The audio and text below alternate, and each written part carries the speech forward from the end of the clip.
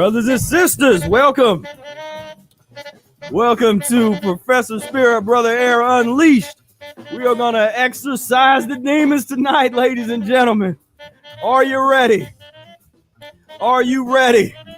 Are you ready? You might want to, for this broadcast, you got the children around. I don't know. We're gonna go into some stuff today, brothers and sisters. We're gonna get busy with it, and let's make sure this is all the way in, so you can read this properly. There you go. There you go. That's the message of the day. The message of the day today is clean that ass, because until we start truly getting people to clean that ass, this is the reality that we are destined to repeat over and over and over again, and it will never change. It will only get worse. It will only get filthier. It's only going to get more insane, more macabre, more pain, more suffering. More suffering. How much suffering do you want? How much depression do you need in your life before you start to change what you put into your body, and you start to change what you take out of your body? Get rid of the toxic waste. Get rid of the mucoid plaque. Get rid of the slime. Get rid of the eggs and the dairy and the milk and the cheese. Get that out of your system. Clean that out of your ass. Clean that out of your life, out of your bloodstream. Get rid of the insanity. What are these people eating? That's the magic question. That's what you ask when you see somebody coming in, blowing up a building, going into a church, slaughtering a bunch of innocent people. What were they all eating? What was everybody eating? Until you understand that, until we can deal with the behavior of improper eating, the behavior that comes out of eating pus and mucus-forming foods, until we can get to that, there is no peace. There will never be peace. There will never be tranquility. This is not how humans are supposed to act, to live, to be. This is not supposed to be our reality. But cause and effect, because we live so desperately far away from nature, this is all we have to look forward to. The pain, the suffering, the insanity. You might be able to run away from it for a couple days, but it will find you. It's gonna find you. Don't think you can go get you a little cabin in the woods, thinking that you're gonna miss all this. But as long as that pus is on your plate, it's coming for you. It's coming for you.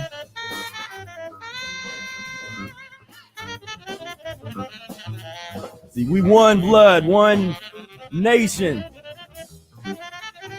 one people, and what happens to one of us happens to all of us. So when you clean yourself up, you are doing the greatest good for all of humanity, for your brothers, your sisters, your enemies, your loved ones. You are cleaning up the entire situation. And that is how we are meant to live. That's how we meant to exist. Not this nutty buffoonery, this joke of a society, this joke of a nation. Find me the nation of people eating fruits and green leafy vegetables, and I will show you a rational, calm, clear-minded people, a peaceful people, a people not stimulated to desire the freak party, the drug overdose parties,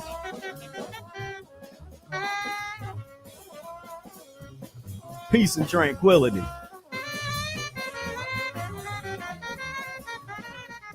It's time for a change.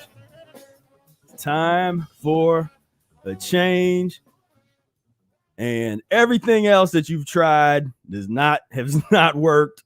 You've tried to change. Well, let's get into the government. I'm going to get into office and I'll change it from the inside.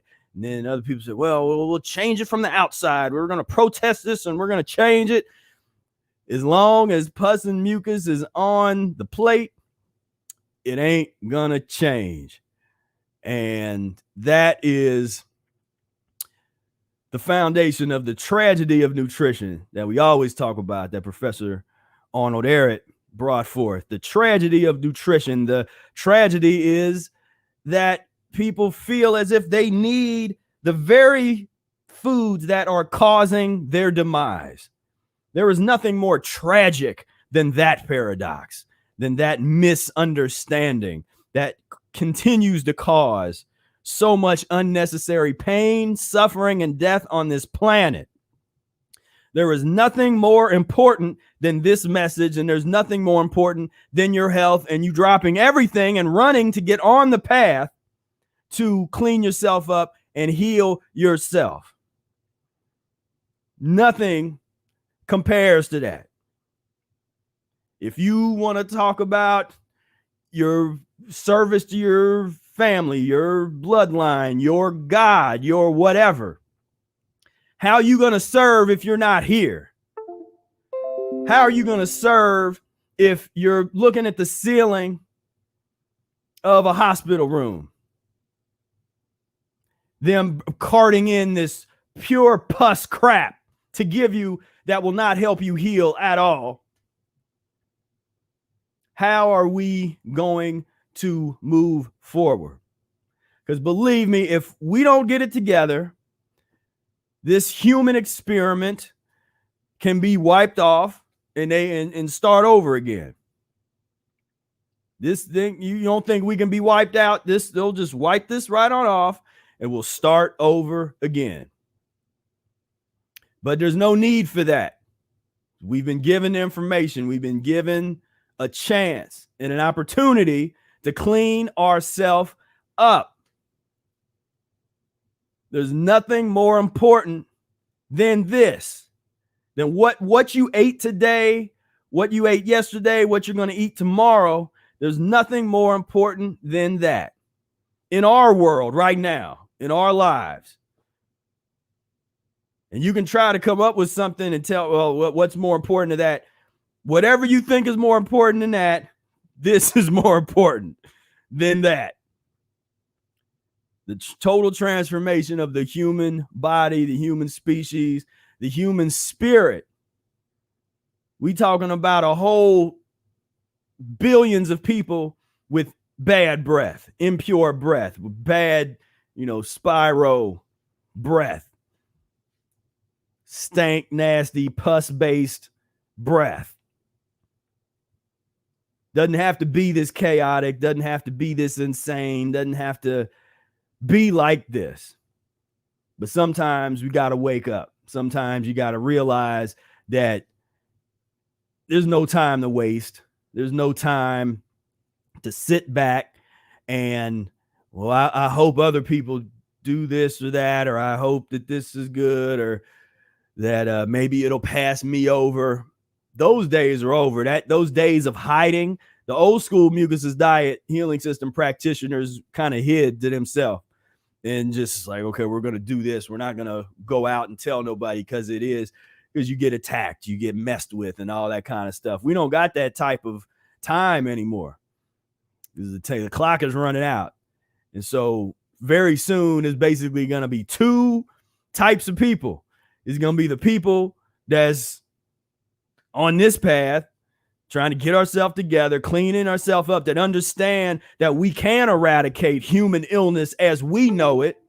We can get to a point where we no longer have just the way that we think about human illness, that can be totally transformed, totally just on a whole different level, to the point where it doesn't exist. In 2 to 3 or 4 generations, we can eradicate what we know of as disease and human illness, totally transforming. Will it be totally gone? No, but elimination is going to be around a while because we have a lot of filth to clean up, a lot of toxic waste to get out of our system. So, yeah, so there's going to be elimination, but this chronic illness, this deformity, some of these things, that can be eliminated out of the species.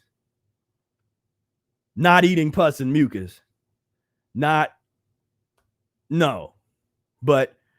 with proper transition over generations. See, we talking patience now. One of the chief virtues of the Mucusless Diet Healing System, patience. When you get and understand that length of time, how long this will take. Everybody, today, somebody asked, I think I saw a comment. Somebody was asking, are you done transitioning? Have you transitioned all the way yet? You guys aren't getting it. This is a transition of the species, a generational transition. This isn't you transition for a few years and you're going to clean all this up. This is you clean yourself up, have some children, clean them up. They're going to have some children. They clean their children up. And 2 or 3 generations down, come back to me and let's see. Let's look at the kind of illnesses that deep. 3 to 4 generations down. Let's see what's left. If this is really being done properly. If the cleansing is really being done, adherence to the transition diet, adherence to the principles of the system, being patient, not trying to rush, not this. It's not with us. It's not about a dogmatic thing. It's not about you got to be 100% something. You have to be 100% raw or 100% mucus free or 100%. That's not us. That's everybody else talks like that. That you gotta, and they put all this emphasis on these percentages. I'm this percentage. I'm a certain percentage of whatever. Is not about that. I'm saying run to the path. Let's get you on the path. That's where the forcefulness is. Get to the path. Deal with the psychological part. I'm hardcore on that part in terms of let's deal with these and tear down the weak-mindedness that has brought us to this point. The intellectual uncuriosity to be less than curious, to just accept these ideas and theories as if they are fact, to just accept the protein theory as if it's fact because you've been a pawn that's been marketed to and conditioned to believe in that theory.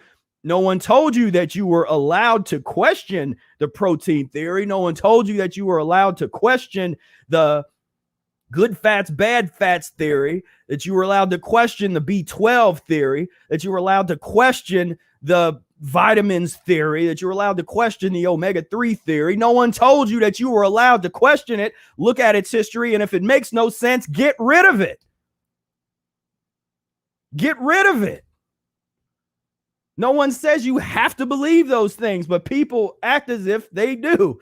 People act as if, well, this is just how it is. You've been a pawn in somebody else's marketing scheme and plan to control and manipulate your mind. As if you've never asked that question, if you've never questioned the validity of these theories, and many of us, I'm talking, we're talking as people, we start from where we all start from. So a lot of us started there. But if you're not questioning these theories, then they got you. They got you. That fear. They got you with that fear. Scared that you're not going to get enough of something. Scared that you have to take their pills. You got to take their supplements. You got to essential. Put that word in there. That's some marketers sat down. I mean, man, this is where you're getting your information from. There's marketers, like think of Mad Men, this guy sitting around smoking cigarettes, kind of just like, what can we come up with today? How can we make people feel as if they have to eat this, or they have to take this pill, or they, how can we do this? How can we? And then he said, let's see, essential fat. Let's put the word essential on it. Essential fatty acid. Oh, wow. That's a good one, Joe. That's a good one. Let's write that one down. What else you got for me? Well, we did a little research and people seem to respond well to the word super. So let's put the word super in front of foods. And we can just say that anything's a superfood. Brilliant, Carl. That's a good job. Here's an extra cigarette for you, Carl. You did a good job. You just invented the concept of superfoods. There's no such thing as superfoods, and there's no such thing as omega fatty acid 3 and vitamin B27 and all this stuff.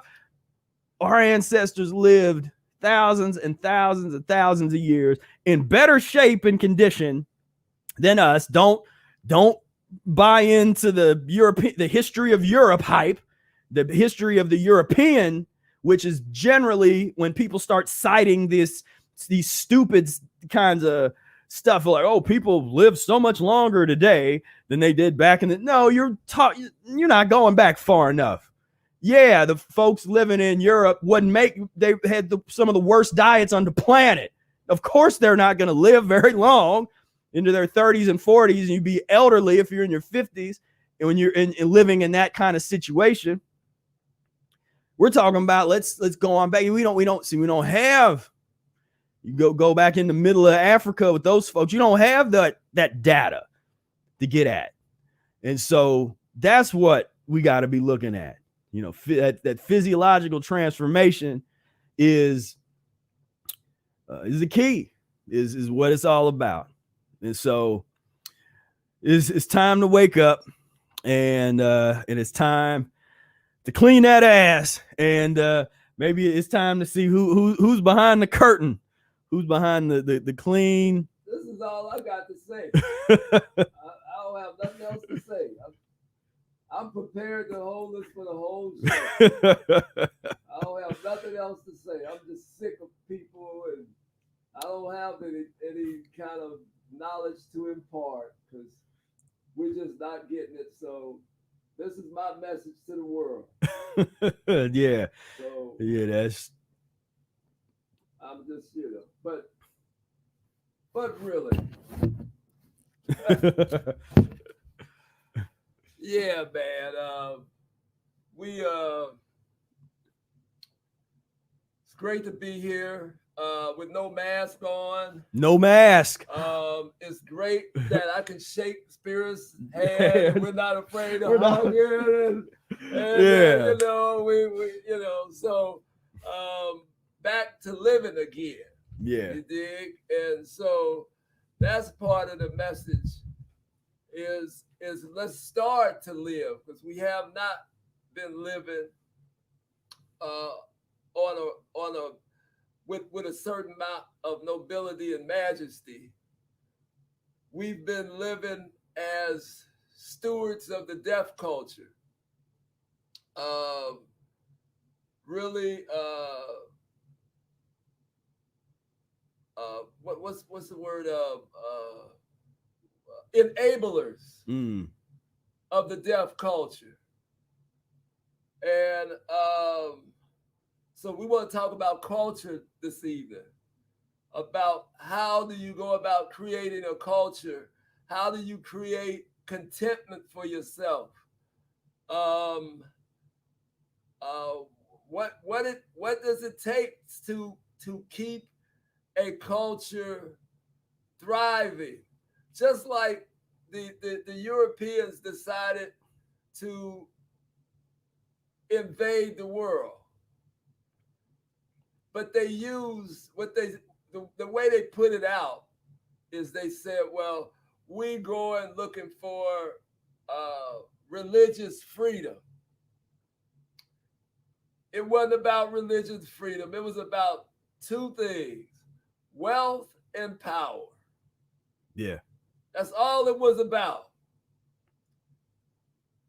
But they did it.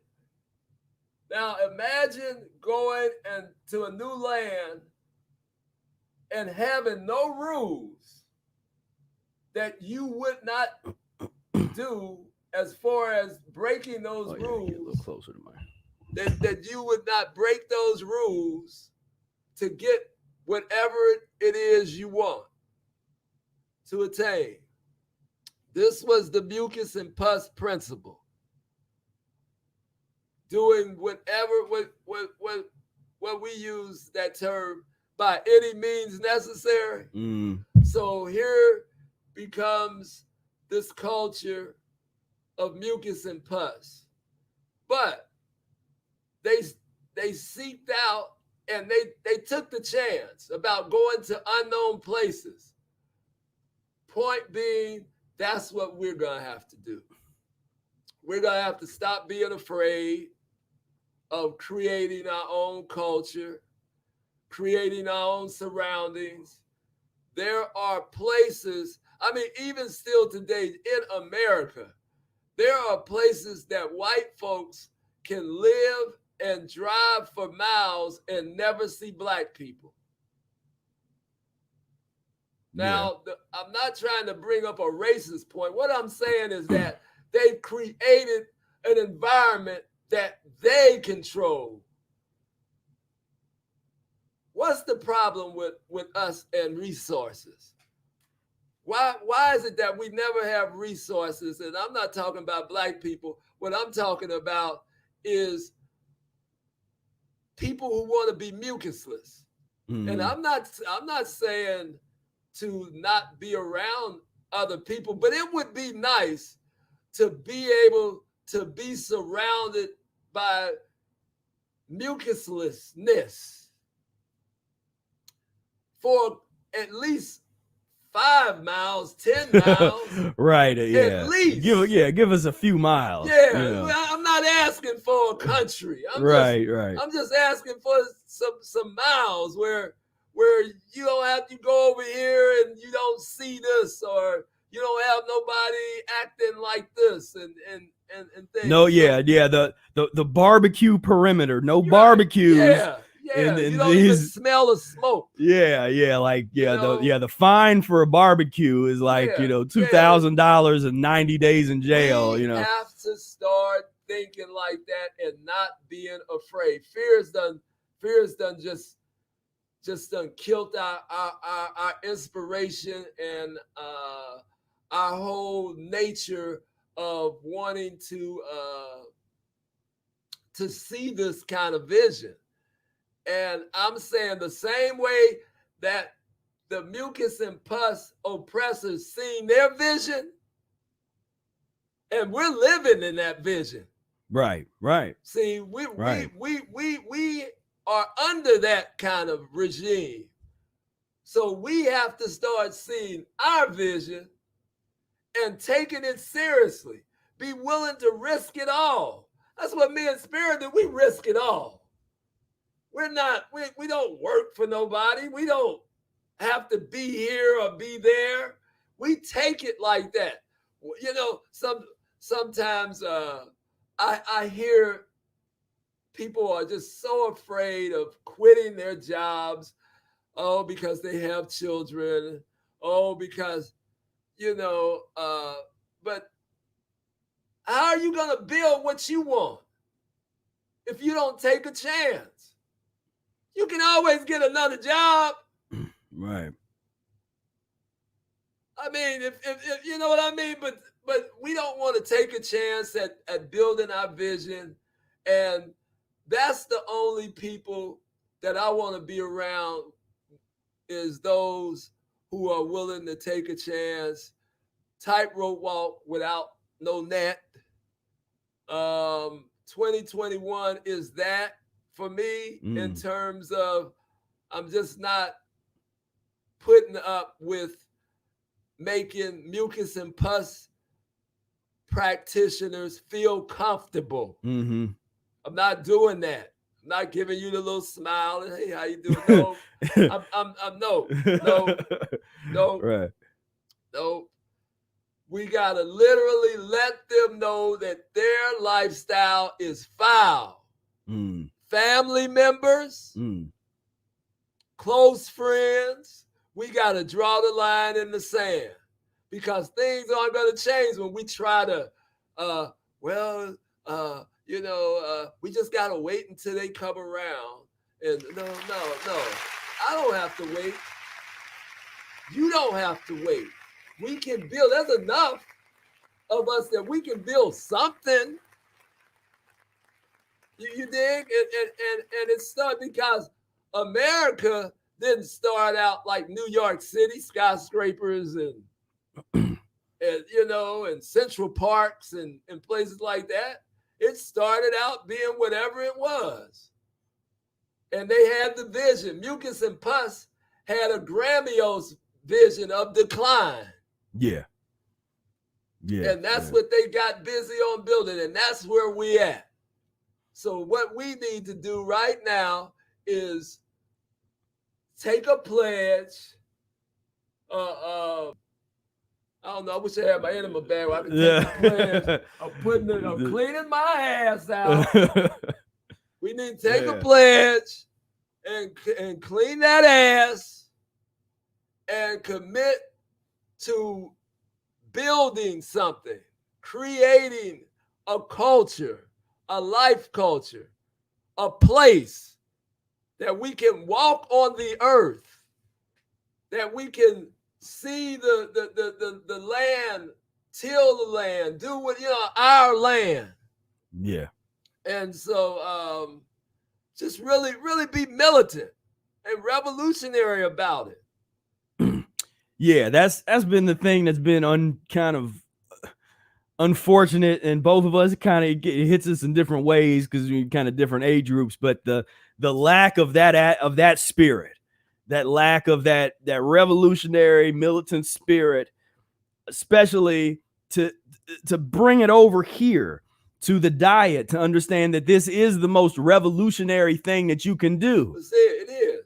It's the most revolutionary thing that you can do. There's nothing more important than your health. Now, we know we've said that in memes and we've said that over and over again, but the Mucusless Diet Healing System is magic in a bottle. I mean, we got this.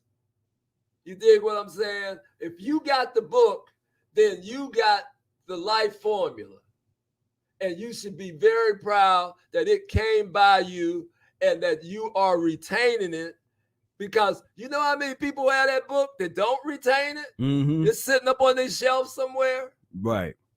But for some reason, it struck you, it struck a chord in you that made you start changing, and you seeing all of these changes for the better in your life. This is it. There's nothing on the internet better than this. And that's not a biased comment. That's the truth. Yeah. That's the truth. I don't care who you are. There's nothing as complete and 100% all good than the practice of the mucusless diet, being very serious about it. It can't be bad if you're seriously practicing it. Yeah. Transitioning properly. It can't be bad.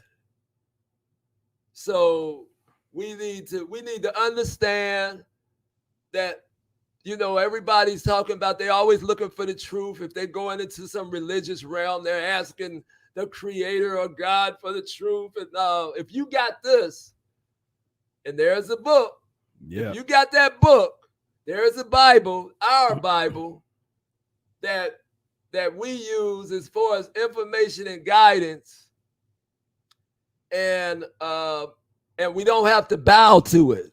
Yeah. That's the beautiful Yeah, thing. yeah. No genuflection, no it has to kiss anybody's ring. We don't have to put our hand on it and take an oath. Take an oath. Yeah. And so, but we are committed to transitioning through the lessons in it properly. Yeah. And patiently. Mm. So we have to get serious. We have to start building and not being afraid of actually building. Let's the same way they stuck the flag in the moon. Mm-hmm. We need to find us a spot and stick the torch. Yeah. In the ground and get busy at whatever level we at. We need to get out of here and build, because people talk about tropics, going to the tropics, but you can actually build you a tropic. Mm. You know what I mean? It's like you're gonna have to build a tropic, because just because you go to the tropic don't mean you out of that mucus and pus type of environment. Right. You could be miserable as hell. Same old jive ass problems. Same old disgusting people you got to deal with. But you in the tropics. So what we want to be is in a tropic-like environment, mucusless. Not that we're not going to ever run into people who eat pus or whatever, but it's kind of like, we don't have to hang, we don't have to spend a lot of time there, and right. just, if you work on a car, then you just work on my car. You know what I mean? We don't have, we ain't socializing and kicking it. You just do what mucus and pus has shown you how to exist in your world, and if I can use it, then I will. But other than that, but then we need mucusless people who know how to do that. Yeah. Right. Yeah. So hopefully as the time goes by, you'll have everything that we need. If people come on and start bringing all their skills, I mean, I know some of the people who are practicing, man, they got mad skills. Yeah. Michael Fathour, Desi, Reese had a agricultural. Oh, he's getting it together. Piece that was just, this is a young brother who just kind of felt it. He just felt it, like, I'm gonna do this, and started gaining information, and he was eating watermelons, and it was like growing watermelons and things, and just giving away. He said he was giving away so much stuff the neighbors had to stop him from coming around. Like, man, just we don't need that stuff. We got so much of it, So there's all kind of trade, man. He's skilled construction worker. I don't know in what he does, but he does something that can can take part in building a house and things like that. So we need to really get it together, man. And but it's wonderful, man, to be here on Friday night to deal with this whole mucusless vision that we've been dealing with and talking about for years. And it's time to you left and went down to the American tropics. Mm-hmm. And I guess you've talked about it a little bit, and you kind of videoized it for people to see. But what was it that you got, like, that will keep bringing you down there? Because you act like you didn't want to do this today. You wanted to leave before. Well, I'll wait, but I want to leave, So thanks for holding off giving us a day, before you left again. So explain yourself and let us know what we're, because we ain't gonna let you have all that fun. Right. So I did my trip. This is my second annual, because last year was the first time last summer, like the summer before this past summer, I bought a conversion van. I found a good deal on a real nice one. So got the van, and for years, even before I started Mucus-free Life, I had thought about the van kind of lifestyle, or just that RV lifestyle, the van lifestyle. And I did a lot of research on it, just looking into how, maybe going in that direction. Now, is RVs campers, or are those vans? Well, I mean, there's different classes of RVs, but they're basically,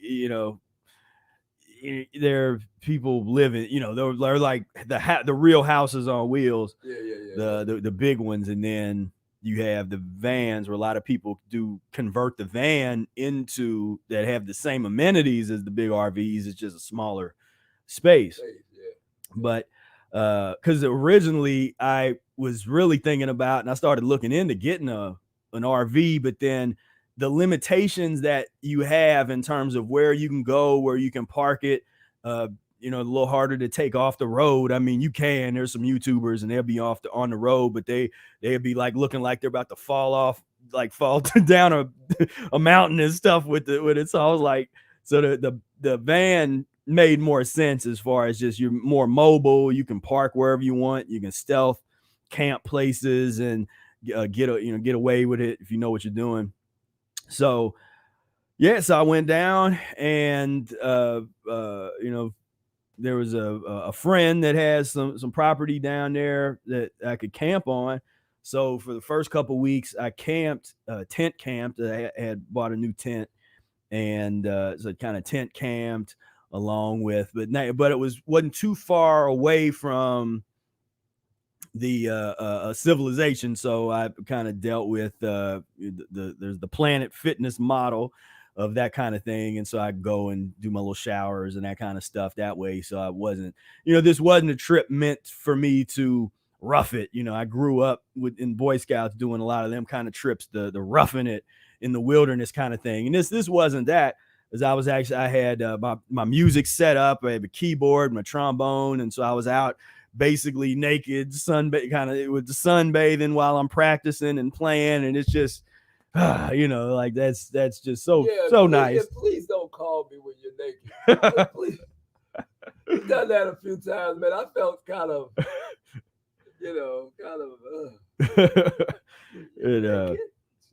it's like, it was like, well, why are you asking? You could just assume, like, what's up, man? I'm just dingling like that.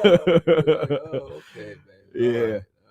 And so I did that, and but then there was kind of a cold front that came in. It got kind of cold, so I hit up an Airbnb, and then I decided, I was like about 3.5 hours from Miami, and I'd been wanting to check it out. So I was like, you know what, I'm gonna go down to Miami and just see what's going on down there.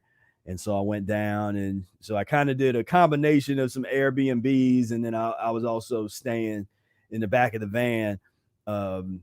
And that's the one thing. The next time I go out, now I'm better situated now, because you really have to really understand what you need and how to set yourself up when you go out in a vehicle like that. You need to really just do it, and it's gonna be rough kind of the first couple, when you first do it.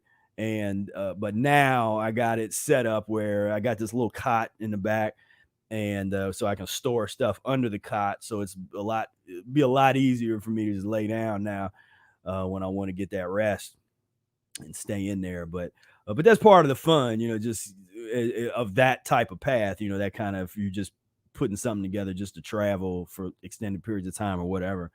So so once I was down in Miami, I dug it down there, just as far as, it's a nice combination of, it's not like too fast paced, it's not like a Chicago or New York or something where it's all that type of nutty kind of thing that goes on up there, where Yeah. we go up there and visit, and this we'll visit, but this that can be intense, just trying to it's not easy, they don't make it easy to live. Say in the past we would visit. Yeah. Yeah, now it's all shit, the shutdown stuff.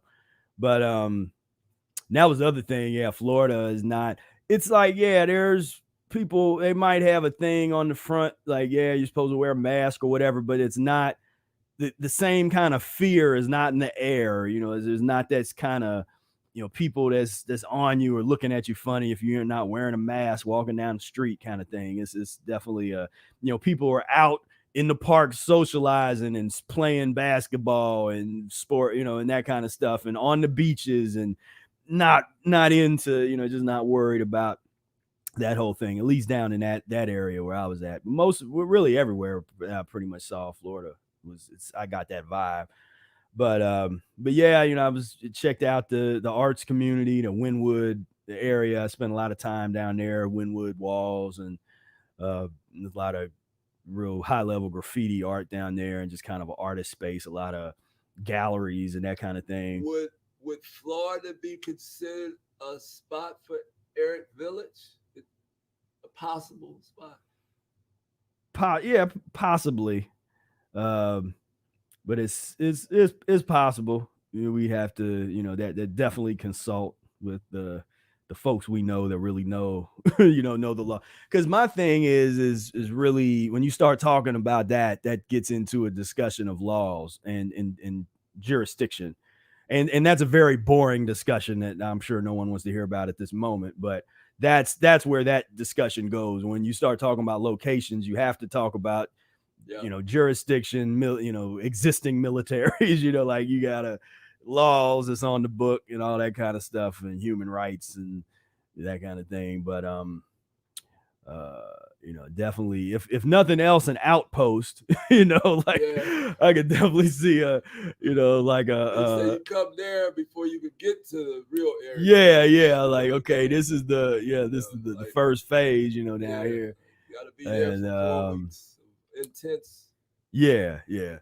But the one thing what I really like that I'm missing now when I got back was, I was spending about, at least 4 to 6 hours, if not more, every day outside, and I'm still getting my work done, because I created a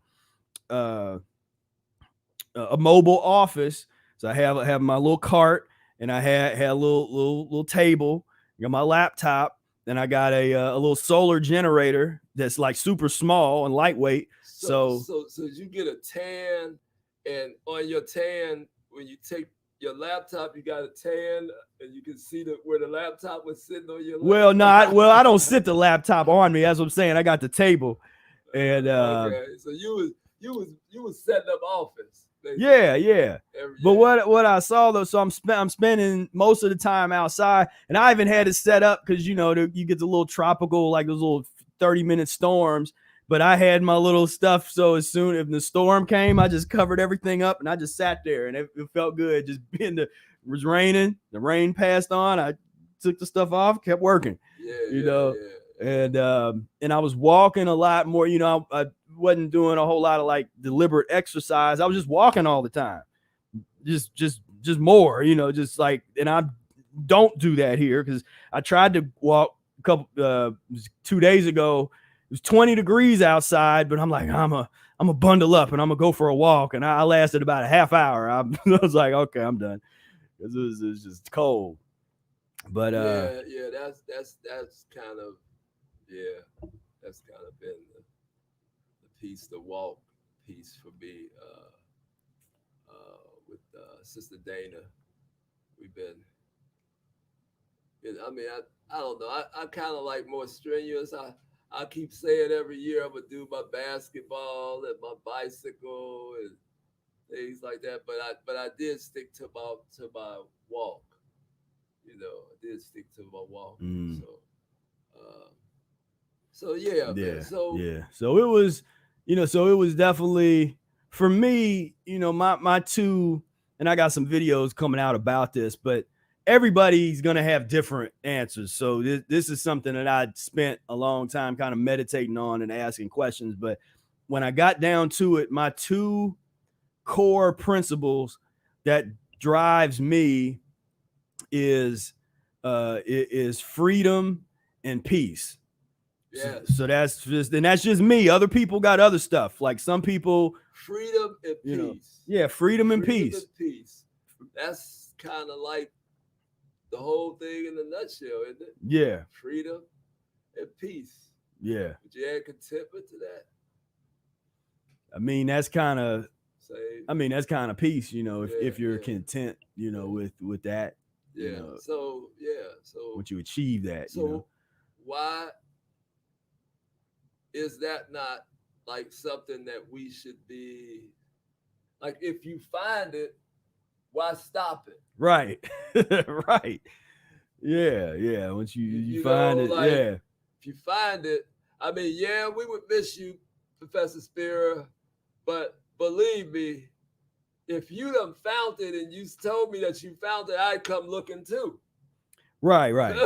Yeah. Well, yeah. I mean, but here's another thing that I realized, the realization that I had there too, since I have accepted a mission. So we're on a mission. Yeah.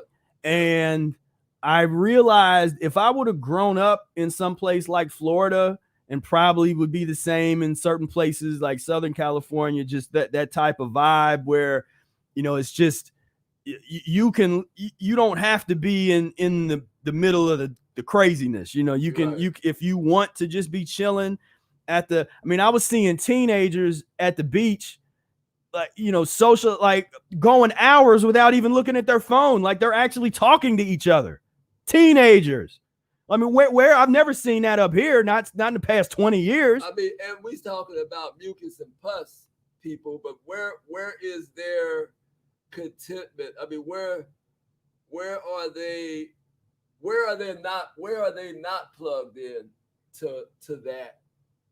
Because you said they're not looking at their phone, they're having conversation. Yeah, I'm just saying that on that level, it's the environment and the trajectory of the sort of the history of that culture in the area. Just that beach type of culture, that kind of tropical kind of vibe, and so it's like people really just get into that part. It's like there's parks around here, especially in Cincinnati, even more so than Columbus. You can have these real beautiful parks that no one goes to. It'd be like no one's there, taking advantage of the resources and stuff. They don't see the value in it, whereas down there, it's like the value of nature is, I can tell that it's valued down there more so than other places I've been in this country. And but my realization was, if I'd have grown up in some place like that, I probably would never have started Mucus-free Life. Exactly. Like that wouldn't have. Mucus-free Life is a Midwestern. It is a Midwestern company. It comes out of that Midwestern thing. It comes out of snow and ice, and suffering and anger. Councils and mayors, and baseball teams and football teams that don't win.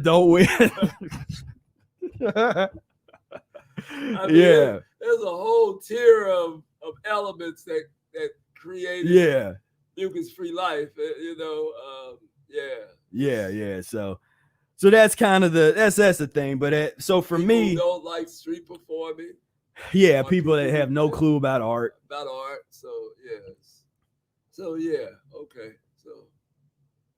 So that's so for me, that's why I'm the van for me, because that's that freedom principle, and so I can just go where I want to go and hang out. So if I want to go down, I can explore the place. I almost went down in the Everglades and camp, but I didn't. But next time I go down, I'll probably camp a few days down in the Everglades National Park area down there. But it's that ability to just to get up and just go. I mean, that just felt so good. And that's what the van life people experience every day. But just to get up and it's like, well, I don't know where I'm going today. I just, I'm like, I mean, and I put in on Google parks near me. And if there was a park nearby that I hadn't been to, I'm like, let's go there, so I go there and check that out. And I'm just kind of a park connoisseur. So if I'm in a place, I'll go to every park around, just hang out and just check it out and go woods, go into woods. And how close were you to Ocala? Did you ever see a sign that Ocala, Florida? Did you ever see that? Yeah, That's where my mother grew up, and all my family, all my grandmothers, aunts, and everything came out of Ocala. I'd have to look to see how close that is. Yeah.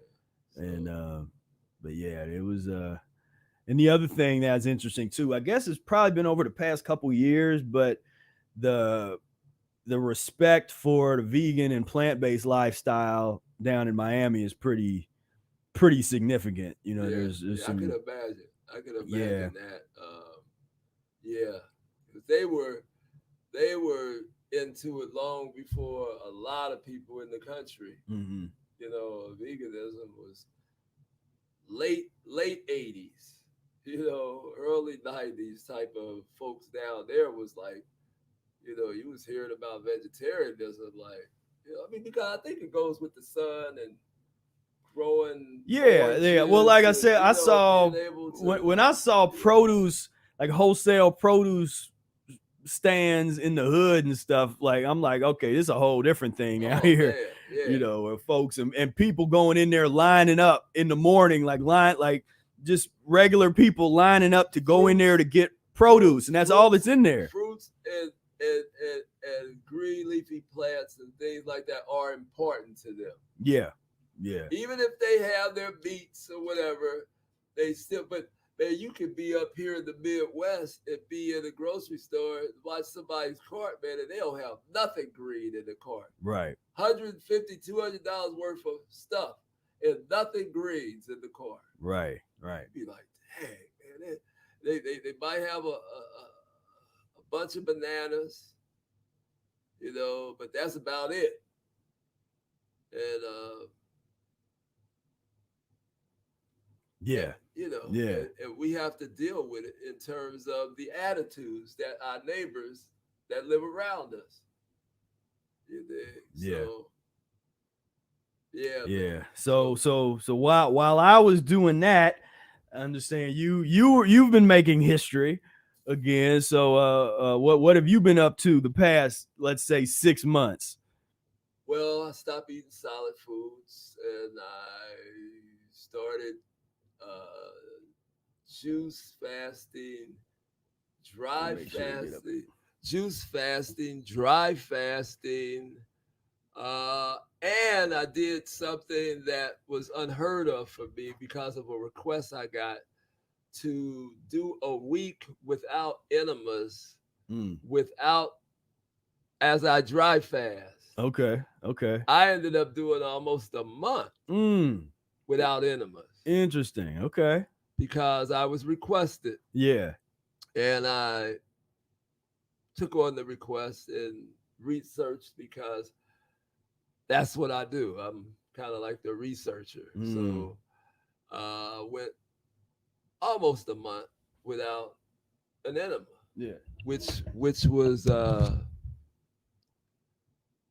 unheard of for me, But I wanted to do that and I went with no water touching my body. I didn't have to go anywhere. So I could, So no water touched you. You didn't take no water touched the body. No enemas. Just straight dry, like 100% dry fast. Yeah. Wow. Yeah. And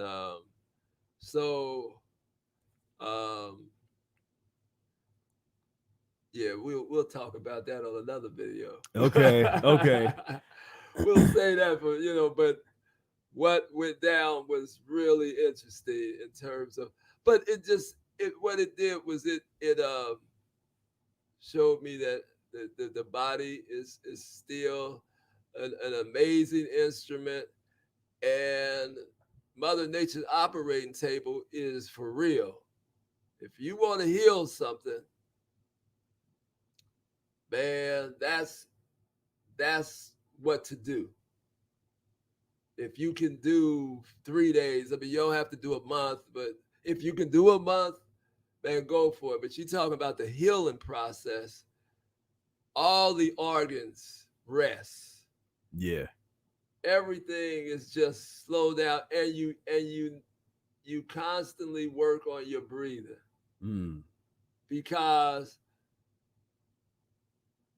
you actually can you actually I'm telling you, it got so good is that my skin would vibrate before the phone would ring. I knew the phone was ringing. Yeah. Just that whole digital. Yeah. That whole, that's how they say it's bad for us. That shows you that kind of thing. Like you was picking up those frequencies. Yeah. And so it was getting real interesting. It was like, I was like, whoa, like. Now, when did you actually start that part? Oh man, that was before Christmas. So so when I was gone, pretty much at the same. Okay. I was like, I gotta do something. Cat's gone. I gotta elevate on some level. He done split. So I had to elevate and was going through some things, and so that was interesting, man. Just to and I noticed I didn't get body odor. I mean, like you would think after a week, people go 2-3 days or whatever, a couple of days, and they be in the house. If they don't have to go nowhere, they might not wash up, but you might not get any kind of real odors. Right. But after a week or two, man, it was weeks, man. I wouldn't get no kind of body oders, like. You know how you can smell it's your like underarms. Because that's back. Because there's there's internal and external.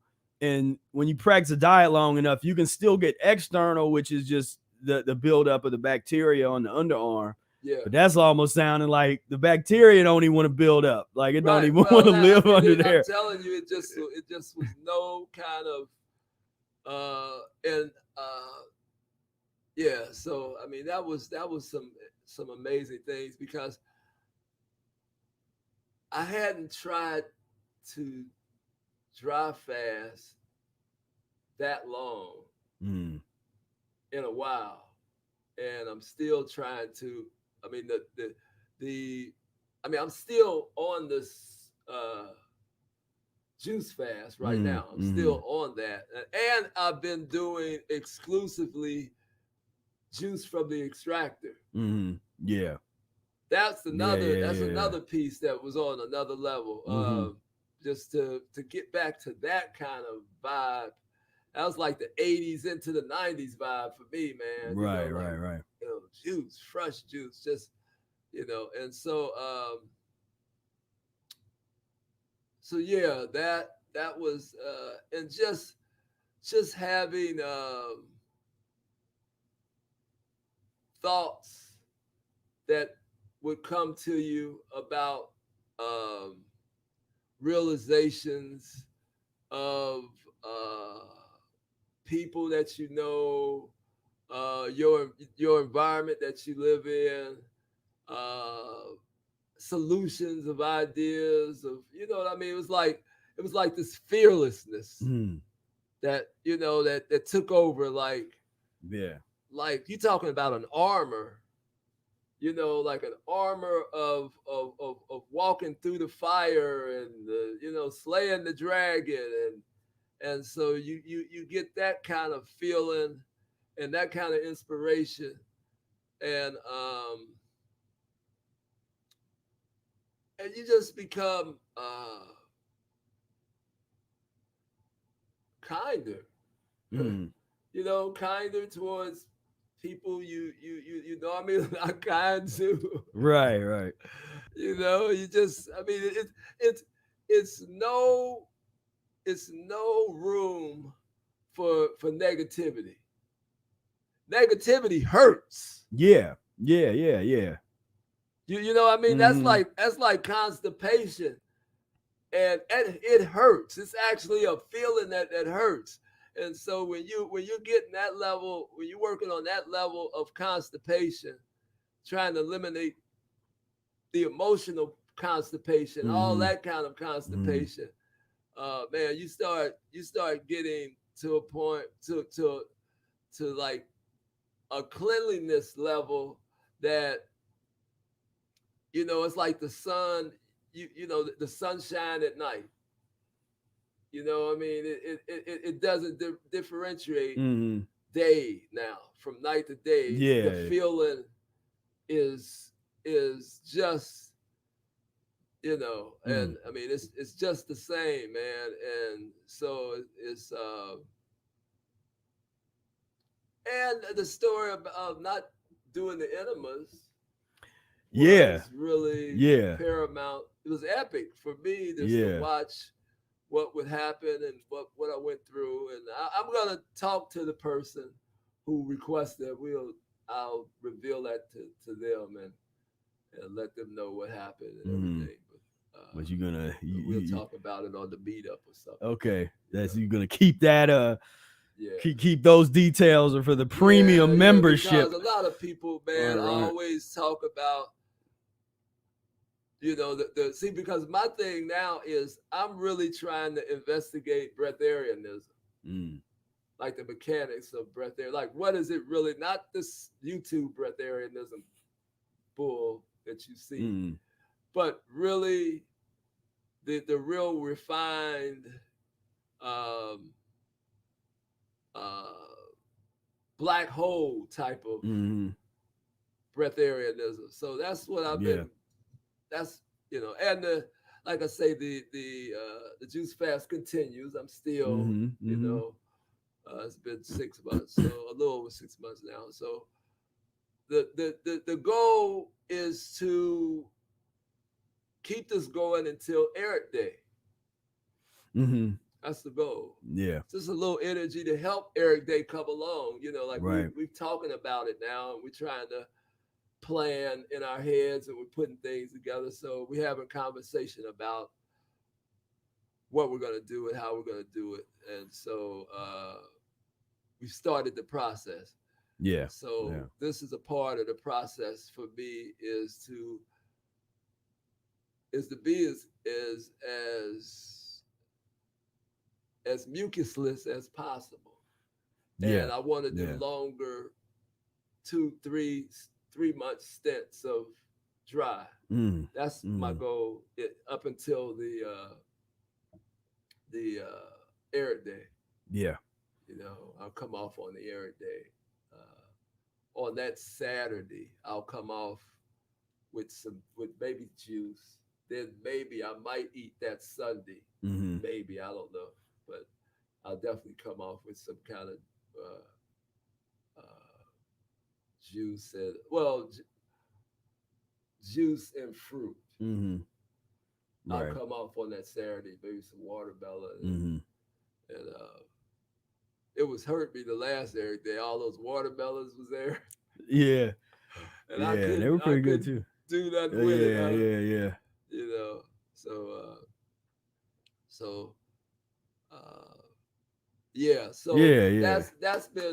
that's been what I've been trying to bring to the table, and bring that kind of feeling and that momentum to whatever all the other practitioners are doing, you know, with what they're doing, and create this like, you know, I mean, all this kind of real positive energy. Yeah. And just that topic is something to probably highlight that we don't, you know, that I don't talk too much about on here, but the magic that we talk about, you know, and bring that magic about through the process of fasting, through the process of really practicing the system, like wherever you're at physiologically. But if you're really working it, then things start to help you along, Yeah. you know, in the universe, as we use that terminology.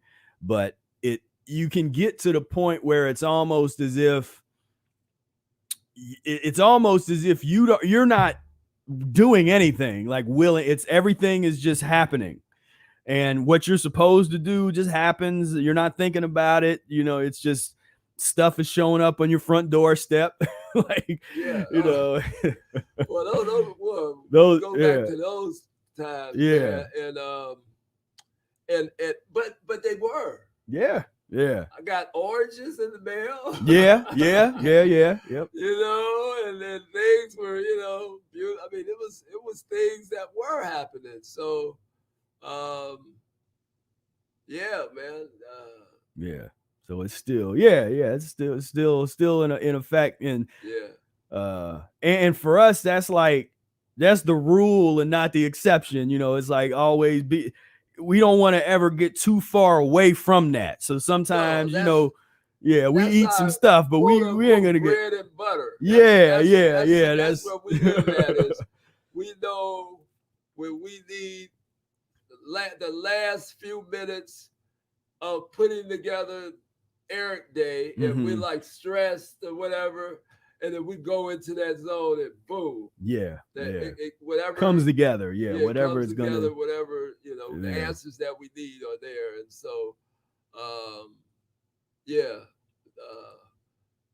living like that, you know, living like that is the goal. To not have it turn off and turn on, right? But to have it constant, and having that around you can create that constant black hole type of effect, of having your next door neighbors, so and so across the land, they're mucusless.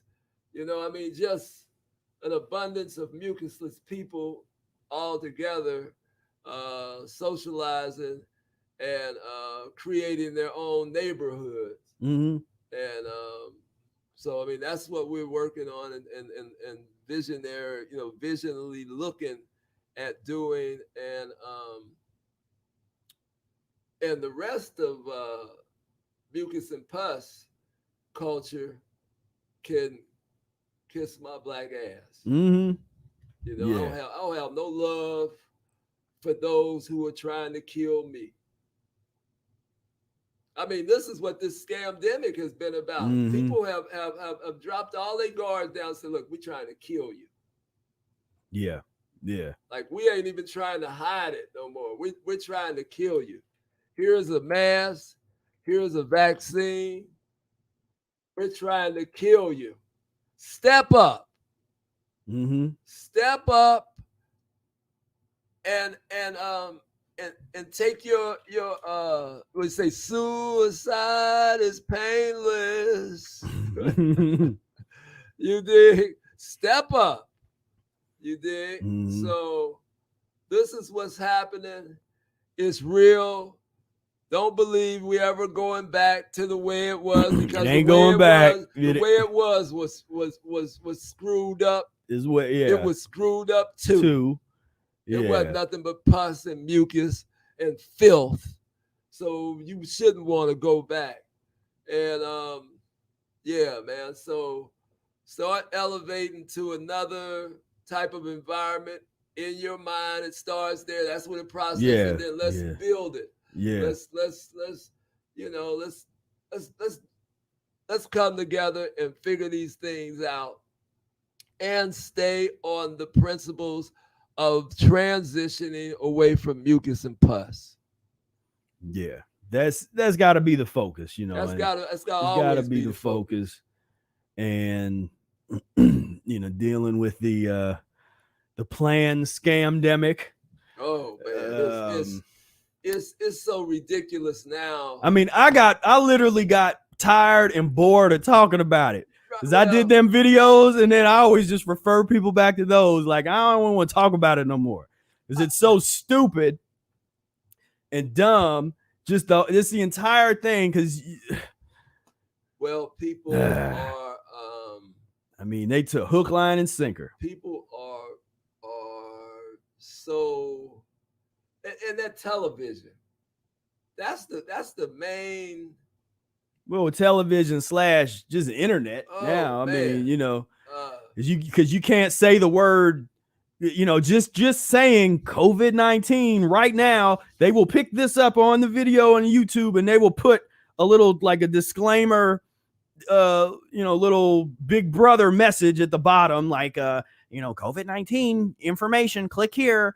Don't listen to whatever they said. Here's your information bubble. What's the COVID-19?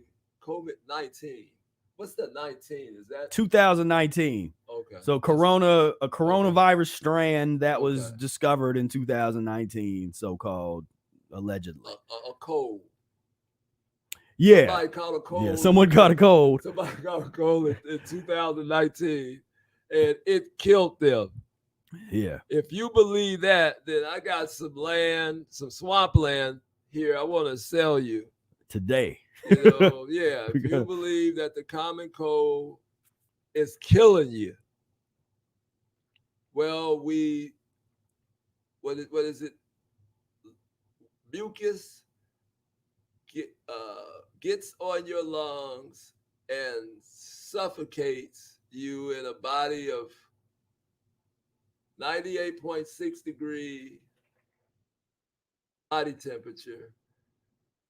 Mucus crystallizes on your lungs and suffocates you. That's some like Star Wars stuff, man. Yeah. Some Marvel comic reading, Yeah. And we actually are believing it, and people are constantly talking about the deaths are going up.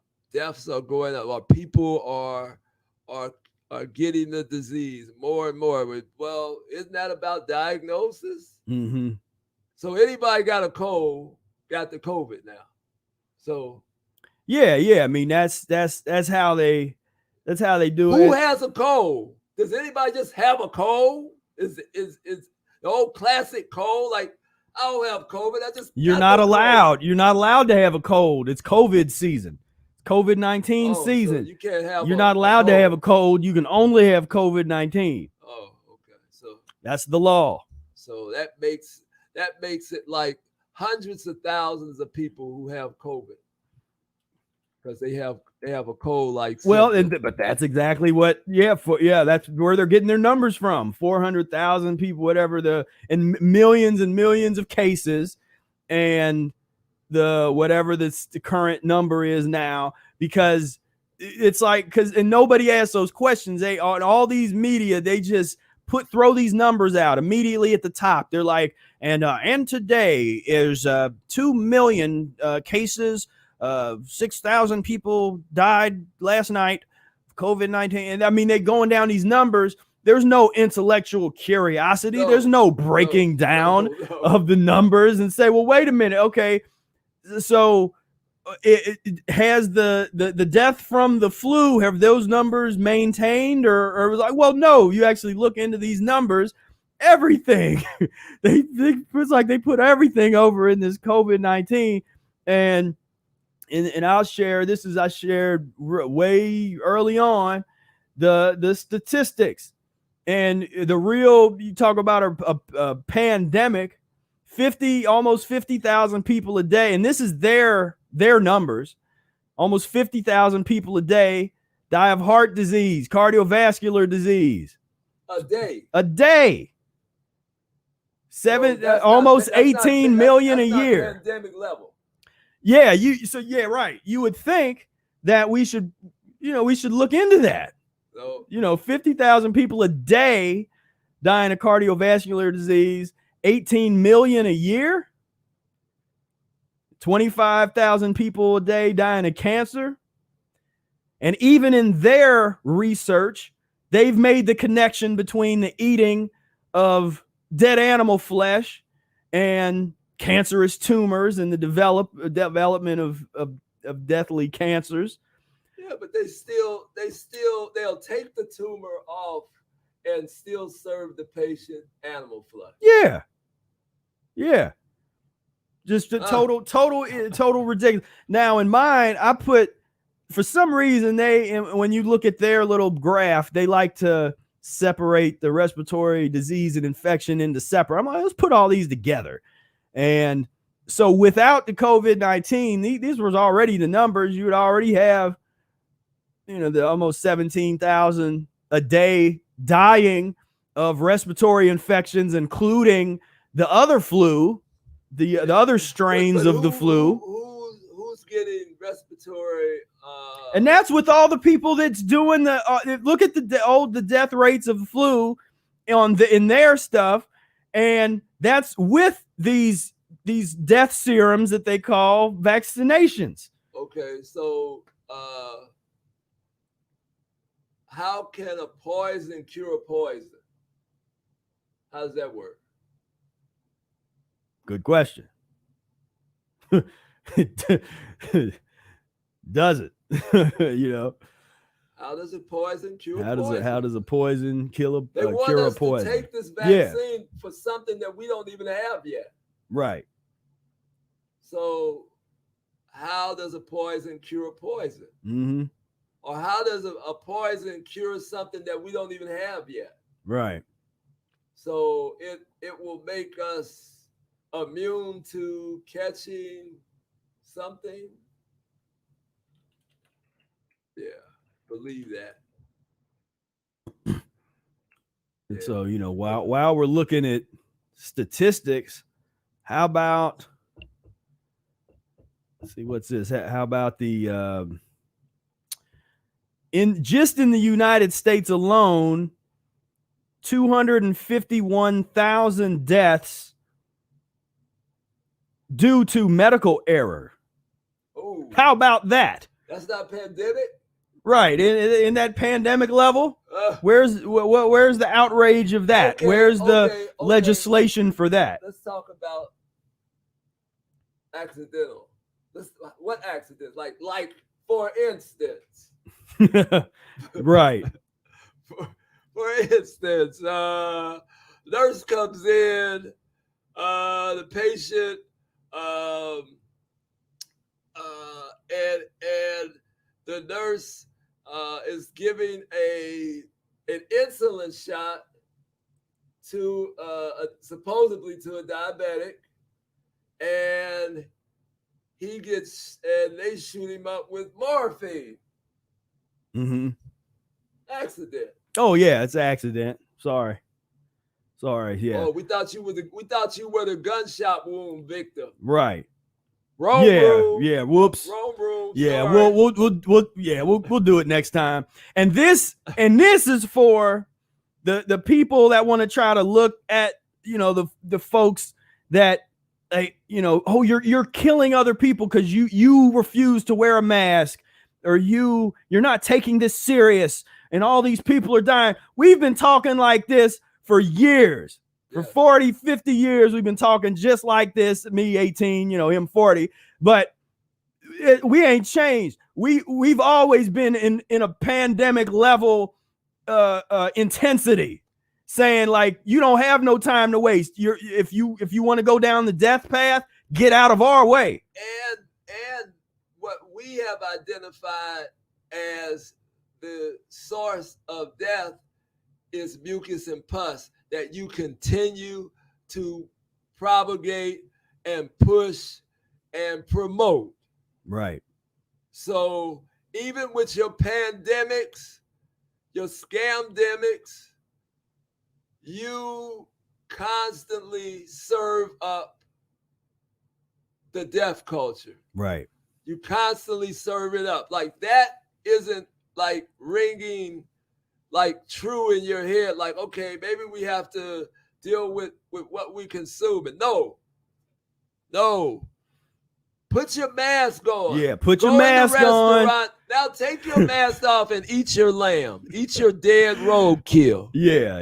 Eat your feces ridden. Look, give us the illusion that you are protecting yourself. This is all illusion. You walk through the door with your mask on. You get to the table. They serve you oxtails or whatever dead thing that the restaurant is serving you.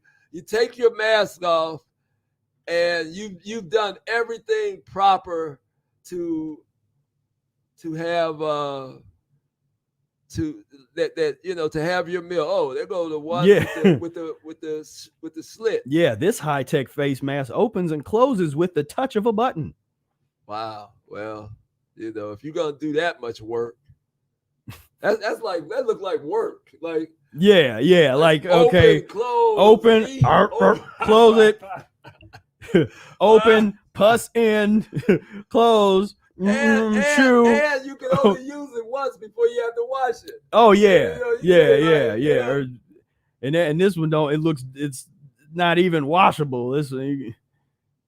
Well, let me show you how I wear my mask. I do wear one. Don't think I don't wear one.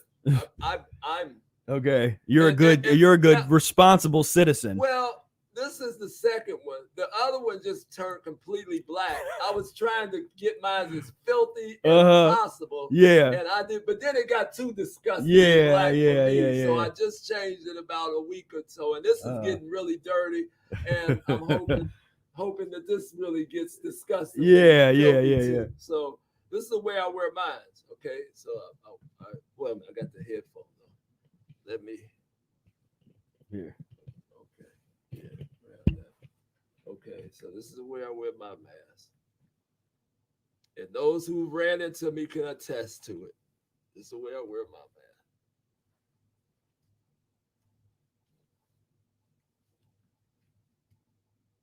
mask. That's how I wear my mask. Yeah. And I walk in places and they don't say anything. Every now and then be some little smart, little, somebody. Me, sir, could you cover your nose? Right. And I walk right past them and then take it right back down. Be like this, like that. Then I do just like that. But most places, I mean, like 99.9% of people do not, because that's not their job description. Yeah. They're not gonna be messing with a black man. No. They're not gonna be confronting, every now and then. So that's the way I wear my mask. Is right here. So, I refuse to do this. And come on, man. Like, I got to breathe. Like, shit, I'm going to get sick. I'm end up throwing up. So this is the way I wear mine. Just like that. To give, and I think what happens is people see it on me. That's enough. Yeah, it's like, okay, that's enough compliance. Like, boom, And so if you don't, if you're scared of my breath, then stay out, get out of my way. So I mean, this tragedy of nutrition, That's what all this is about. And so look at this. Look how goofy she looks. She got this double mask. She thinking she's slick. Got the smart. The diaper face, bro. Happening here. That's not smart. I mean, that's you look like an idiot. I mean, a 24 karat idiot. So this is the one I think I played in one of the other videos I did with these idiots. Oh, that is so creepy. Right? Totally doing it wrong, Howie. But what's so cringy is just the dialogue, just what they're saying along with it. But it's kind of genius. I don't know where I get one of these. I think I've seen this one. Check this out. Oh, it's so genius. This has definitely made the rounds. It's hilarious.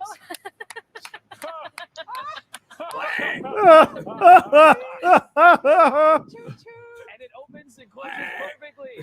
It's so, it's amazing. And his is connected to his jaw, so it opens or something. Isn't that creative? You can't use your creative power to come up with better ideas. So when he opens his mouth, serve the society it pulls the than that. Yeah. No, like,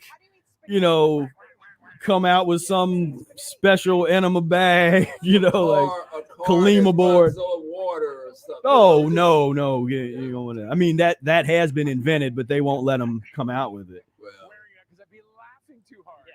Hey, can you imagine people who are with you watching that? Look at that. What's the one guy? We had the one guy on a few Just corn. I mean, that cringe corn. This is part of that corny nation. Just such a, you know, yo, it's so funny. It's like, man, it's just, pus and mucus, you know, just that whole ethic and mentality. Yeah. Well, now we need, you know, I always talk about complaining. Mm-hmm. Now we need to get rude. Yeah, right. See, now it's got to the point where now we need to get rude. Like, you standing up for your rights and you standing up for what you believe in. Well, I'm going to stand up for what I believe in. Mm-hmm. I'm not going to smile or genuflex or do all these things that you're used to. Right. You know, we're gonna make your chicken, your 2-piece and a biscuit, we're gonna make you feel uncomfortable when you come around. Yeah. If you want to try to make people uncomfortable, like, where's your mask? Because, like, you know, well, why you got dead animals in your cart? Yeah. Like, why you got cow piss in your cart? Yeah. Let's make them feel comfortable and no apologies. Right. No apologies. So we gotta step it up, people. We gotta step it up. Family members, we gotta let them know, like, there's a new sheriff in town. You dig? And there's nothing wrong with leading your children down the same path that you're going.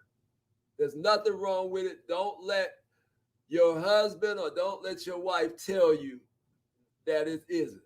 There's nothing wrong with, if it's not good enough for you, then it's not good enough for your children. Mm.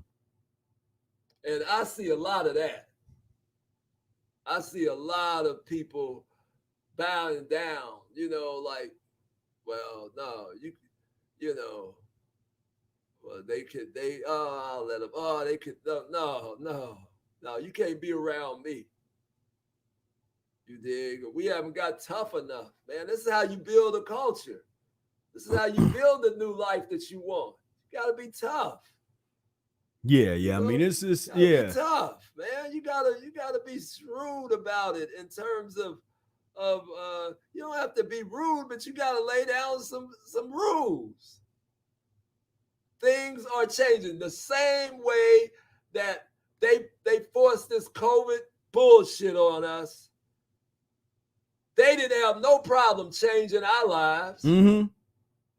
They wasn't apologetic in no way. No, not at all. But changing our lives, people lost businesses. People, I mean, just everything came to them. Ruined. They didn't have a problem with it. Not at all. No problem. And so now we need to not have a problem with building our paradise. Yeah. Yep. I don't have a problem with making you feel bad. You dig? Yeah. But I'm always gonna make you feel bad with the option of, hey, have you heard about this? Right. You see, because some people just don't know that they don't know. You dig? They just right. don't know that they don't know, because this country and Western civilizations are about producing deaf people who can't hear, people who can't see, people who can't think, people who are very robotic. Yeah. Who do exactly mentally exhausted. Exactly what social engineering wants them to do. Right. No questions asked. They don't even know why they get up and their leg, they kick their leg twice. Right. They don't even know. Right. They just do it because they've been programmed to do it. So now we gotta be like real vicious, real vicious. What you say? But with love. Oh yeah. Always with love. Always with love. we will call you murderer with love. With love. Yeah. Always with love, but gotta call you out because, like I say, with COVID, they drew the line in the sand. They basically were saying, "Look, we want to kill you. Are you gonna step up and make it easy for us?" Right.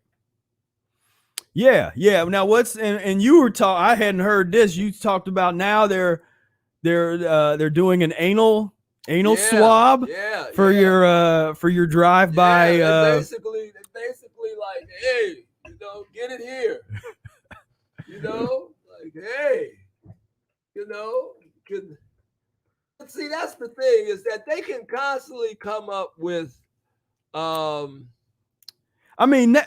places to test and how to test, but they don't have places like boost your immune system drive-ups. Yeah. No, of course not. Like here's a few ideas and lessons and some pamphlets on how to get clean, how to get healthier. We don't have none of those drive-ups. No. You see how mental, and psychopathic. Take your pants off, bend over. Yeah. We're gonna. Yeah. And so can you imagine if?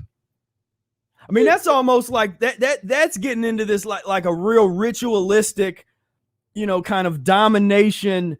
That rape, rape of Let me the check people. Your teeth like the slave. Yeah. Grab your like gums. Look at your gums. Yeah, look at your gums and so that's sick. That's sick. Yeah, man. Could you imagine having to bend over? Okay, no.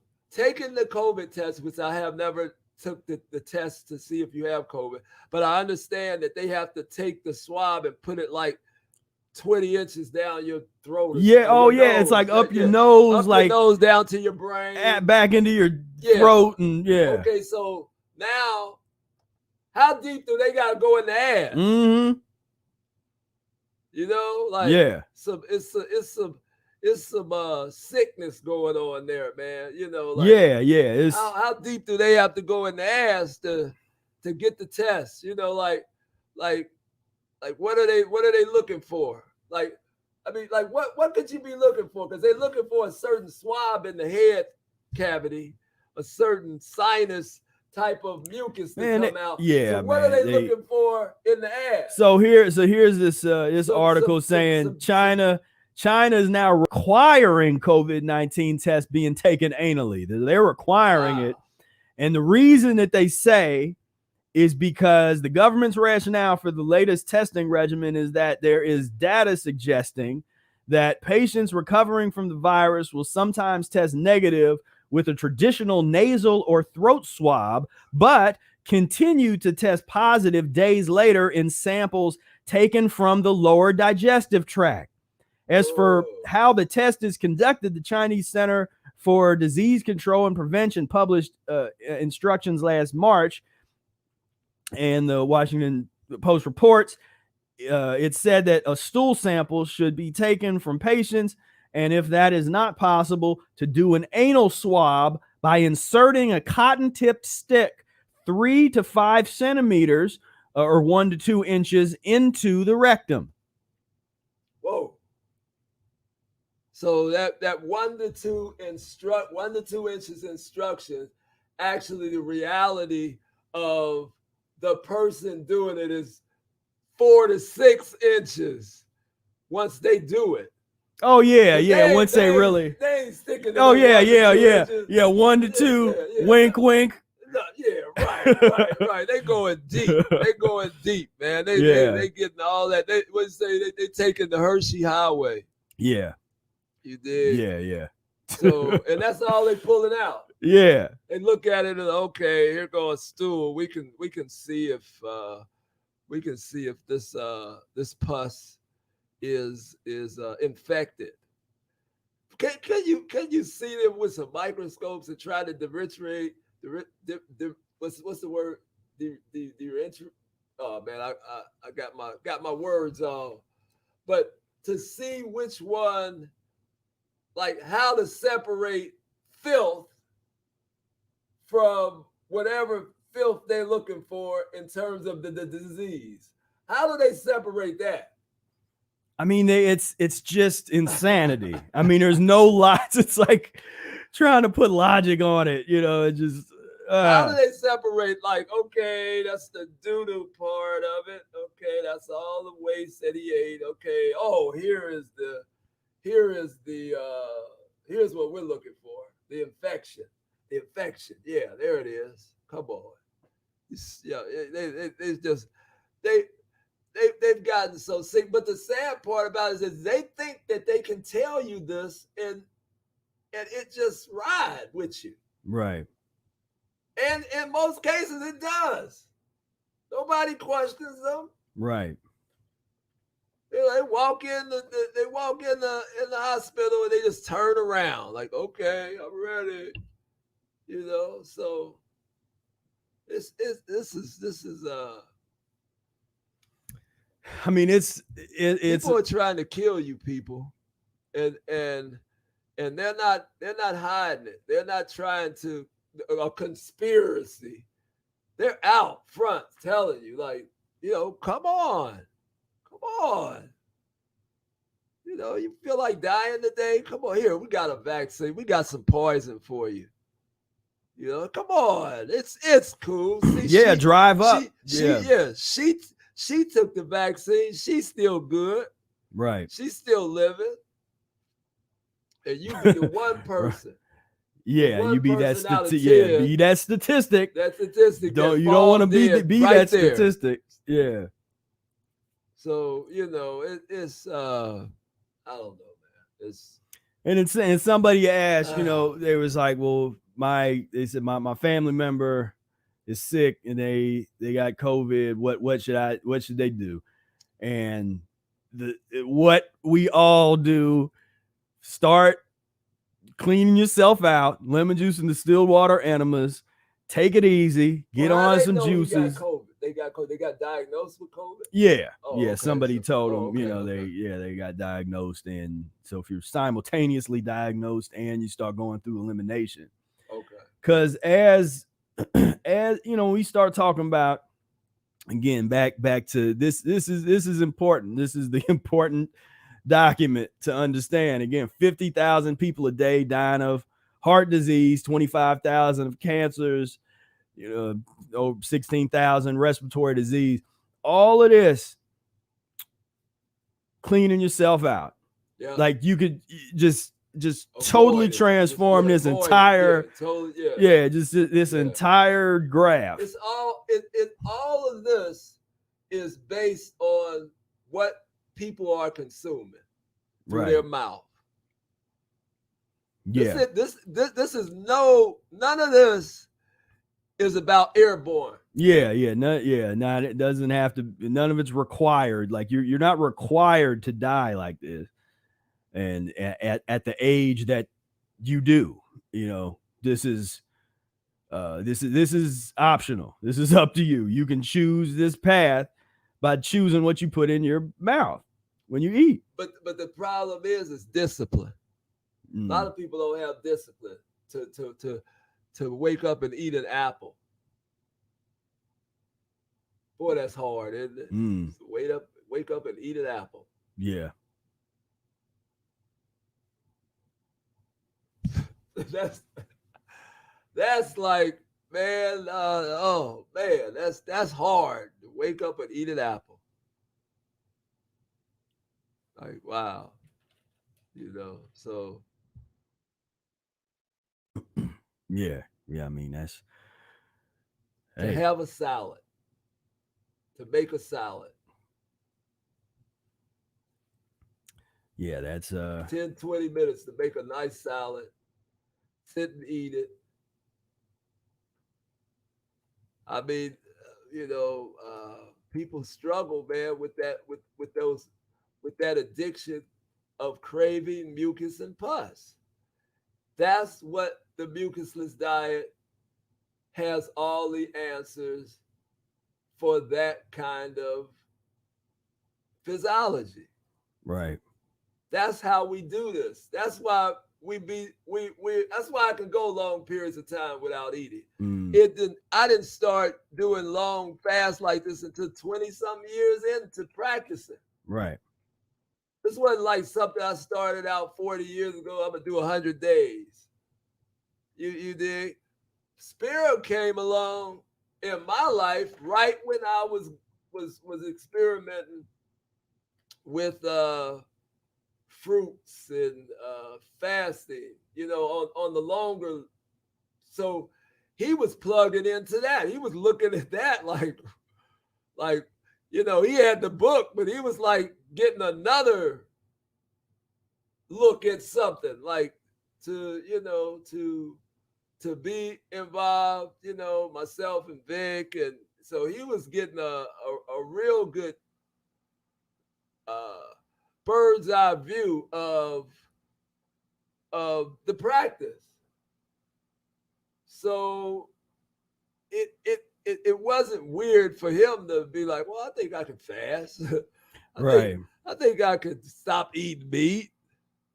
I think I could, and he started doing the enemas. And yeah, I mean, I was there. I was able to see it. So it wasn't just like I read it in a book or something. I'm like, I'm seeing people that's living like this, and families, and that it's just a whole different vibration, a whole different way to think, conceptual. It's just, and we wasn't meeting at the restaurants. Yeah. Wasn't hanging out, going at the restaurants, wasn't the barbecues, and you having serious round table discussions. Oh yeah, like, that would be all evening. Yeah, I mean, we was having round table discussions to the point where we have a whole crew leave and another crew come in. Yeah, and I mean it was serious, man. So, yeah, yeah, that's it. So we don't have to live like this. Humanity doesn't have to experience. I always like to bring in the chronic illness, and a lot of my story. My mom had gangrenous feet, and they amputated both her legs. And and we've all had and this is when people want to start doing those excuses, talking about, well, it's too hard, and I don't know, and maybe when I'm older, and this kind of stuff. And it's like, it's just about living. It's just about, like, you don't have to go down these roads, and you don't think that this can happen to you. I mean, it happened to them. It happened to people I know. What they do, you're not going to see this on Kardashians. You're not going to see this on the evening news. Because now you got to change your paradigm and do some work to deal with this. You can't take a vaccine and prevent this. This is real life. This is real life. This is how a lot of people in your community and in your family live like that. Yeah. See, this is the real way people live. Yeah. It's the real way. This is why the hospitals are there, to treat this, because they know you coming. Right. And we talking about preventability. Man, gangrene, that was almost like polio. I mean, it's like, nobody get no gangrene no more, man. But my cousin, who stays 4 doors up from me, he lost his leg up to his knee. Gangrene. What was he? He was constantly on that porch. His front porch. He was constantly on his front porch, barbecuing pork, baby back ribs. Constantly. Mm-hmm. So I knew what he was eating. Next thing you know, he had his knee cut off with gangrene. First, it was to the ankle. And then they took his old leg about 2 or 3 months later. I mean, an ankle, and that won't get you serious to lose your foot, and that won't, like, okay, maybe I need to do this. Nobody is advising him that has any authority in his mindset that he would take any advice from.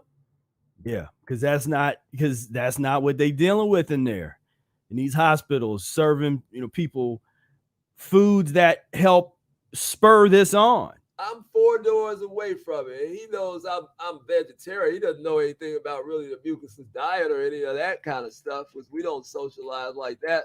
But he didn't even ask about, hey man, what's this vegetarian thing about? What is this?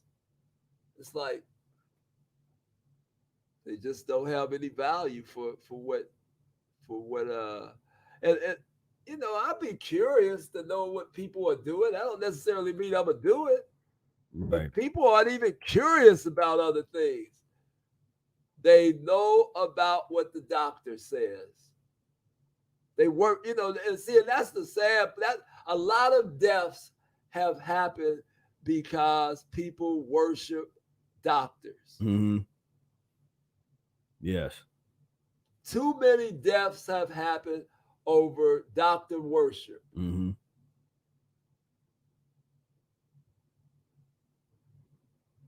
At the one Eric Day, second Eric Day, I called them murderers. Mm-hmm.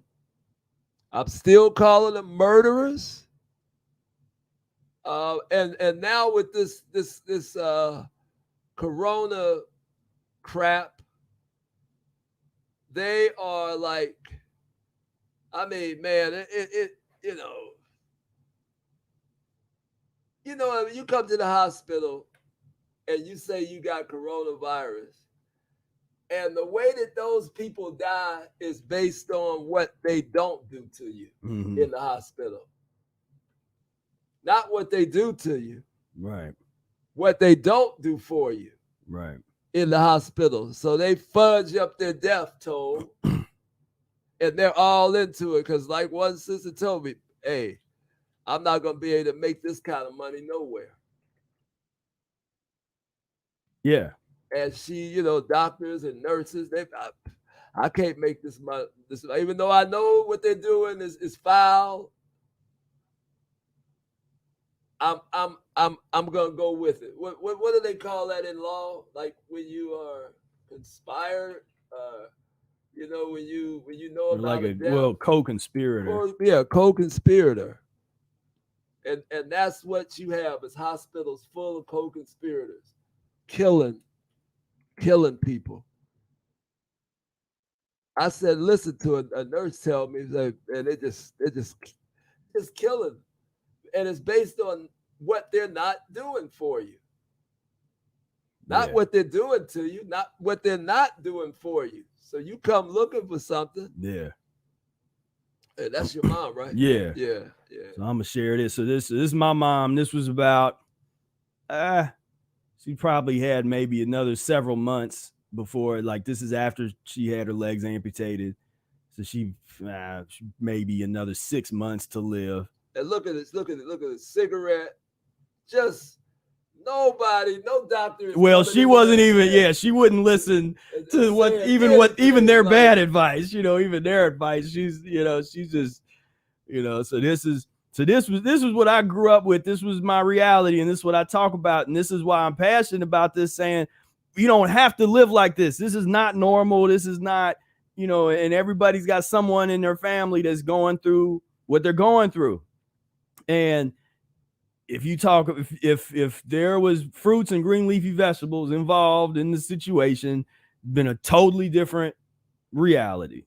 But, but that's why I'm very well acquainted with what they serve people in these hospitals, the whole in nursing homes, and just that whole thing, it's so far away from what it should be. Yeah. And so many people could live longer, could live more pain-free. I mean, and that's what we're talking about. This transformation it has to happen. Yeah. You know, and so you either on board or, like you said, get out the way. Get out the way, yeah. Not being nice about it. You know, we can be kind about building something for ourselves. We got to build something for ourselves. We have to give this way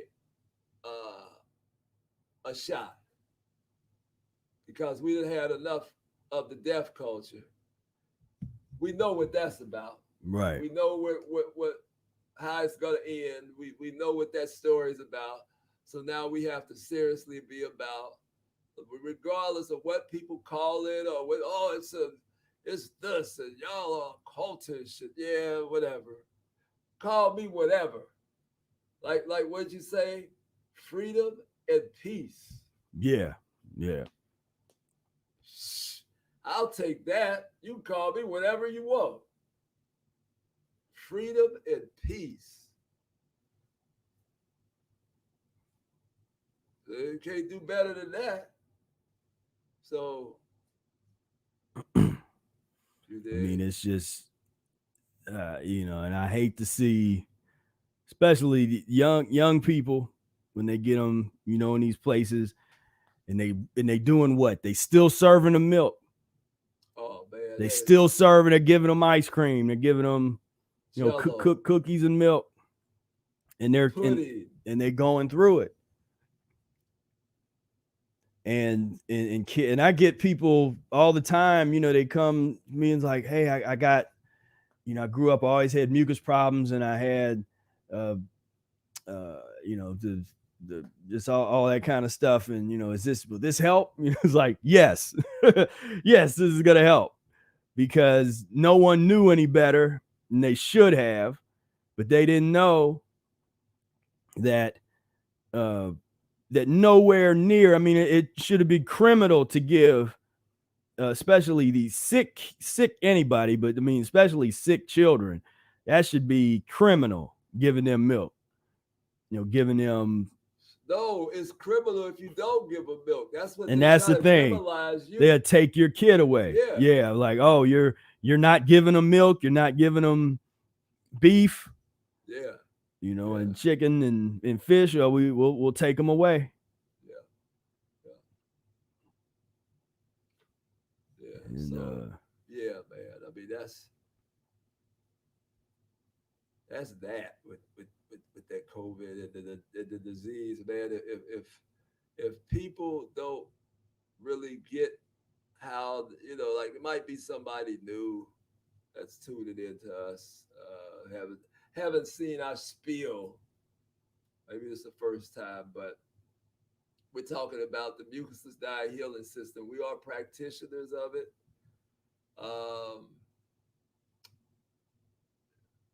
You got the book. Put the book up. Oh yeah. And they can, you know, just in case it's somebody who's new to the channel.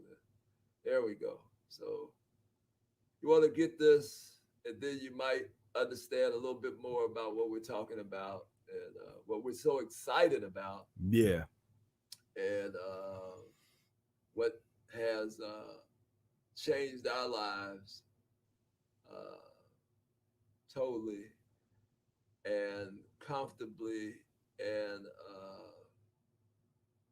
this isn't like a diet of all the same foods must be eaten by everybody doing the same thing. This isn't that. This is about your physiology. Mm-hmm.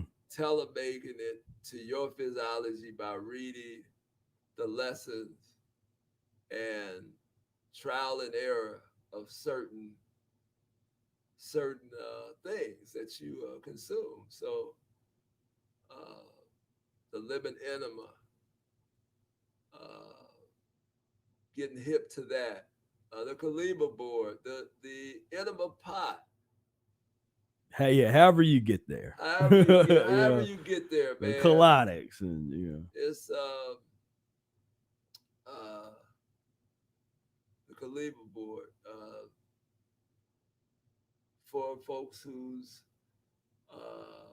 has overweight problems, obesity problems, and can't really get down on the floor and do that whole kind of thing. You might want to check out the Kalima board. Handicapped people. So yeah, man. I mean, that's what we're talking about. So who's talking to us, man? The C guy. Well, I want to give a shout out to Obacon. He just gave us a little donations. As much respect, brothers. Can't thank you all enough for showing me where to go and learn how to eat and how to fast. Thank you. Definitely. Speaking of donations, man, what we wanted to do was we've been wanting to do this CD.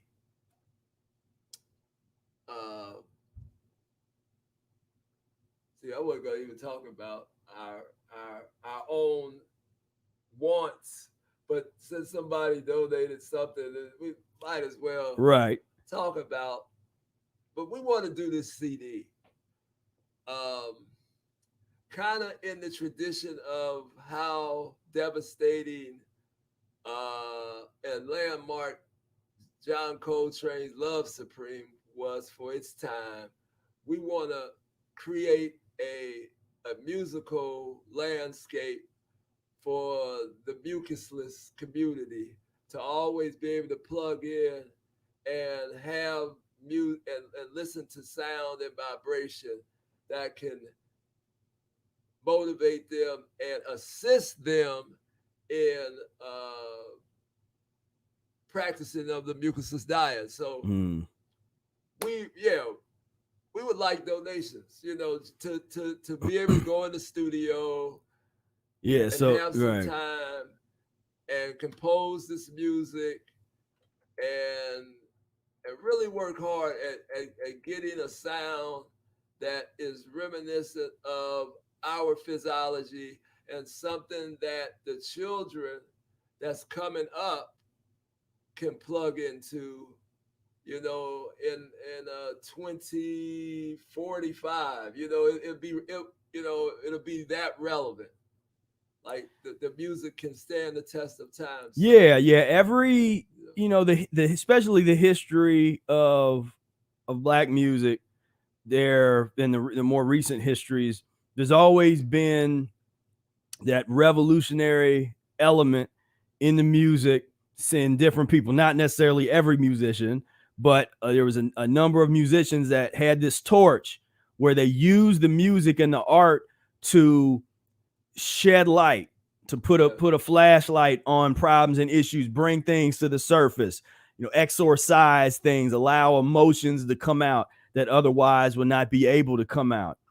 And when we look around as artists right now, there is nobody making art that is in alignment with idiocy, with how we're feeling. Yeah.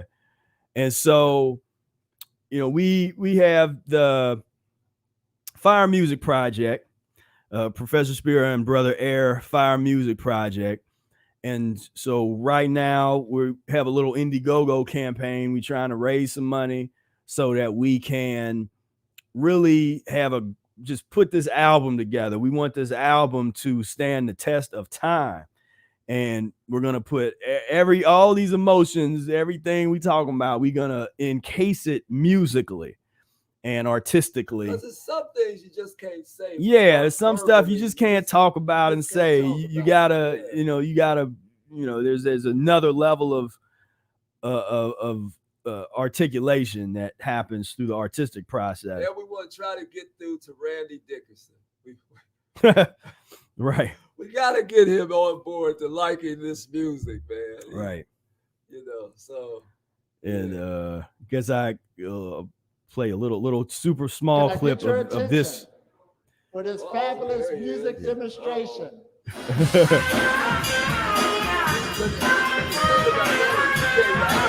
Right. Professor Spira, Brother Ed of the Fire Music Project. So put your hands together and give them a warm welcome of applause.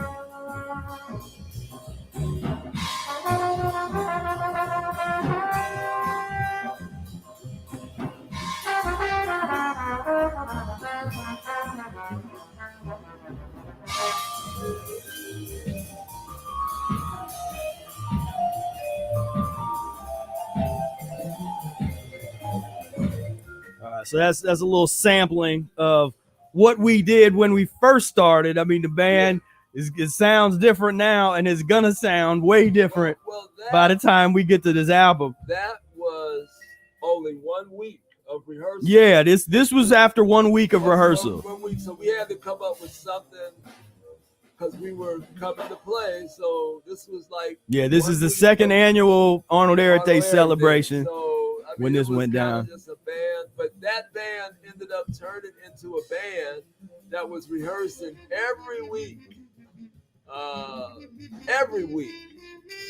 From July to that March, starting the COVID. Right. And once that COVID hit, the band just kind of ceased. So we want to keep that back off, and because we were the COVID, What you hear now is nothing like what the band was sounding like after.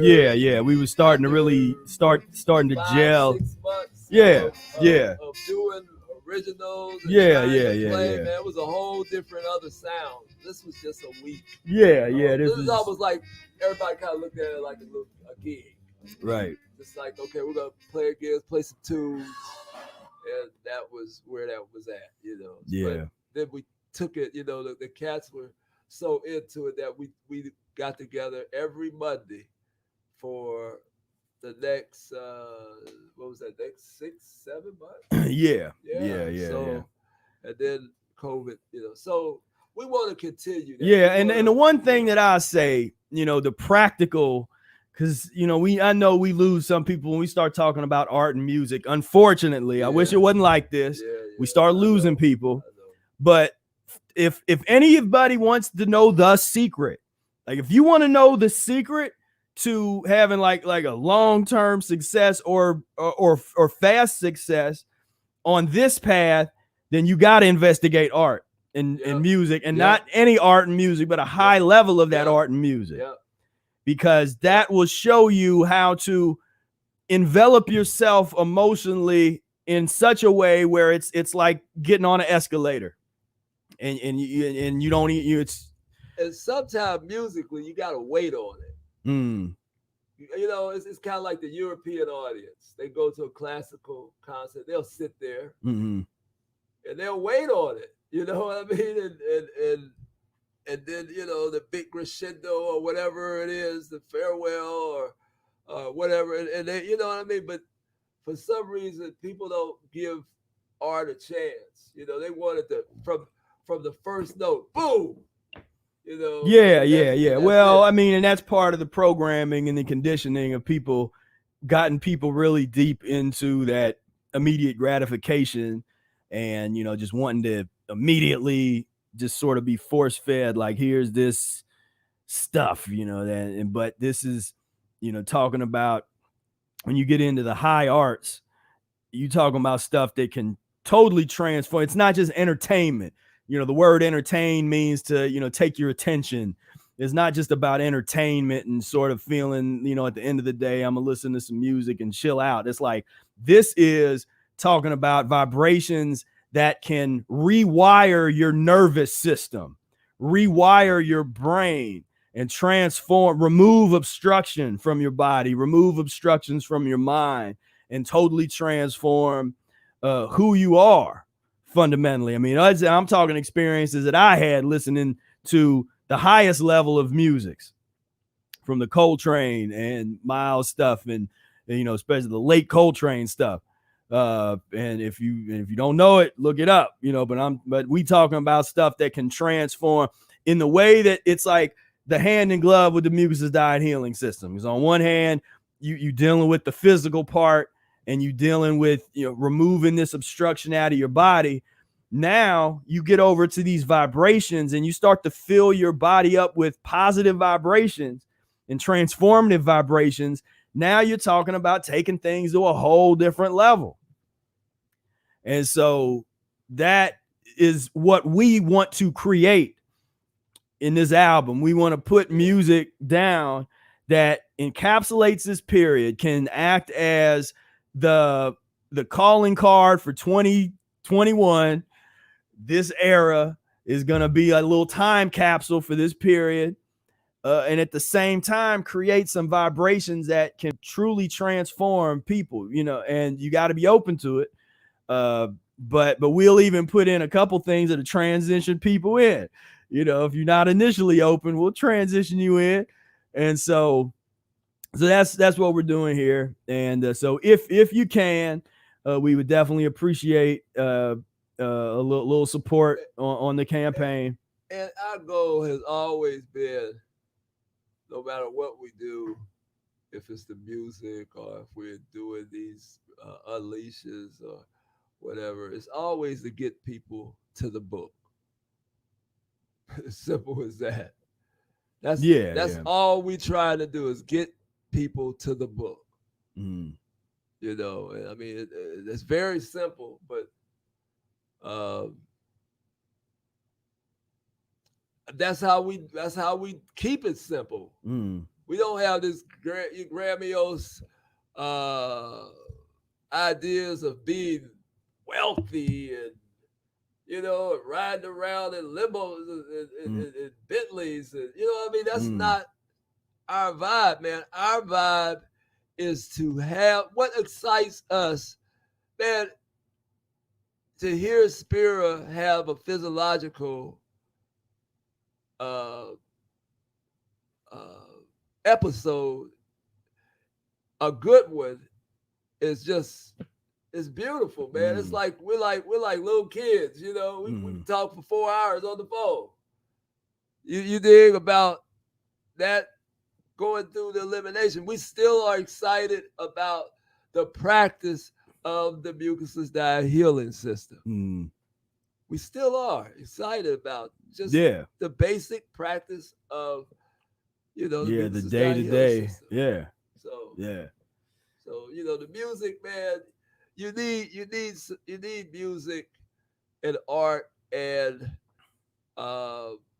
it almost cause, even if you're not a musician, it can set your goals up in other places. You might be motivated. Well, yeah, to do something, you know. Well, and you got to be careful with when you really start getting into a study of vibration, and, you know, lower vibrations, higher vibrations, and you start to break down the kind of stuff that most people consume because they've been taught to, they've been oriented to, is very low vibration stuff. Right. You know, it's all about and it goes way back, whether you're talking about some of the old, you know, kind of blues kind of. I mean, there's some stuffies that I came across. I forget the day. But whether you talking about that or just the same stuff today, it's like, just about, just straight sex and this and that, just a lot of the pop stuff now, it's about, I'm at puffery, I'm great. Ain't nobody harder than me. I'm so hard. You touch me and you break. I'm pretty. I'm a pretty person. Look at me. Yeah. Look how pretty I am. And but check this out. What we're gonna do with this music is create music to transition at different periods. It might be transitional 1, right, transitional 2. So as you're going through your transitions, you can go to the album and put on the music. That we're definitely gonna have as you do your enema music. Yeah. We're definitely gonna have a fasting. This is gonna be for the practice of the mucusless diet, like how the transitional lesson 1. We're gonna really move it through the whole completion. To the long 100-day fast. I guess we'll take it there. Yeah. I mean, it's great elimination. And the fall, we're gonna have music for the fall. Yeah. This is gonna be the definitive record. Yeah. For and the practice of the Mucusless Diet Healing System. And I'll go through real quick the current perks. There might be an update to these at some point, but it'll always be better. So if you already give, but then we update it later, you'll get everything plus something. But $10, the giver, if you just want to support us, just as appreciate that. The downloader, the $25 level.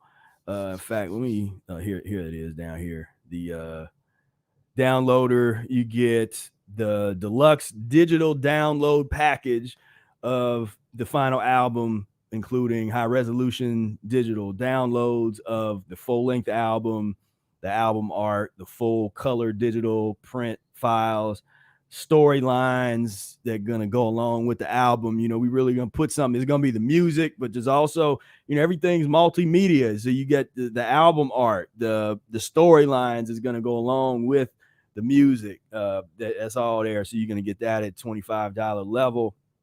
Then the helper level, if you just, again, you don't really want anything in return, you just want to help us out, $50 to get a sincere thank you for us from that. The disc spinner is $75 level, and you get the CD with the CD cover signed by the band. We'll all sign someplace on the cover. The pre-release album download, a digital copy of lyrics and storylines, a digital art, basically everything in the up to that point, along with the actual signed CD. Then $100 supporter. Again, if you don't really care if you get anything, you just want to support us, $100, we would appreciate that. Then we got the patron level, get all of those perks, or $200, all those perks, as well as a video call. And I'll even increase the time for the 15. We'll do 30 minutes. I would change that. 30 minutes. If you donate that to us, we're gonna holler at you. We're gonna get on a little video chat with you and show our appreciation. And then as well with that, you get digital copies of all the mucus, all of our Mucus-free Life books as well, and also the signed copy of the annotated Mucusless Diet Healing System with the free shipping for people in the U.S. So that's the patron level, and anything over and above that, you just get you kind of get everything. But so this is where we're at. We're really trying to put this out here, And we say the impact. We want this music to be transformational to all who listen, and to identify and exercise the pain of this era, the vibrationally move to a state of liberation and inspiration. And as we said, few musicians, especially in jazz, are making music for this moment that really encapsulates and captures this moment. And there's a historical legacy for us to live up to, the Archie Shepp and Charles Mingus, John Coltrane, that really put music down that defines their era. We need to make music that defines this time in history. Yes. And this consciousness that we're bringing to the table, the mucus-free consciousness, a transformation, transition, so important. And as we talk about, and Brother Eric keeps bringing up, the transformation of the culture, you got to have the art as a part of it. The art, the mythology, the storytelling, that's all part of building and creating organically a new reality, a new culture, a new society, a new nation, all of these concepts, but it starts with wherever you're at. I like that the old song, brighten the corner where you are. Wherever you're at. If you're in the nastiest city in the nation called Cincinnati, you do the best you can. I knew you was gonna get that in. I was listening. I said he's gonna say Cincinnati. If you weren't gonna say that, you was gonna say it. Yeah. Brighten the corner where you are. So anyway, we appreciate it. Any support, and if you don't, do on here, I also posted up our PayPal. If you don't want to do it through the Indiegogo or YouTube, I got the PayPal link, the Cash App link. I already posted that up in the chats a little while ago, so you can check that out. But and if you can't support that way, share the video. Like the video, share the video, follow me on Instagram, and subscribe to the channel, and just with your social media people, share what you can, because that really helps. That helps get this, get us out here, because up to this point, we've really done most everything organically in terms of online and putting the message out there. It's been very organic, and so now we're starting to move into the next level now. But up to this point, it's just been people have seen what we do and our message, and have been like, well, that makes sense. Let me support these brothers and put it out there. And so, we're trying to grow and build, bring more people into the fold, and really show that this is the model. We got to create the model that other people can follow. The model for peace and peace and tranquil existence that's not based on killing people and killing animals and don't be afraid to step away from what you think is taking care of you. In that death culture, don't be afraid, because as soon as you make that decision to step away and you take care of yourself, something will take care of you. You know what I mean? Something else will take over. Will take over taking care of you. Yeah. Your needs will, you say your needs, not your wants. Your needs will be answered if you're sincere about what you're trying to accomplish and elevate. What you're trying to elevate to. So we say the universe don't like nasty. Right. You can stay in that nasty world and delude yourself that they're taking care of you and that you can't make it without them. Mm-hmm. And that's what just kills the spirit of most people. They stay too long, 20, 30 years, and they just lose all their will to slay the dragon, you know what I mean? And then they just become that acceptance retired person who sits around it ends up getting a part-time job because they need a few ends to buy some extra Tootsie Pops and Black and Miles. You know what I mean? It's like, so yeah, you know, them carton of cigarettes ain't gonna buy itself. You gotta... yeah. So, you know, don't hold on. Don't stop holding on. If the scandemic didn't do anything, it was the signal. It was the signal.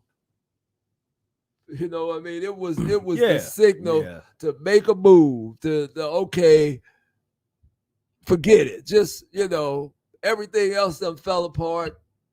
Why not? I just let this go and see what I can create for myself.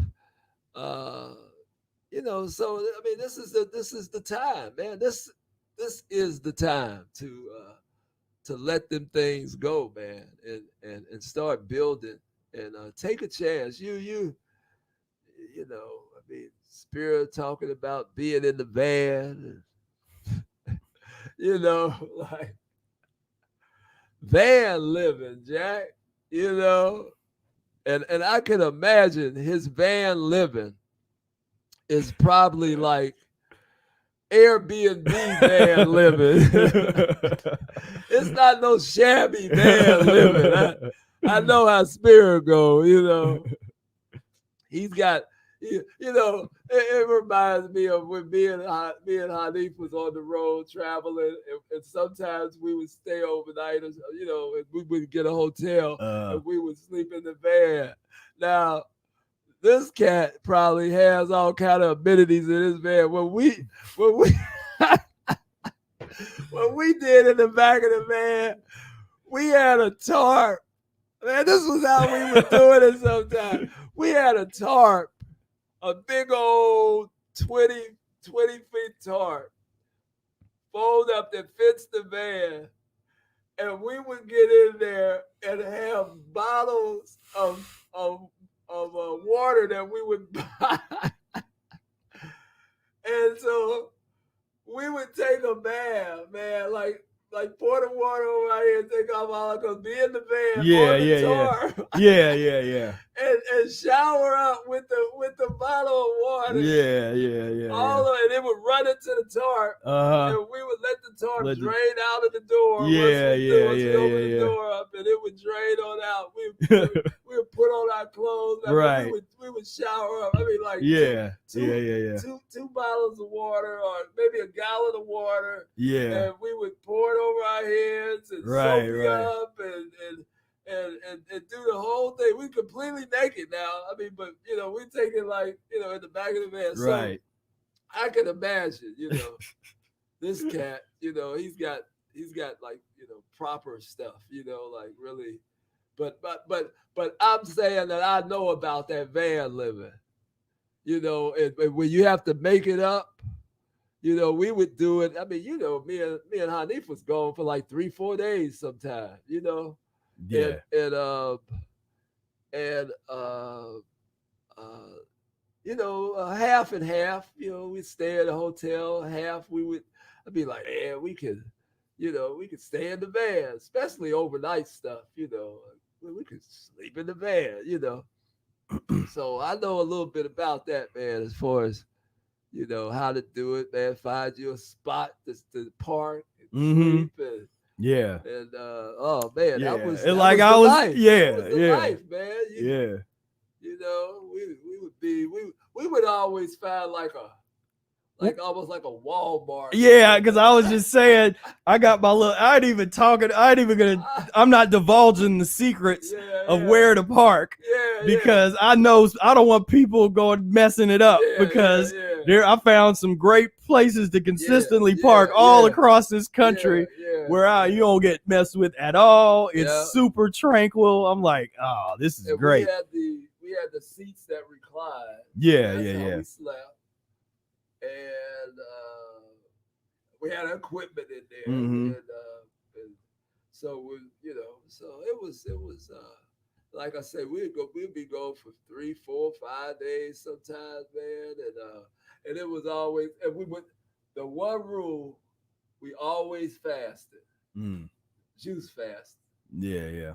Because it was easier to be in a big venue like that when you had a big festival. You don't want to have bowel movements. I mean, you don't want to use a porta potty. Right, right. You dig what I'm saying? But, you know, it's easy to urinate, you know, like for men especially. You can find a place to urinate, you know, in a porta potty or whatever, but you don't want to have a bowel movement, you know? Right. So we would fast, but every time on the way home, it never failed. Hanif would as soon as he found out, okay, we on our way home, the next stop, the gas stop, he was getting some raisins and cashews coming off the fast. You know, like, I mean, that was consistently like, you know, but that's why I say like he kind of paid his dues a lot. I mean, because I don't think people really understand how much we did that. Right. This was over 8 years of being out there, like, you know what I mean, like going to these places. And, right. And we did it a lot, and we were gone all the time, like, you know, like so, you know. Oh, that looks familiar. Yeah, I'm trying to find that old picture of us from. Yeah, but this is this is the older. Finding your spot, man. Yeah. The bungee cord over the top. Yeah. This the old. Spot. Yeah, that's the old. You know, the old. Spira did have a trifling setup at first with a bass drum. Man, I thought that was brilliant, man. I thought that worked. On a cardboard box, man. That cardboard box lasted for years, like, and it finally got hit with some rain and deteriorated. And you know, was that up at the? That might have been when that one died. Yeah, and then I found one the same size. Okay. And but then then I finally updated when it was time to do a TED talk. I updated. He had a cardboard box. Like, you know, so yeah, we would that was the didn't we have like a yellow one of them or? Well, yeah, I still have that in the back, but I don't never. Yeah, because it was small. The first one I ever got was one of those. One. Yeah, that's the bigger one. That's the one I got now. Yeah, like or comparable. Yeah. Okay. Yeah. So. Yeah. So. Yeah, that was the life, man. Get out, pack up. Right, you might not be able to park where you play, and so you park, find your parking space, build your stuff up on the dolly, and you roll it. And right. You walk to your spot. Here it is. Yeah, that's probably 2004, 2005. Yeah. This is you know, the taste of Chicago. We were out with Orlando, and then we decided, man, we gotta come back. Yeah. We gotta come back, man, because this was off the chain. So yeah, we got our what was I playing? Our license. I doing the marimba then, or was I doing the djembe? I think that was the djembe TikTok era. I think, or the goom. I've been the goombas with the TikTok. I didn't have. Didn't you do that? No, because I think I was doing. I don't know what I was doing. I probably was doing like an array of different things.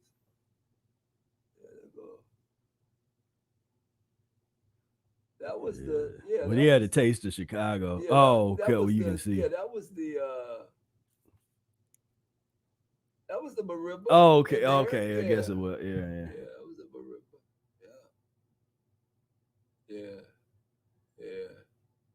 Yeah. We and then me and Hanif did that for at least 5 years.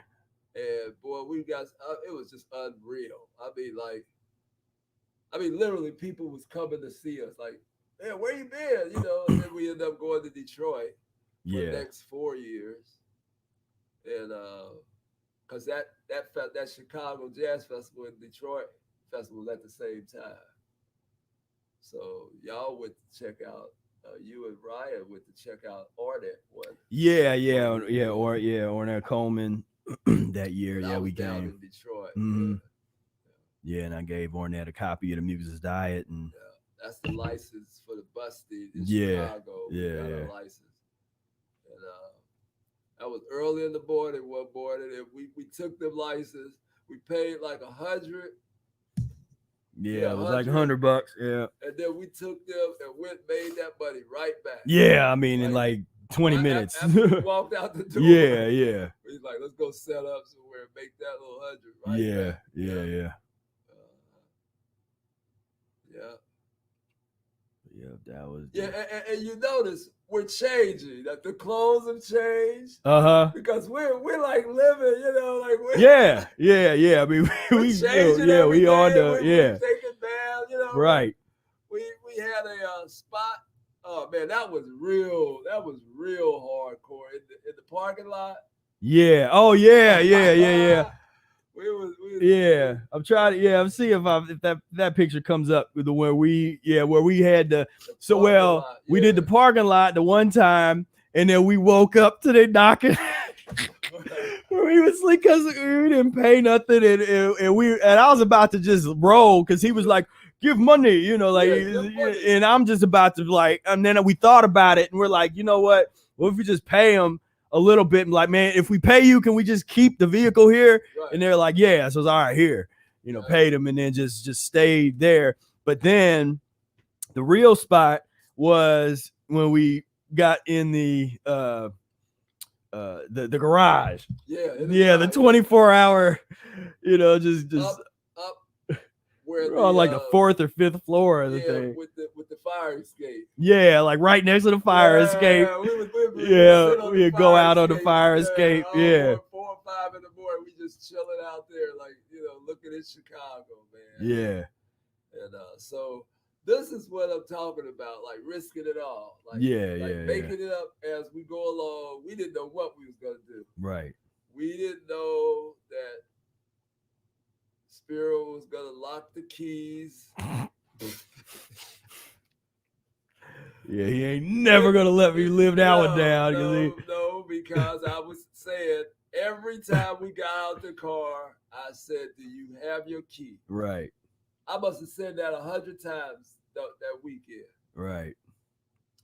He gets out the car. It was one. No, I come back from the gas station with whatever we had gotten, but he wanted something else. We both went in, and he forgot it. The one time I didn't ask the one you, time he didn't. Yeah. I didn't ask you, did you have your keys? Yep. And boy, and what entailed after that was, boy, I mean, like, you talking about some the legacy of the Ku Klux Klan. Yeah, like we're right in that, you know, I mean, we're a couple miles away from where the Ku Klux Klan was founded.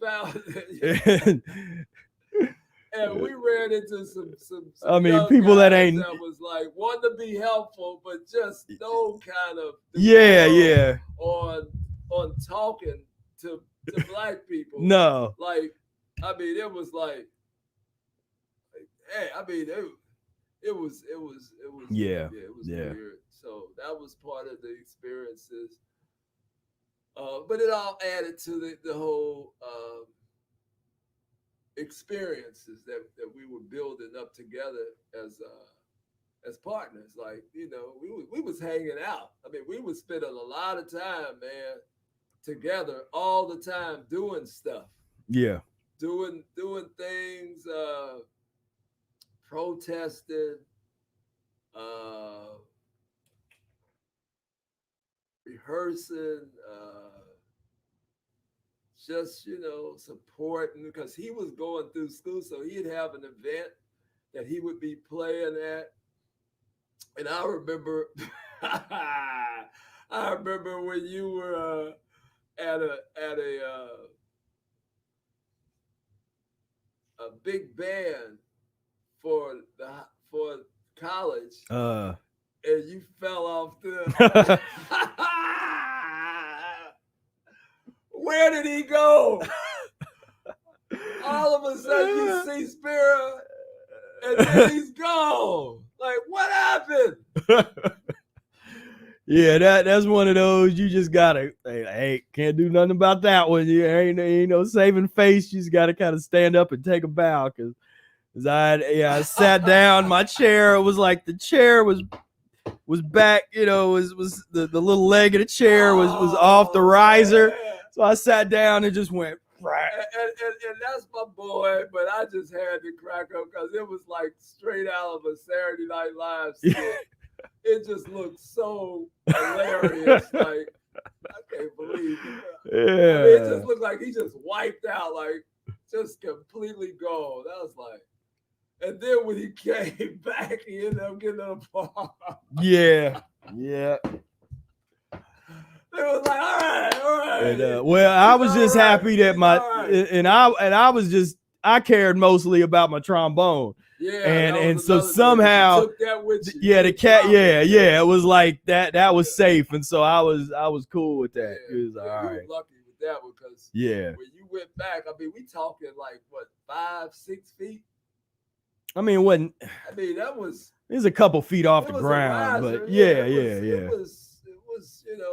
I mean, about 3-4 feet. Right. But it was enough to do some damage. Right. On your trombone if it hit the wrong way. But yeah, that was something, man, in front of your family, man. Yep. Because you had the family all out there checking you out. And I was like, oh man, what happened? So yeah, it was all. Yeah. I mean, we spent a lot of time, man, doing a lot of things and exploring and just hanging, man, and just talking. That's the real connection is conversing, sharing ideas. This is what this is now with Mucus-free. This comes from us conversing, talking about Mucus-free life, talking about all these things, and yeah, man. So this was, we do what we say we're gonna do. Some way it gets done. Yeah. If we say we're gonna do it, we do it. And the universe is like that. If it's rational and it makes sense, it'll happen. If we want to do something that's crazy and off-centered and stupid, right, then it won't happen. But right, as long as you want to do good things, right, things that elevate and serve others, it happens, man. So yeah. So now, and I heard that you recently were on some kind of public forum.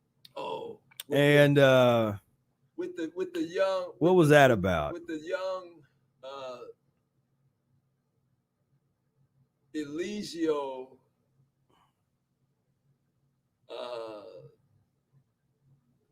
the honorable Eligio, the asshole, and his clonies, and I had to slice and dice them because they were just. My son is go make sure to get it. Is enamored with their content and always listens and tries to converse, and he tries to turn them onto the Mucusless diet. They want no part of it. So I happen to be in a situation where Hani wanted me to see what was going on. I didn't know I was on. I just was looking in his phone. He had me his phone. I just looked at it and somebody said, "Hey, Brother Air." So I was on this panel and we got to talking about, because this guy was talking about hunting and eating fish and how fasting and fruitarianism and just vegetarianism is not what's happening. Mm-hmm. And I lit into his ass, you know, and it showed just how young he was, Right. in terms of him playing in the sandbox, and the people, the you know, I was telling my son, you notice those people on his platform who if they're women, they're little girls. If they're men, they're little boys. Mm-hmm. You know what I mean? There's no men.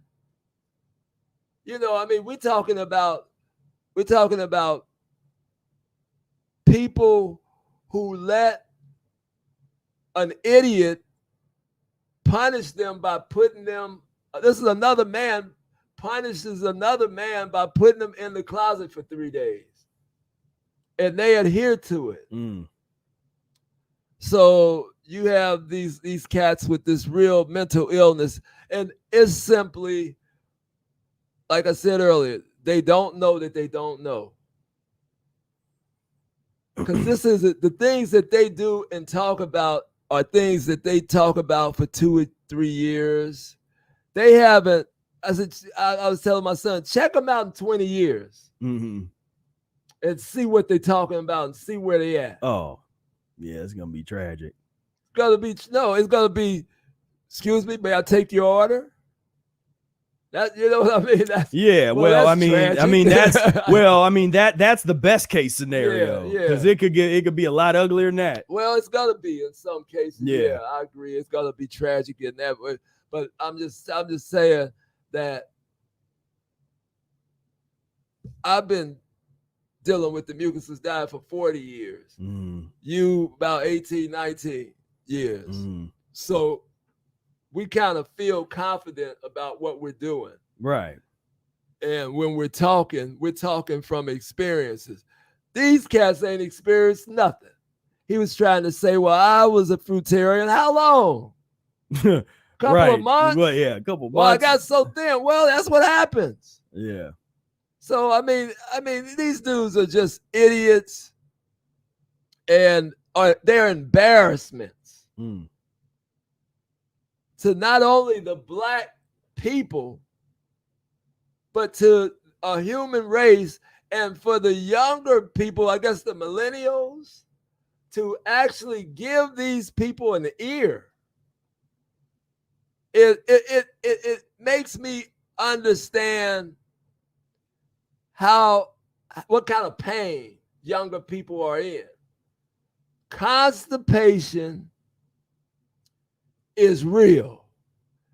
And when you deal with them cats and that whole cadre of people, you're dealing with serious constipation. Yeah. Serious constipation. They don't know it, you know, but they think they know it. They think they really got a handle on something, and that they really are intellectuals and sophisticated on certain levels, and they're just you know, it's like it's sad, man. I didn't think young people was in that much pain that you know, it's like annihilation. You know, it's like they're exhibiting this annihilation type of behavior, and all I was trying to do was say, look, here's a book. See, that's the one thing that they haven't done, is got a hold of the Mucusless Diet, Arnold Ehret's Mucusless Diet Healing System book. Right. Because see, that'll clear up some things. Some of that. Yeah. Some of it. Right. But they don't want to get in. That's what I told my son. If you're gonna be involved with these fools, then try to slip a little consciousness into their coffee where you can. Right. Right. Because that's what they need. And so yeah, that happened, man, and it was just embarrassing, man, to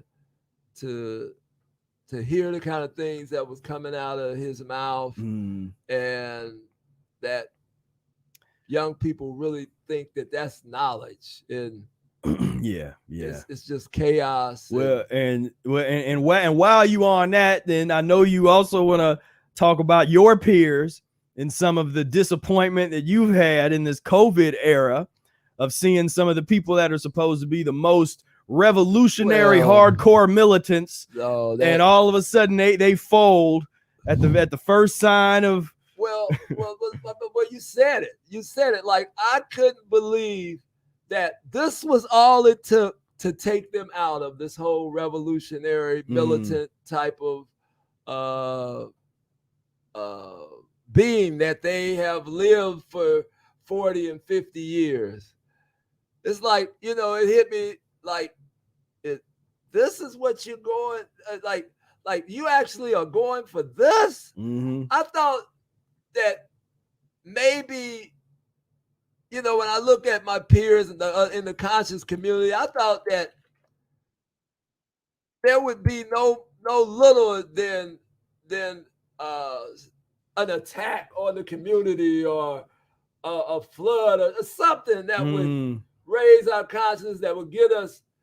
This was all it took, was to scare you with the cold is coming. The cold is coming. Yeah. And man, and so I just dropped as far as having reverence for any of this Black consciousness that surrounds us, and militancy, man. It's only us. It's only us who is talking about elevating and healing ourselves. The rest of these folks, man, are and people my age and older, their excuses, well, I'm kind of old. I'm kind of an old person, so I got to look out for no, as long as you eating pus and mucus, and it's just like, now we see what you know. Yeah. Now we see what you know. It's just a big like what we used to talk about, the city. Like, say you come across the bridge of Kentucky and you can see Cincinnati and that skyline, but that's like it's not real. It's like a TV set. Yeah, the facade. Down. Yeah. That's what they have been all their lives now. It's like, they've been revealed. Yeah, it's been revealed. Revealed, like, y'all ain't about nothing. So so yeah, man, that whole thing is real disappointing. And I'm saying this is, we shouldn't be shy about talking about immortality. We shouldn't be shy about talking about death is unnatural. We need to put it out there all the time, and force it down people's throats. Well, you got to die of something. Well, if you keep eating the same crap. So die of something else. Yeah. I'm saying that no pain.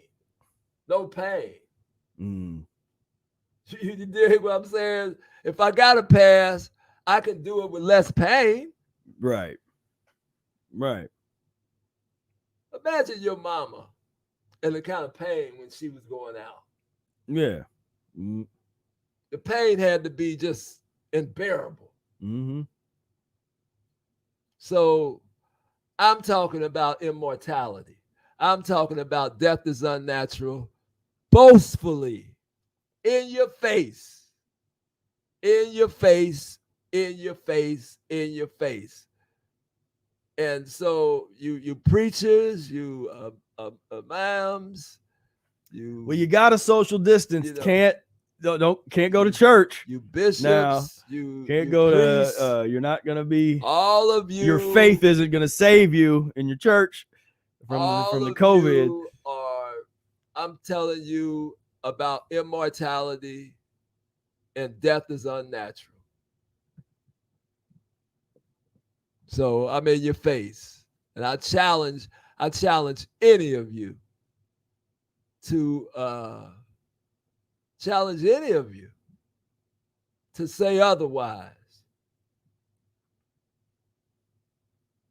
So yeah, that's where I'm at, man. I'm like really on this immortality and really talking about death is unnatural to the point where why shouldn't we be? Why should we be talking about death? Why shouldn't we be talking about nothing but living? That should be our conversation. What conversation should we be having about death? You know, I mean, why should we be discussing death? We should be talking about living, things that we can do to live, things that we do while we're living. Why should we consume ourselves with death? Death will take care of itself. What we got to discuss it for? Well, you got to die of something. You got to do this. No, we're not even discussing. We're talking about living forever. Well, you know, you can't live forever. Why not? I can think that. Is it a law for me to think that? Yeah. Is it not? Yeah, is it? That's how I feel. Is that against the law? No.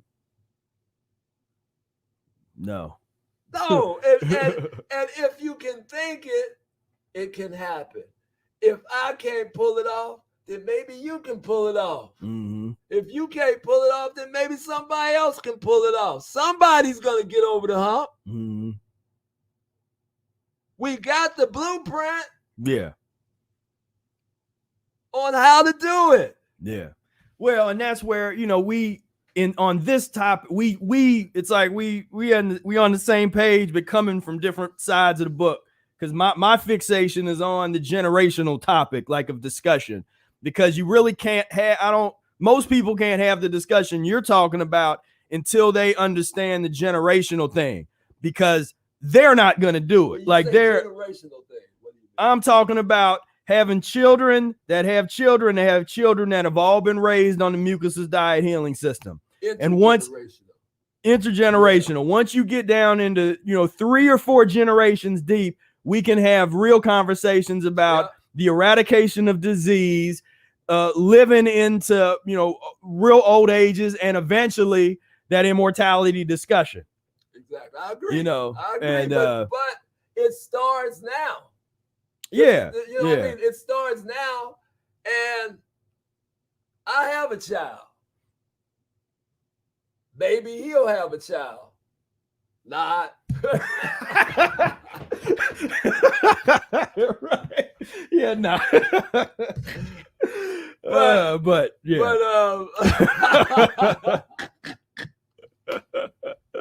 I know how these is watching. Yeah, we throwing a little shade towards you because we know you watching, man. Yeah. But he ain't gave me no indication that he wants to have any kind of children, or he wants to give me any grandchildren at all. So, I don't know. So, yeah. But that's funny. As we talk, so the imagery here for those watching, we got the death culture imagery, because there's no immortality. There's horror movies, but there's not immortality movies. There's not a whole genre of movies that depicts the just beautiful cleanliness, and we gotta make them. We gotta have our Hollywood. We gotta have our mucusless wood. Right. Where we make these epic films and documentaries to counteract this other thing that's out here. Right. They can talk about death. They're masters at death. Yeah. The death culture knows a lot about the deaf culture. Yeah. And how to portray it. Man, they can get wicked. But I'll tell you the one thing that they ain't ever replicated is the level of demonstrative and degenerate levels that the Black Holocaust took. They ain't never gonna show you that real story. No, they're not. They can't do that. See, they ain't gonna never show you that real story. No. Yeah, that's But Schindler's List, they can show you. Well, yeah, they'll do that. See, but yeah, so we gotta make those. Yeah, we gotta make it. So. And somebody will come along, some filmmaker who's practicing the Mucus-free diet will come along, Yeah, and, we have script ideas and for days, all day, we got all day, man. Screenplays. This is what we talked about when we talk about we converse. Yeah. We talked about epic motion pictures, documentaries. All this kind of thing, man. Yeah, so, the vision of the whole thing, Yeah. And because this is, like this is when this is this is normal. It's just murder. Just murder. And see, when you see so much murder, do you know that creates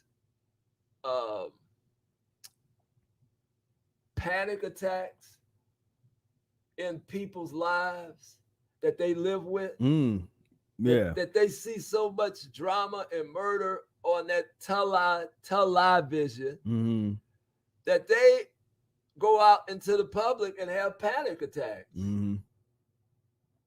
Well, it's what I was talking about earlier, that the low vibrational things, letting that into your life, the low vibrational art forms. And but I got a television, but I don't watch much of it.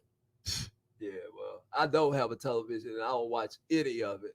And, I'm better off for it, So, yeah. I mean, it's the change that we've been talking about. The change is gonna come, but we got to do that work. That's been the thing. Is just people don't want to do the work. Yeah. They like the ideas, and they like the work for the people who want them to work for them to build some useless type of product. That's what they like to work for. Well, the checks are regular, and they stay there 30 years, 20 years. Man, and miserable. Waking up, cussing, and gotta be and medicated. Self-medicated. Medicate themselves. Got to get that alcohol at the end of the day. Yeah, miserable. So, man, it's time for us to work together, man, and build and really put it out here, man. I mean, this scamdemic was just like, it was almost tailor-made for movement. You know what I mean? For movement. It was like, oh, okay, they're through with us. Cool, we're through with them. It's like, oh, okay, it's like they put a bullseye on us. Yeah. Like, well, are you an elite, Spira? You're not elite. You're disposable. Oh yeah. So, that should have been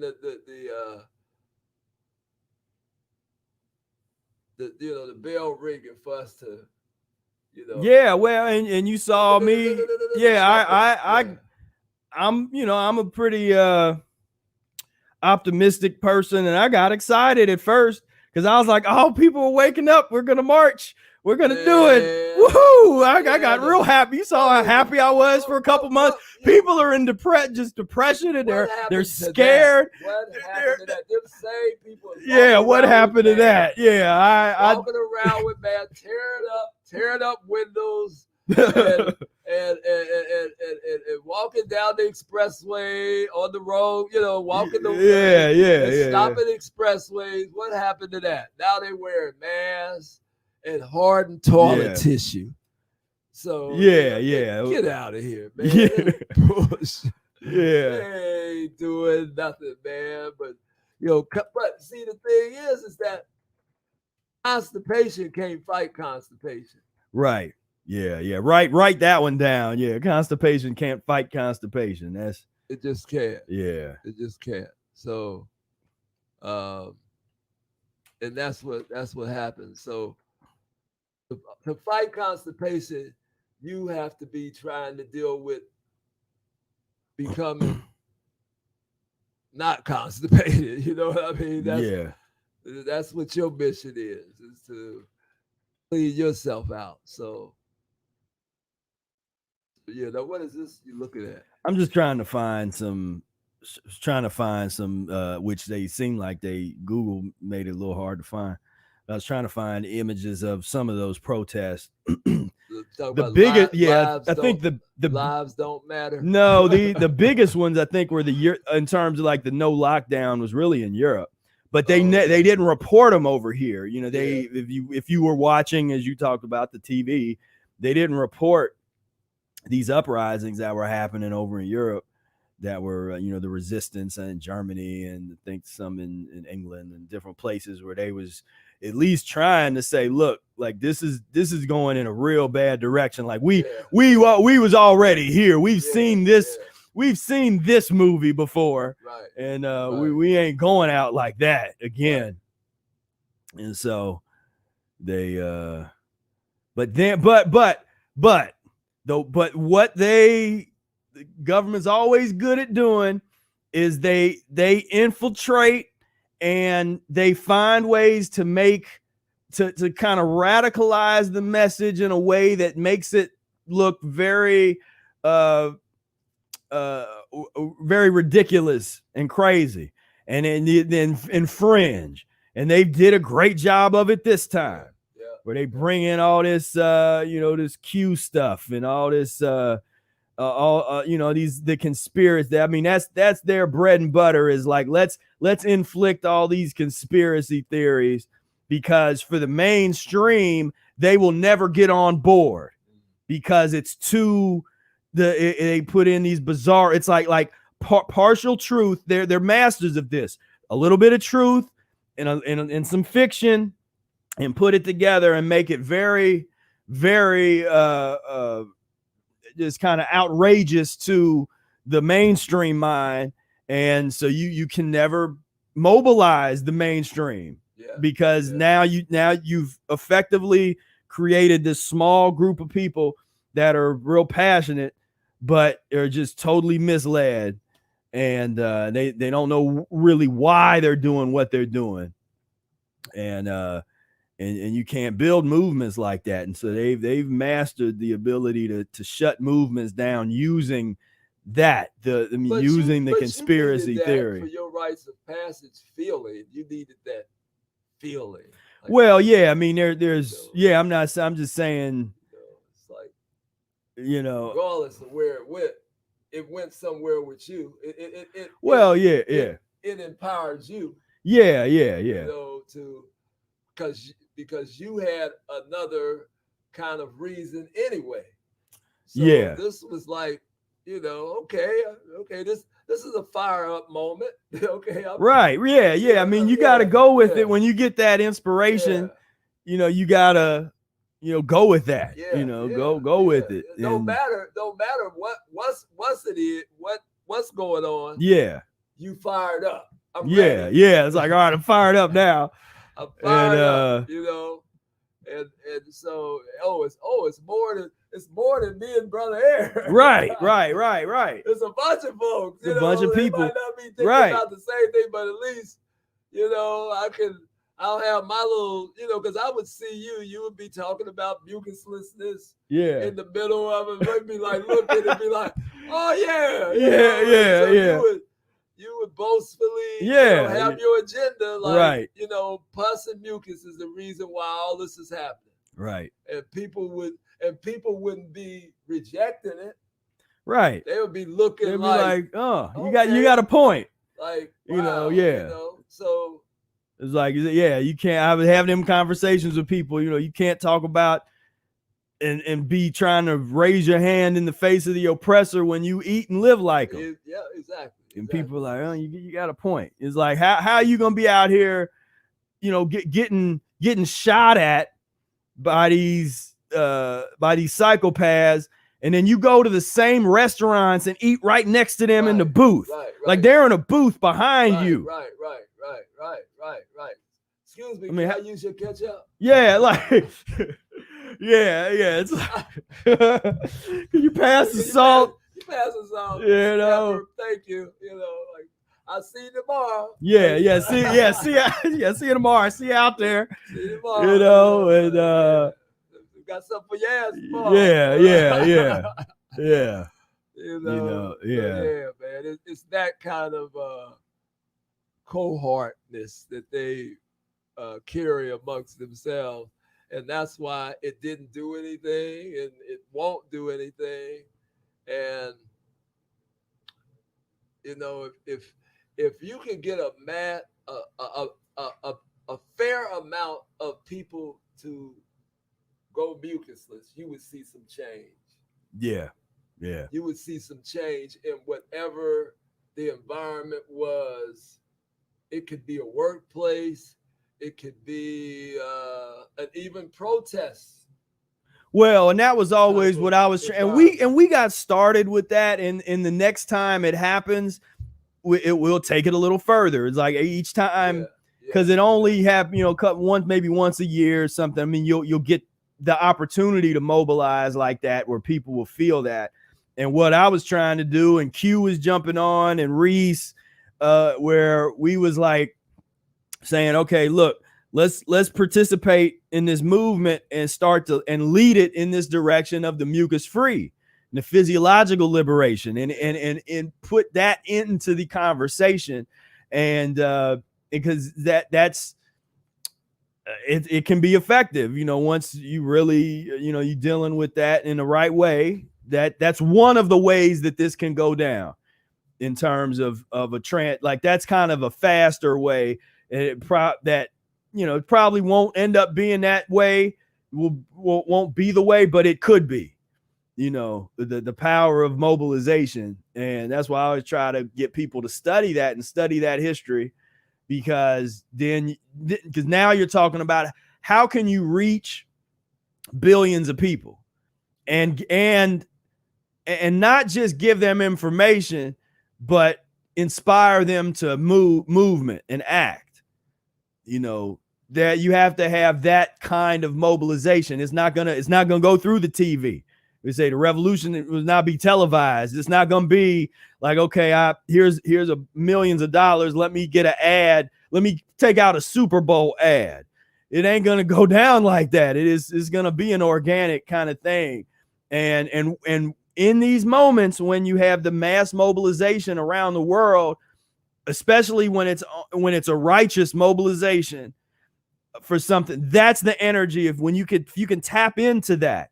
You can tap into that energy and infuse the message of the Mucusless diet. That's how you can go from the thousands of people that know about it today to having millions or billions of people know about it overnight tomorrow. That's how that can happen. Yeah, I agree. But we have to be ready. And that's where I said we got to be educated. We got to be, and when we see it, we act immediately. Like, we ain't thinking about it and like, it's like, nah, when you see it, you do it. You act. And so, so that's what that was about.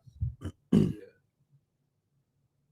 What about anybody chatting? Did you say you was gonna try that? Yeah. So we could give that a go.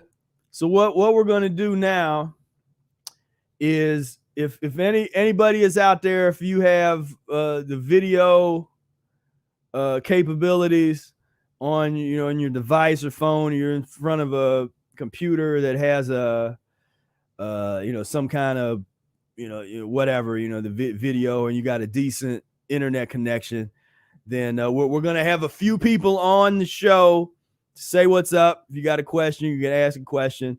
This is the first time we've ever done this, and so we'll see what happens. And so I'm gonna put the link right now in the chat. This is the join link. If you click that, you'll. And don't be an ass. We ain't asking you to agree with us. I mean, but just don't be an ass. Yeah. Yeah. So this is an experiment. This is kind of So instead of having the call in with the phone, this is like the video in. So if anybody wants to do it, I just posted up the link, and we'll see you come in. You go into like a little backstage kind of area, and we'll let you in to say what's up. And obviously, if you the cats that you know who you are, if you on board, come on over and say what's up. It'd be nice to talk to somebody we haven't never talked to before. That's maybe checking us out, and for the first time, maybe, I don't know. Yeah. So, and we'll see, and maybe people be too shy, and nobody will click the link. So there's that. But so like the opportunity is there. Like I say, you don't have to agree with us, but we just didn't want no real asshole people to come on there talking and doing crazy stuff, So that's what I was trying to avoid. But like I say, by no means you don't have to agree. We can discuss it, Yeah. civilly, but Yeah. So that's so I don't know. Maybe I better put the link without just the link alone. I guess the hyperlink it did a weird thing where the space didn't. Okay, here's somebody coming in. This is Bobby. All right, so we'll let him get his camera ready and add him to the stream here. What's going on, Bobby?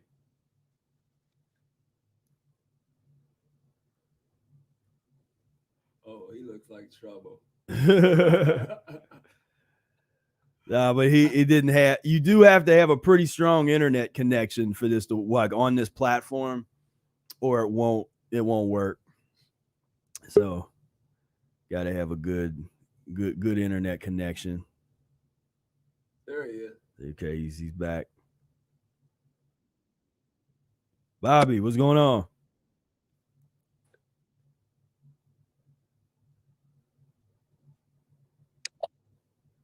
You hear us? You hear us? Oh, you got the headphones? Nah, he doesn't have a strong enough internet connection. Oh, do I need the headphones for this? Well, yeah, I mean, if you want to hear, if you want to hear.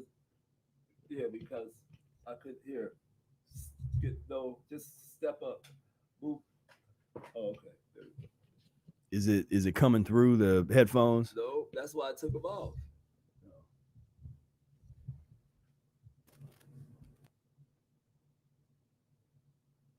What about now? Say something. Check. No, you took it down too low.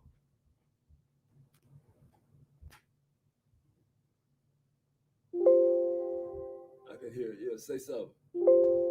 Check. Yeah. Okay. So yeah, so that the opportunity's there if you want to jump on, say what's up. And then just to test it out, maybe somebody that we know, man. Where y'all at, man? Reese and Q and all them, just to check this platform out to see if it works right now. Just somebody jump on and say hello. Yeah. So now I know the one thing that we didn't talk that you was wanting to look at the history of pandemics real quick. Yeah. And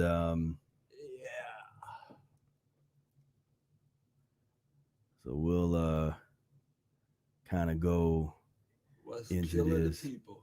It really and this probably really deserves more a real lecture kind of style presentation, but we'll just look at some stuff here. But and really this the history that they have.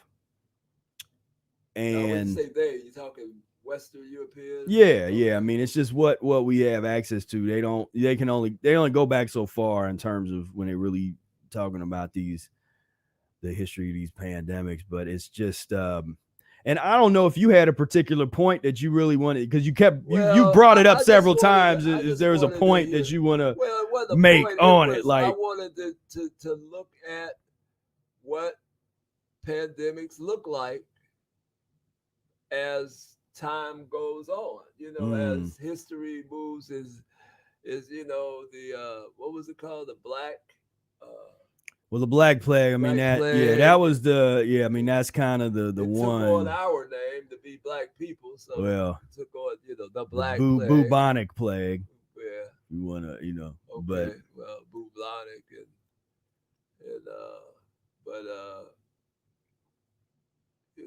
I mean, the main, like I was always curious as to what you really wanted to say about it, because there's not much to say other than we know what people were eating, and we know what the real cause of the death is. But that's what I was trying to bring out. Like, let's look at their stomachs. All these different eras of pandemics and plagues. Look at the stomach. 18th centuries and 15th centuries, and let's what were these people consuming, and what were they diagnosing as something that is killing somebody? Right. So that was what I was looking at. It never changes. It's always the same, I mean, it's always the same excuse. The same thing they use over and over again on us.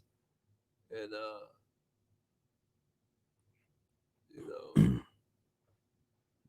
and we just look at the I mean, they just like we said, we live in a different reality. I mean, the folks is living in, this is that old germ theory. I mean, really, it'd probably be better to even get the quotes out, get the Eric quotes on the germ theory, just to. Nobody popped up there yet. I don't know if I'm seeing, look, Bobby's trying to get back on, but his video's not active now, so it wouldn't. So he wanted to talk, just talk. Well, I mean, I don't know if I just don't think he has a strong enough connection. Oh, okay. But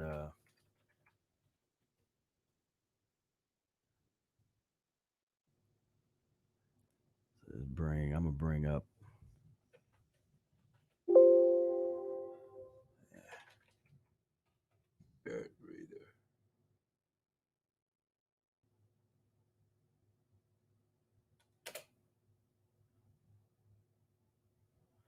All right, so the error of blood circulation.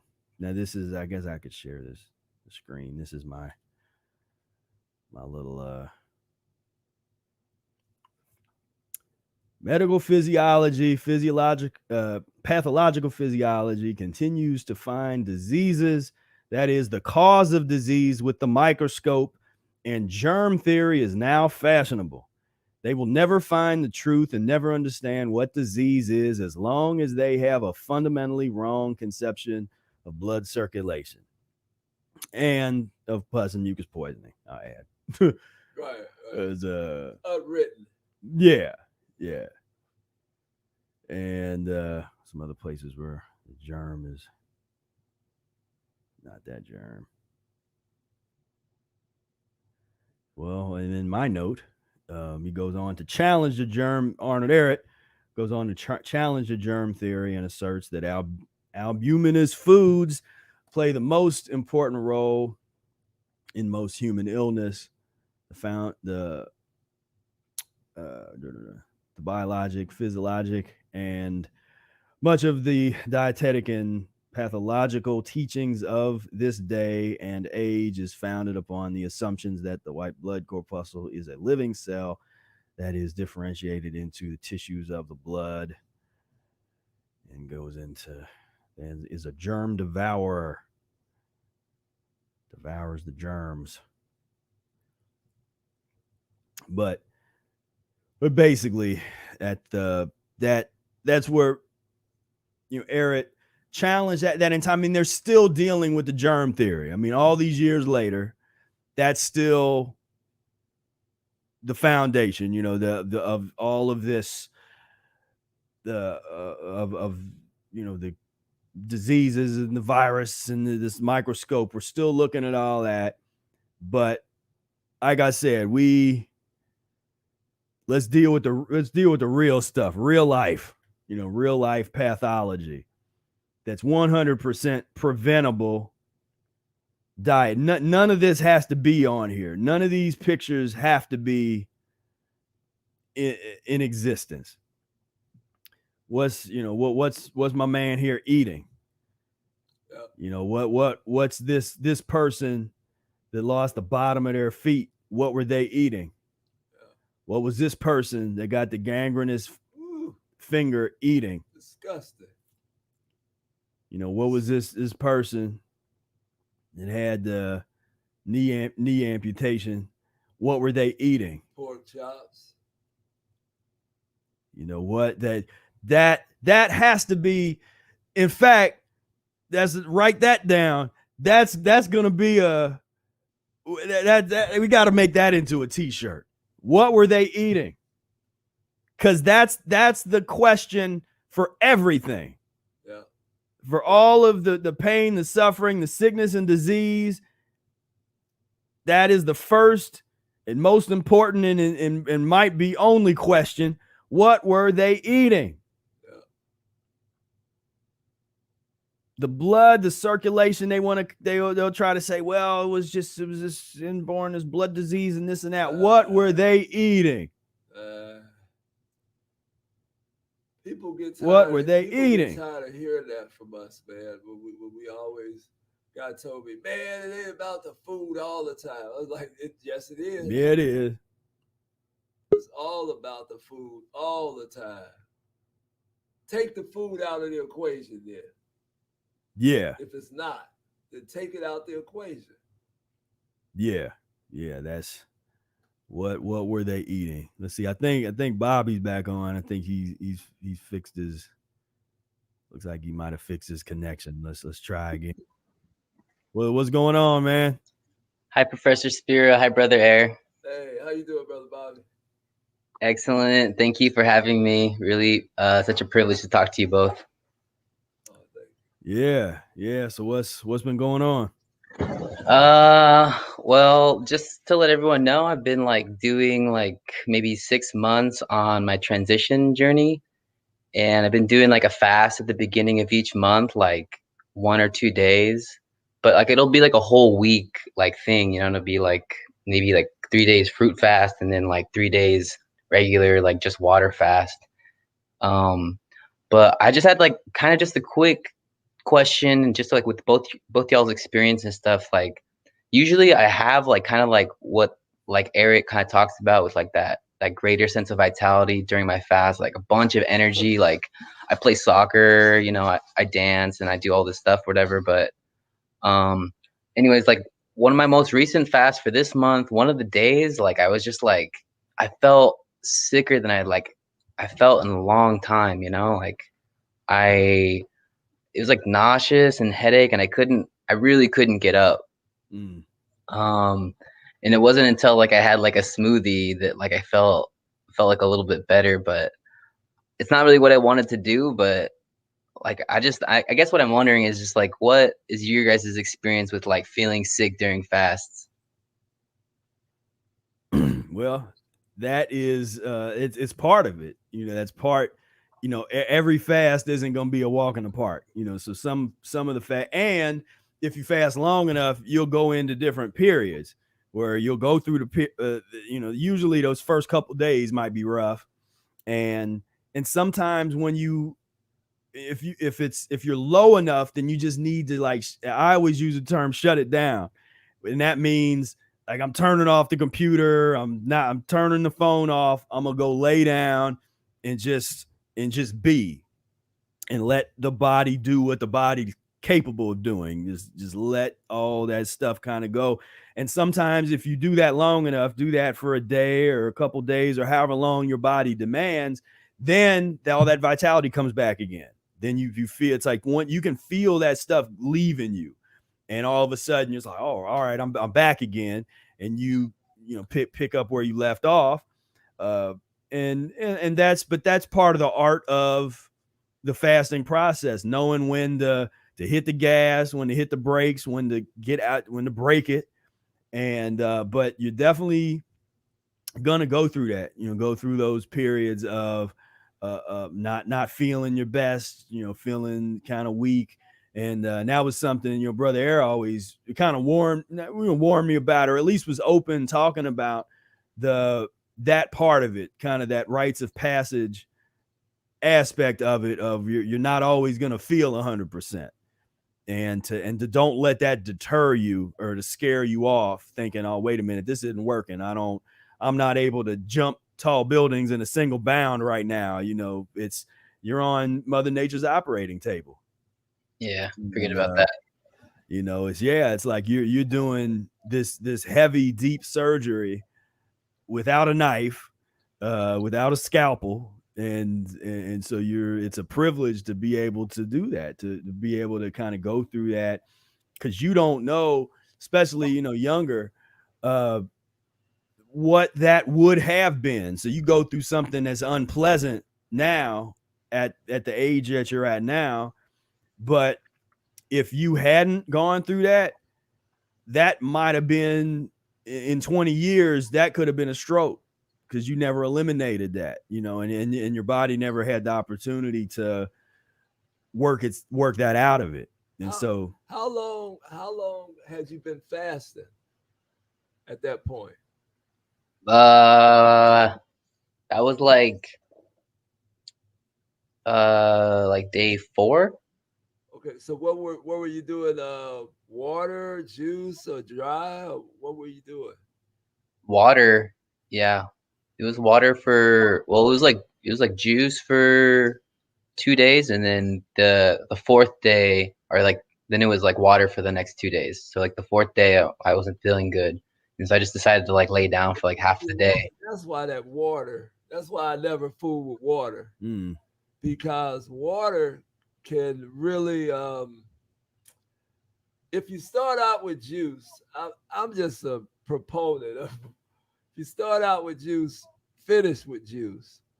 Water, sometimes the water doesn't stimulate like it's like 2 days of your body dealing with juice, and then all of a sudden here comes water, and it's not doing anything. It's like, it's gonna make you feel nauseous. Is that the way you felt? Yeah, it's weird, man. It's funny that you even say that, because I wake up and I feel nauseous, and I'll drink water and I'll feel more nauseous. I'm like, what the fuck is that? That's exactly what's gonna happen behind water. You should have started it with water. It doesn't work the same with the juice after that, but from going from juice to water, it creates another kind of physiology that, you say you felt bad, but then you say you drunk a smoothie. Was that a fruit smoothie or something? Yeah, it's a fruit smoothie. Yeah, that's what I figured. That was a fruit, and you felt all right, right? Yeah. Yeah, so there it was. Yeah. So that's why, when you really look at Eric's methodology, his fasting methodology, he recommends short-term fruit juice fasting over a period of time, systematically, intermittent. He coined that term and concept. Intermittent fast is really Eric, but intermittently with the mucus-free diet. And so instead of trying to do those real long periods of fasting, you do a couple days on fruit juice and then eat mucus-free for a couple days or a few days, and then get back to another few days of juice fasting, and doing that intermittently over a long period of time will have you arrive, by the time you get to that higher level of removing the obstructions and going through this process, it's much more sustainable, and it's a more comfortable way to get there. And as opposed to the water fasting methodology, that's just, even though Eric did the long-term water fast, he did those long 49-day water fast, he still recommends the juice fasting or the lemon juice fasting. At the most aggressive would be the lemon water kind of fast. But that's all part of it. That's part of learning about your body, learning how, what type of fasting process is best for you.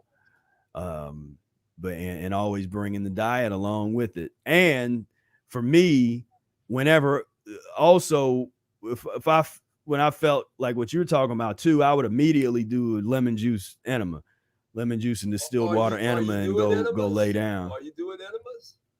I still have not been baptized yet.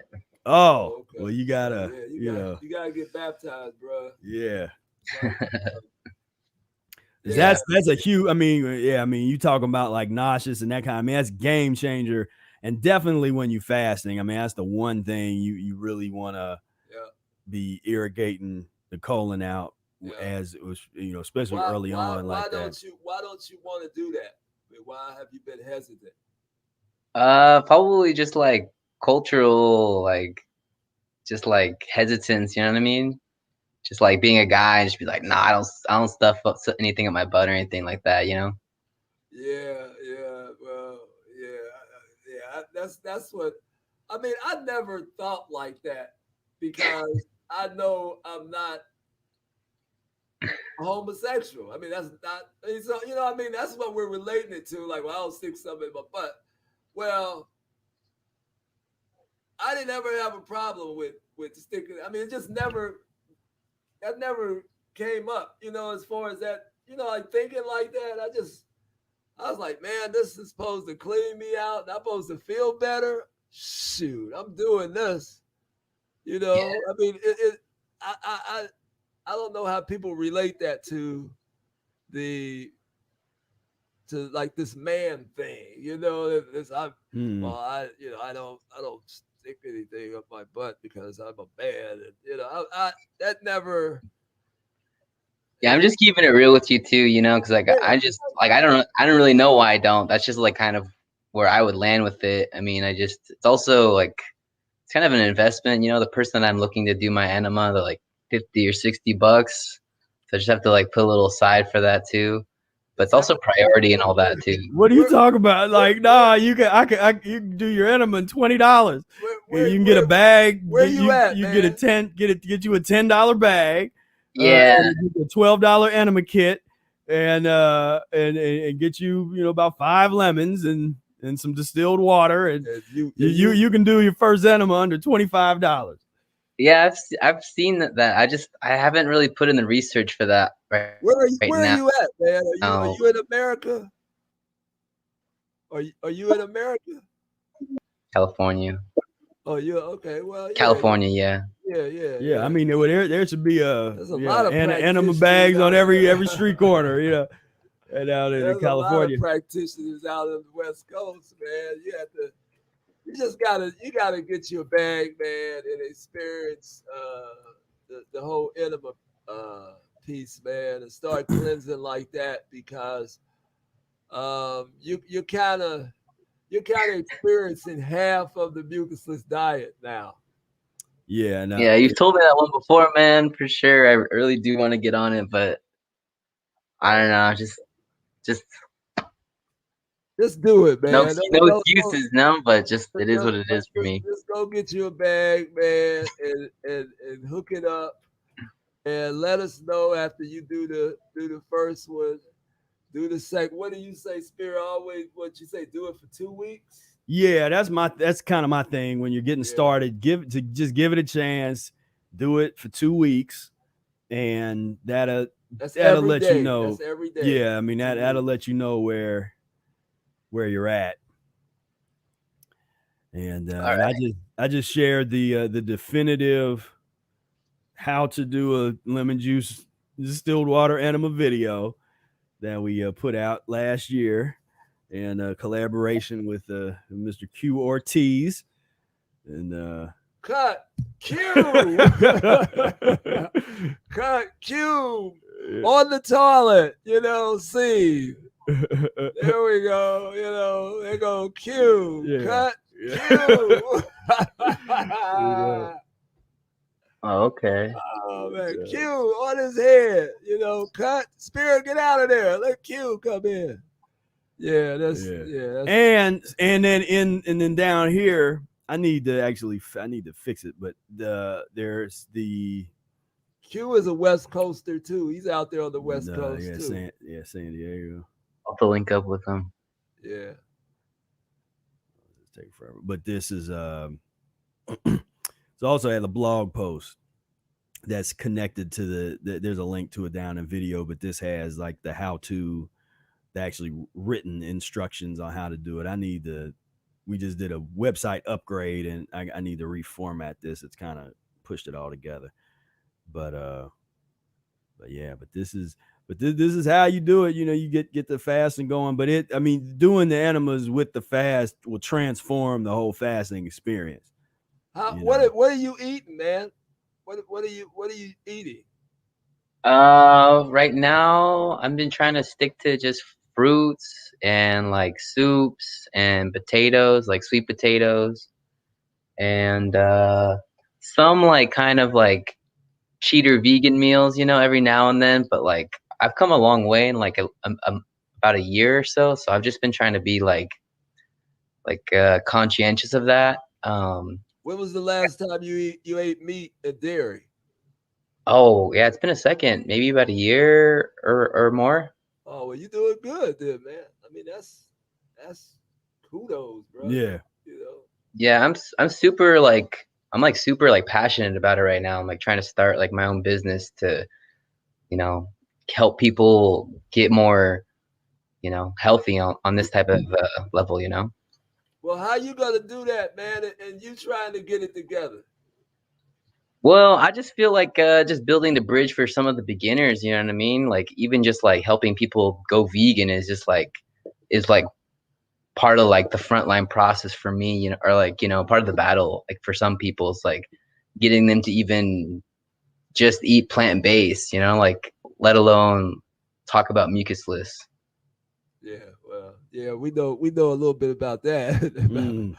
But it's like when you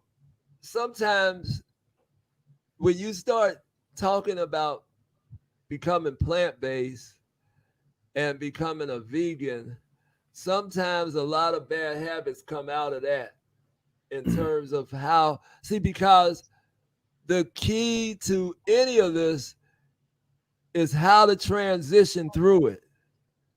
And when you leave that component out of the teaching, how to transition properly, and you say, well, okay, we could do the vegan, I can be vegetarian, but the transition, man, that's why, I know it's hard for people to talk about the mucusless level, but they really need to. You really need to start there with the book, and the practice of the mucusless diet, so that there's no kind of, you really know how to read yourself.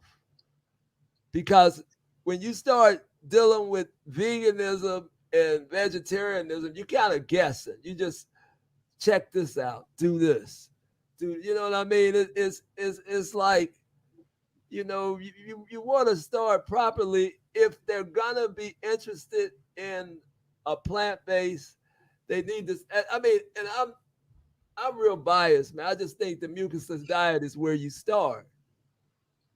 Yeah.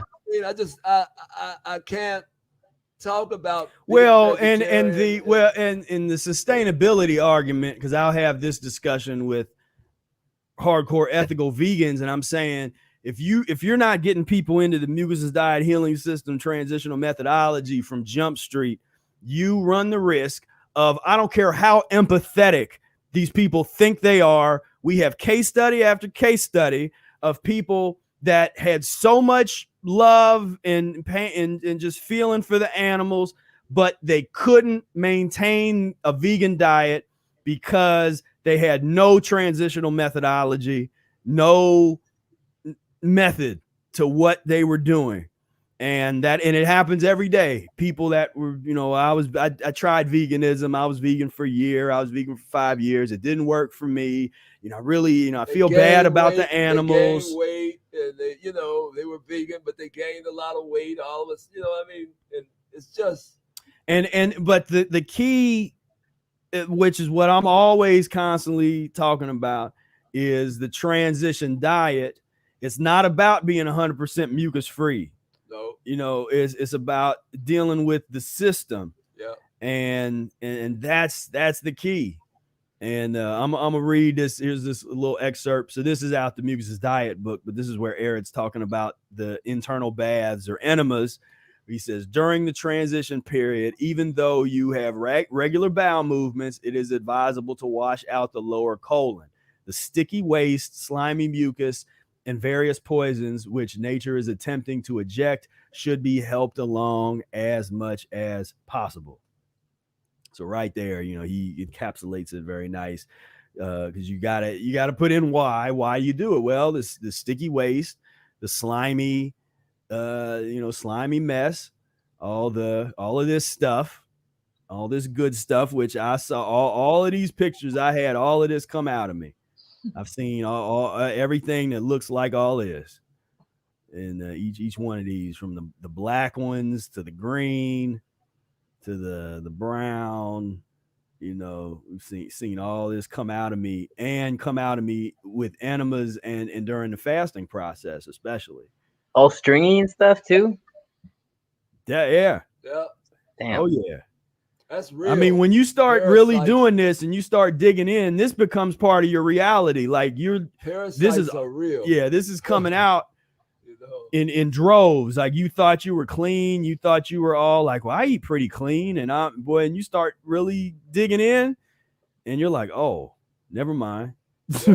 I mean, that's real, man. Like, parasites are nothing to play with, man. Yeah. Like, damn. This is enough of a reason for anyone to go mucus right here, mucusless. You would think. Well, you would think. It's this stuff, boy. You want to talk about, like, if you ever want to know what death smells like, get some of that stuff out of you and smell it, man. This is just straight death. Yeah, man. So yeah, man. I don't think we were trying to berate your business plans. You said you wanted to start a business, but I was like, man, look, do this properly, and learn yourself where you can teach others the correct way. I just have problems with people wanting to be instructing people when they haven't really done anything. They haven't really gotten themselves together. Yeah, that's true, man. I just feel like we're just living in a time that we need like anything we can get, as far as changing people's minds. You know what I mean? Like, there's such a radical, force being forced upon us that like anything that can be done, even if it's just getting people, like everyone, to go vegan like tomorrow or something like that. Just like, and then like, let's work on the next thing of getting them on a more nutritious diet, and then like, let's get them on like a mucusless. You know what I mean? Like, what are the tiers to all this shit? I mean, the question then is like, well, where do you best put your energy? And with like what we're trying to build with the community, if you to have that kind of influence, then my encouragement is like to really like become a leader in the community, which means you're practicing and you're on the forefront of that, but participating in the meetups and all that kind of stuff, and sharing a bunch of stuff online and starting to build that kind of following, because especially in this day and age, that influencer culture, but it's also about community-based influence, because most people, they have to have that kind of, to even look at something and think that it is legitimate, there has to be a group of people doing it. And that was one of the reasons this took kind of so long to get the Mucusless diet to where it is now, is because, when I got started with it and when Brother Air was doing it, the only people that were getting into it were the true visionaries that could see it, that didn't need a big group of people to feel comfortable to do this, that you could read the book, you could say, this makes all the sense in the world. I don't care if no one else is doing it. I'm going to do it. That was the attitude of the people back then. But what's happening now is, now that we have the community forming, and the more that we have, and I encourage people to really participate and become leaders, because the infrastructure is there. We built the infrastructure. And so now it's like people to stand up and be like, okay, this is what's going on. And by doing that work of building within the community, that is so attractive to people, the outside, more so that it's like, of course, I'm always be obsessed with the information. That's part of my mission, is just the teaching aspect of it. But what's really going to draw people in is that community, and to see that something's going on. Like, people, it's so attractive. Like, they can't help but be drawn in, because it's like, wait a minute, what are they doing over there? Like, people, you have that experience just at a park or something. There'll be a bunch of people looking like, man, it looks like they're having fun over there. What are they doing? Like, I want to be a part of that. Like, I at least want to know what's happening. And so using people's own, desire to want to be a part of things like that. That's, I think, the magic tool in terms of really getting this information over to people in a way where, because self-interest only goes so far. Because the problem with that, right now, a lot of it is, the early stages was the self-interest, people being sick, they want to feel better. What can help me feel better? Mucusless Diet Healing System. Boom, I'm feeling better. Then they go back to eat the way they used to eat, because they didn't really deal with the system in a way. They dealt with it enough to heal themselves from chronic illness, but they didn't deal with it on a lifestyle level to be able to sustain it, and they didn't develop that desire to do so. But what I find is, the stronger the community gets, the more people, they learn a lot faster. You learn through dialogue, you learn through that observation, and you see other people that are desiring to live the lifestyle and doing it and being successful with it. Then it's so much easier for people to just plug in. And so anyway, so to long story short, I invite you to be a part of the community, jump in and participate in like you did here. You jumped on here to participate when no one else did, so you have that. So I'll always be here for sure. Yeah, so I commend that, and I commend that spirit, and it's just a matter of, like I said, putting that energy in the right spot. And I think right now for you, a great spot would be, just plugging into the community, and because that's where a lot of people are going to start being able to really plug into that, and we're growing it now. We're really trying to make some moves to grow it. So, and that just for people that otherwise would be uncomfortable doing it by themselves, they'll be able to really have that support system. And so that's been what I've been trying to really put together right now. Yeah, I really appreciate the Wednesdays, man. I don't really have anyone to talk to other than my homegirl Nicole. She's the one who kind of put me onto all this. She's been doing like Mucusless for kind of Mucusless, mostly Mucusless for like a year or something or more. 3 years. 3 years, she just said. Oops. But yeah, other than her, I don't have anyone to really talk to or really be like encouraged or engaged with about all this information and stuff. So like I said, I really appreciate the community. I'm hoping to maybe start one, like a community, like a Mucusless community out in my area. But yeah, the little meetups. Yeah, I always encourage that, you know, and it can be simple, even something as simple as having some meetups, you know, mucus-free meetups or some juice lucks, you know, juice potlucks or something, you know, and just having and just be like, hey, come on, or have the juice lucks and you're juicing and everybody's, you know, and then at some point, then you start, you know, passing out copies of the Mucusless Diet or do a little handouts or something like, hey, if you're interested, you know, check this out, you know, this Mucusless Diet Healing System, or you know, that kind of stuff. And that's that social, that's the, you know, boots on the ground kind of level, you know, which was where the next level that it has to go to is that kind of boots on the ground. But yeah, you know, it's a great opportunity, you know, for people that have the vision and that. Tell Nicole to say hi. Yeah. What's up? Hey, how you doing? Hanging. Doing great. Good. I like having this on in the background. Yeah, also listening, but that's always good. I mean, you know, background, and you see more from the background. Yeah, I'm always listening, but it's just nice background talk too. Sometimes things are subconsciously dealt with and digested, you know. Mm-hmm. So that's cool. You know, I just wanted you to say hello. So yeah, well, not quite as social as him. I didn't want to spoil your silence, you know. You didn't. Thanks for saying hi. Maybe I'll ask some questions at some point. Yeah. Beautiful. All right. Yeah. No, it's deep. When I get messages where people, you know, they'll say they go to bed with our videos, you know, and everybody, you know, they'll be like, you know, and okay. then people starting to have dreams with me. What was that? The dream with me eating hot dogs. Somebody posted that they had a dream. Evans. That was Evans. Okay. He's in I think he's in Seattle. Wait a minute, where was he at?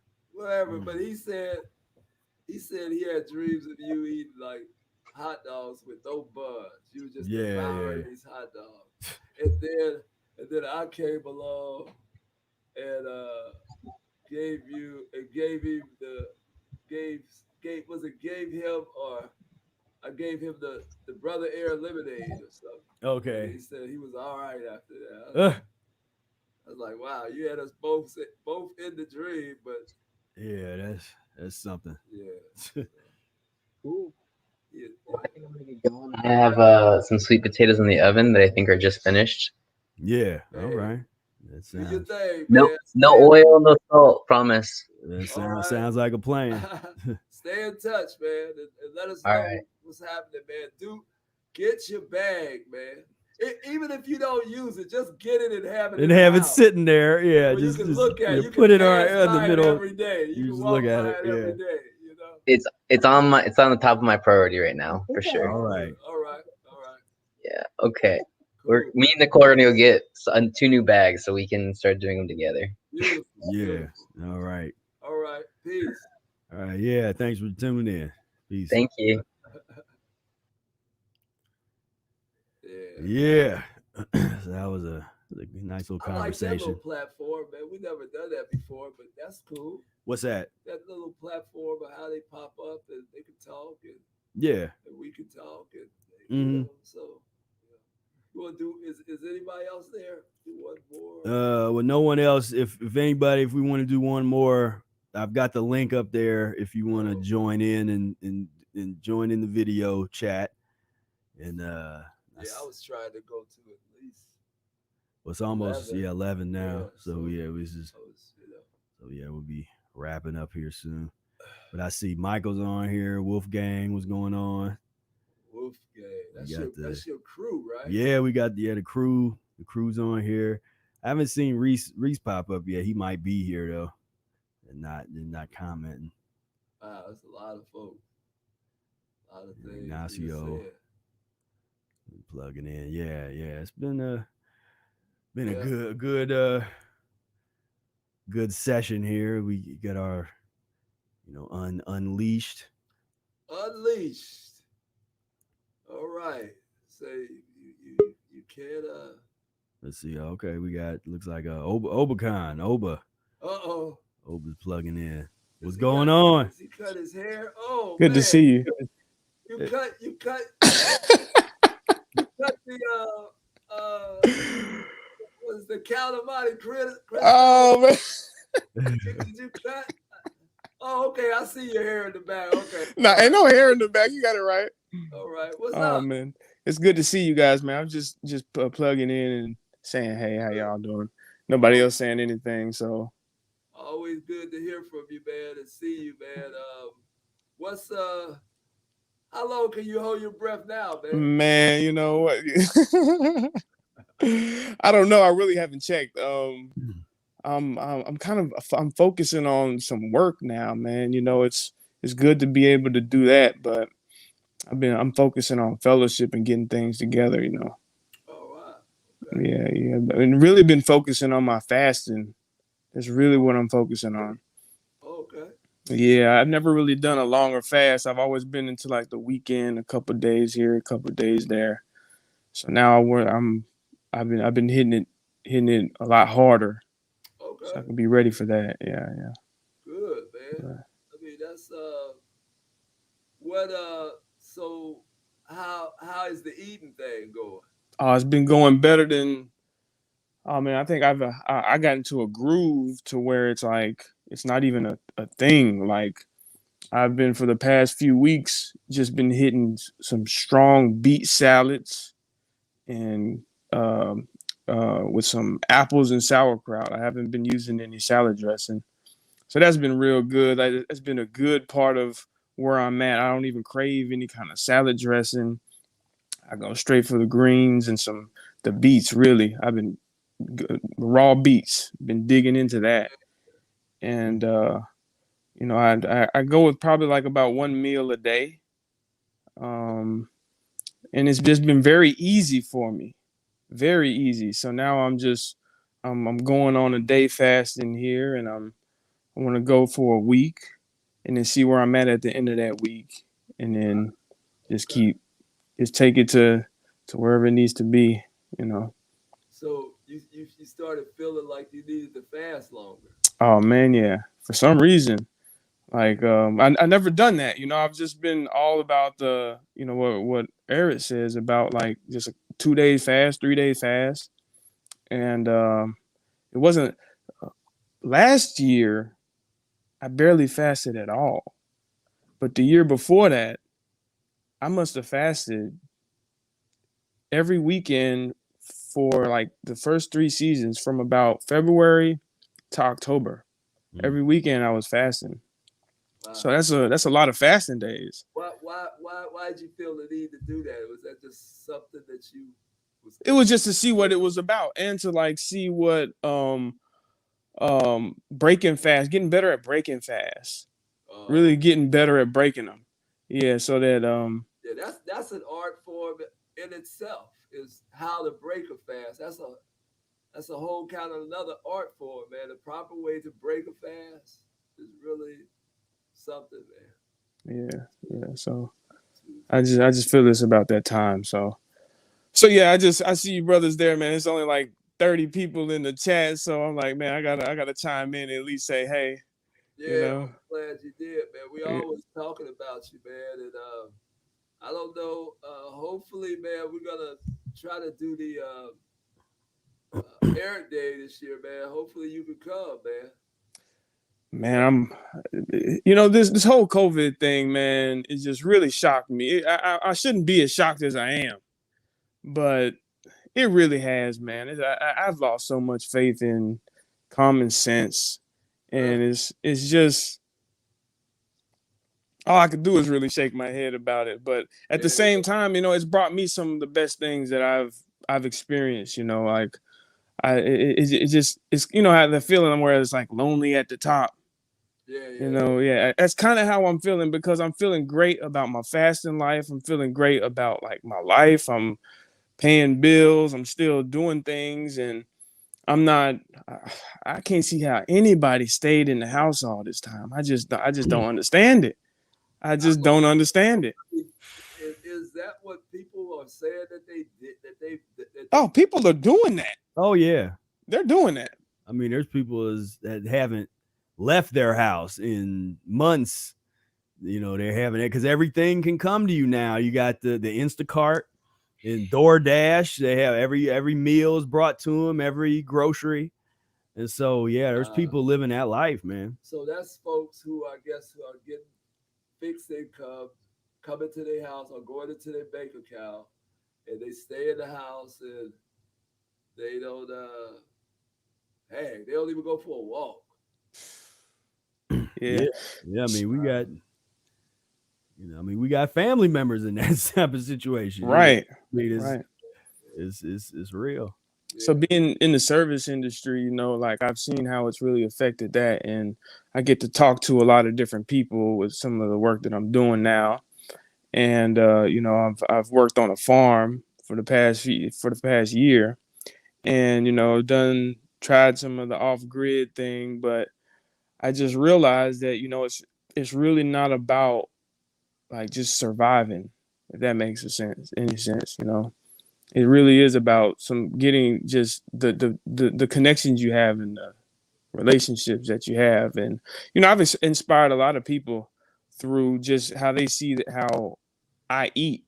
They just don't even understand it, And, I've gotten to the point where it's like, I don't even try. And I'm still, having people raise their eyebrow like, huh? So, and then it's funny, like when they try to figure it out, they automatically like, oh, so what? Oh, you sure you don't eat chicken? Not fish either? So, those are always funny. Those, what about fish? Right. Like, no, that's meat. That's animal. No, nothing animal. Like, oh, so milk? Like, no milk? No. Yeah, and your response to be, yeah, I don't eat it, and you shouldn't be eating it either. Man. Right. I mean, we get implied. If you've been watching this video, 2021 is we getting hostile with folks. I see. What'd you say? Clean that up? Yeah. We getting hostile, man. Shoot. Man, we ain't gonna be nice no more. Be asking me about the kinder, gentler that's days. Over. That's over. Those are That's over, man. Now we gotta turn it on them, man. Let them know like you're doing something wrong. Right. Doing something wrong. But I'm telling you, look, check this out. So I've gotten a few girls that I've known to do enemas. Okay. And it's crazy because once they do it. Were you administering them? No, I wasn't. Because I know you, Obakar. Hey, look.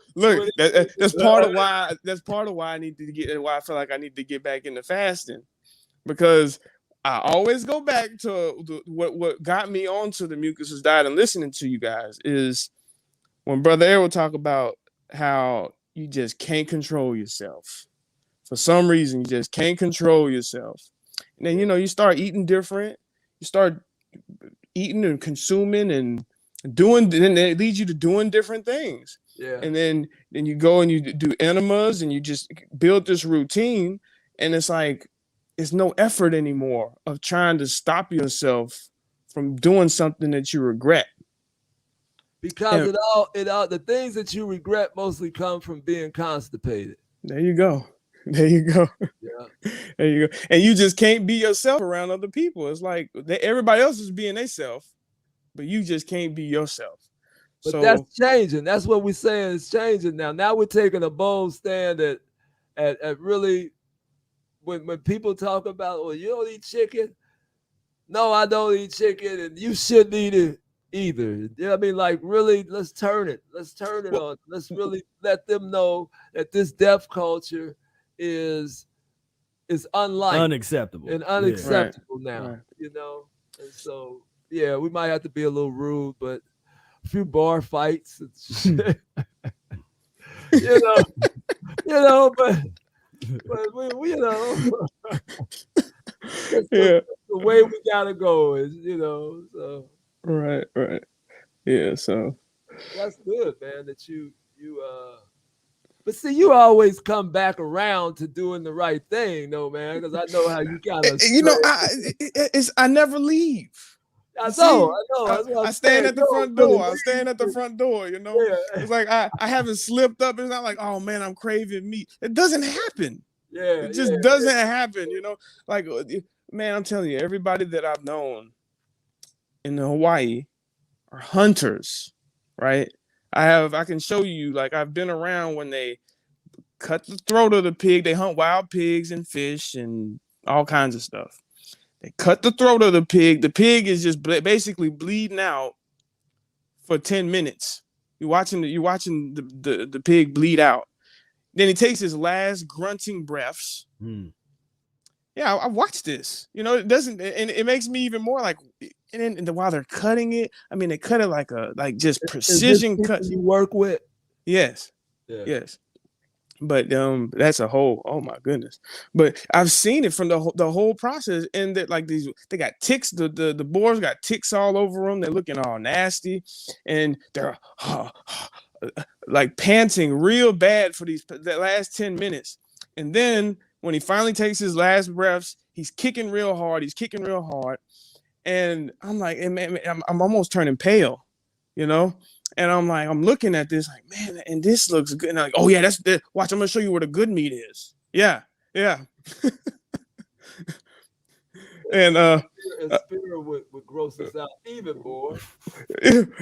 So you know, like I've been around that to where it's like, you know, if anything, I respect people who will go and hunt their food, their meat more than somebody who eats this stuff, you know? Yeah, just like that. And but then when they sit there and they butcher it, man, you see how the muscles are twitching, and the muscles twitch for a good 30 minutes while they're skinning it. Yeah, you know. Yeah. And memory, it lives on beyond the right, the life of the animal. The nerves, yeah. So you know, I've been around like nearly everybody, and I see people and they eating it raw. They like one of the most raw pig. Oh man, they eat all that stuff raw. One of the right. One of the. I remember when I was eating pork, you had to cook it. Yeah. You get all those. Yeah. Man, one of the most popular dishes in Hawaii is poke, which is raw fish, but everybody eats it, right? Everybody I knew ate poke, and it's like, well, you sure you don't? This is real good for you.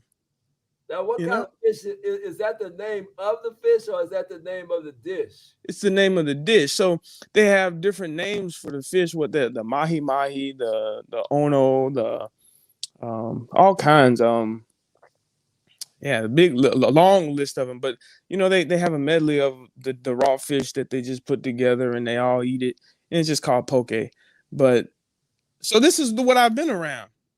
So where it's like, you know, I look at it, it's like, man, I always think about the trenches, and I asked them, I make sure to ask all of them, man, if it ever came down to it, would you eat another person? And without hesitation. Yep. So it's like, yeah, I don't. We're friends under certain circumstances. Overcon with those people eating that raw fish, you say all of them are eating that raw fish. How has that deterred you towards choosing a mate over there, choosing someone to date when you know that they eat like that? Well, I'm gonna tell you, like, I don't get close enough to smell them. Okay, but it's certain conversations that we just can't have, right? And I know if I can't have a certain type of conversation with a woman, then, you know, it's just going to be lust at that point. That's all it'll be. It won't be anything building. It won't Isn't be. it like that all the time? No, I'm just No. What are you talking about? Lust When is- and you know what? It's like that when, honestly, it's like that when I've been at my most mucus states, right? yeah. So when I was into the vegan pizzas, or the barbecue, one of the things I had was barbecue jackfruit nachos. That was one thing I was doing heavy. Yeah. But you see, that's just as far as it goes, you know. And while I'm doing those things, it's like, you know, okay, I can hang, right? They might get a nacho here, you know. But you know, when you're talking about eating a sauerkraut, cabbage, beet salad, and that's your only meal for the whole day, it's like they magically evaporate, man. It's like you can't pay them to stay around, you know. Well, they don't mind if you eat it, but they want to eat what. Oh no. If that's all you eat in one day, they won't be around. Oh wow. That, you know, yeah. I haven't been able to fast with them type of friends, like, and they like, you know, it's something about like a nervous sort of quick, fast pace, rushing sort of energy. Like, you know what I mean? Like everything is rushed. And so yeah, it's very peculiar to me how when I'm in certain periods of my diet that some people I just can't be around. It's not that I force myself to not be around them, but they're just not there. Like, they don't pick up the phone. It's like, you know, I miss their call, and it's like it never works out. So yeah, and with all that being said, you know, like, most of them people are the ones who, like, they don't so much believe in the coronavirus as much as they just do whatever's like, okay, this is just what we got to do to get to wherever we got to go next. And with this whole thing, I'm just wondering where it's leading. And I have to align myself and be in a place where, because I know it's coming very soon, where, you know, I just stand my ground and say, no, you know. And the best time I can do that is with fasting. So I'm working on being in a place right now where at any point I can fast. Yeah. Yeah, man.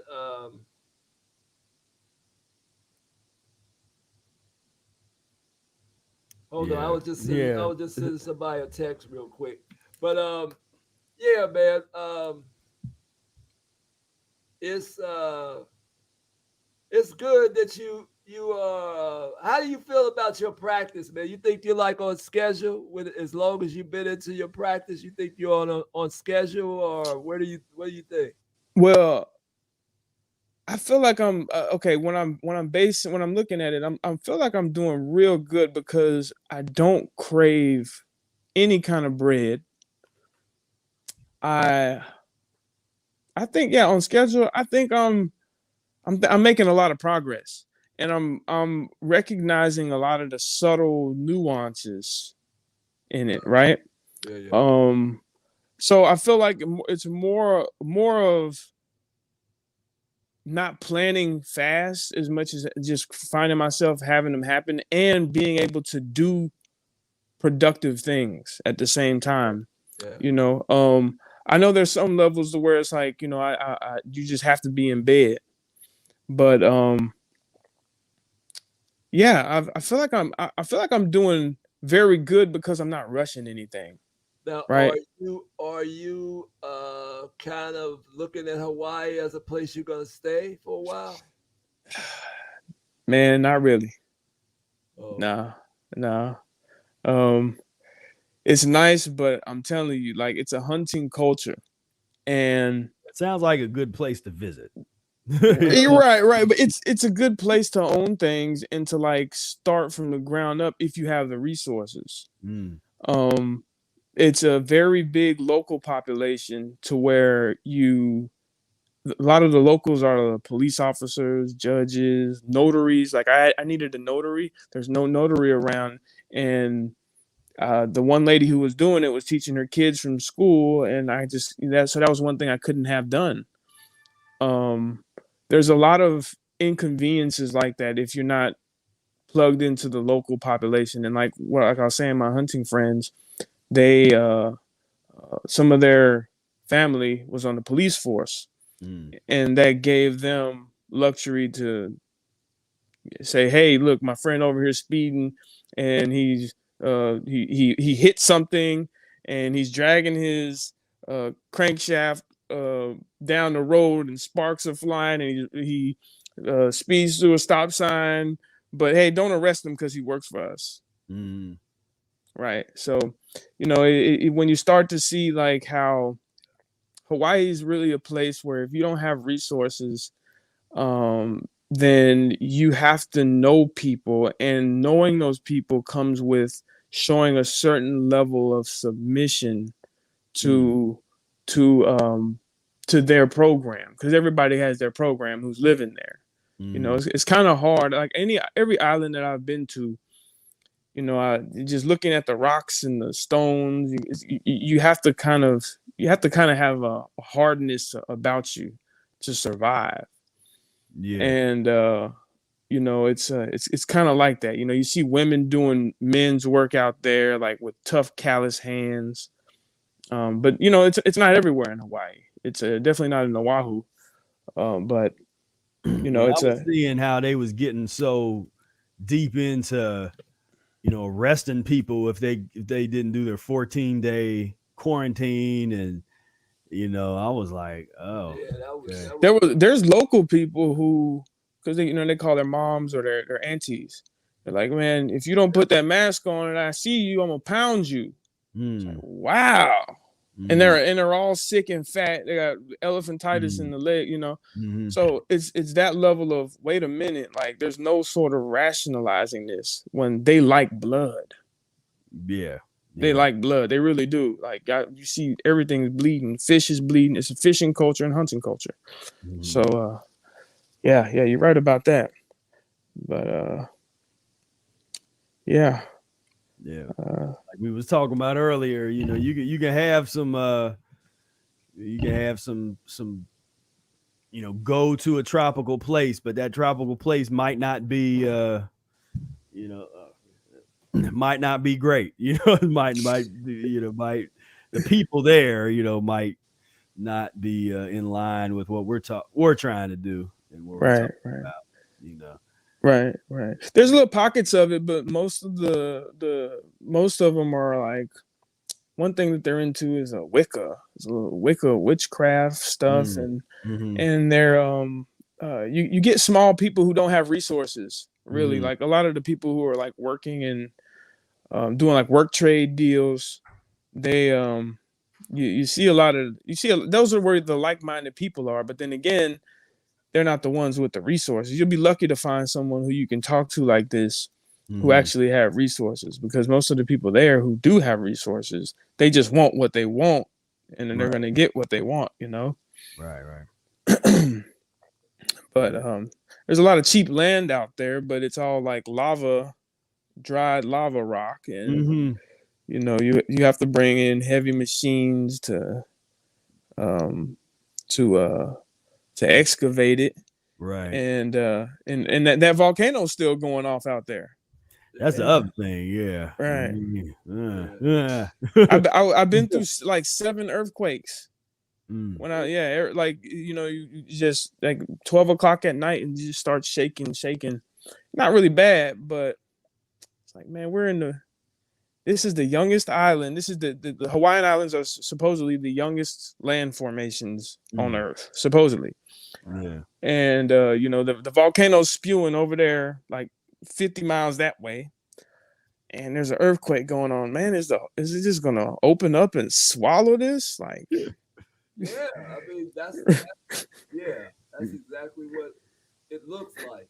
It's just water, man. I mean, it's like this little speck of land, and then it's water, and it's unreal, man, how it's sustained this long, Right. especially in the mucus and pus culture. Right. Well, about that. So there was in the farming work that I did, we had different like leases with different private owners and just land that the state set aside.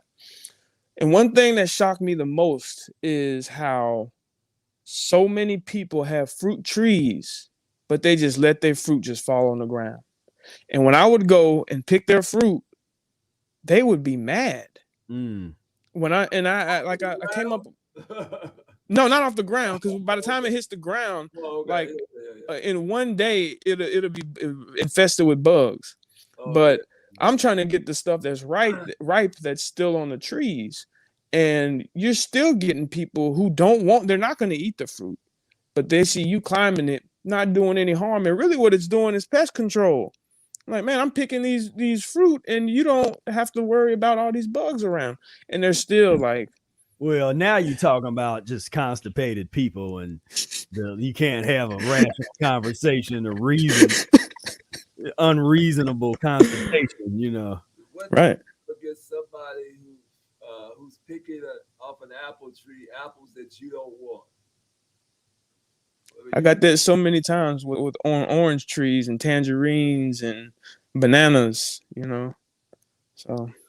Well, I mean, but like you say, you are around hunters. Hunters are that's like to the 10th power. That's like to the 10th power of mucus and pus. You dealing with hunters now, so you dealing with some real constipated people that rational thought, comes their way like every blue moon, so. Right.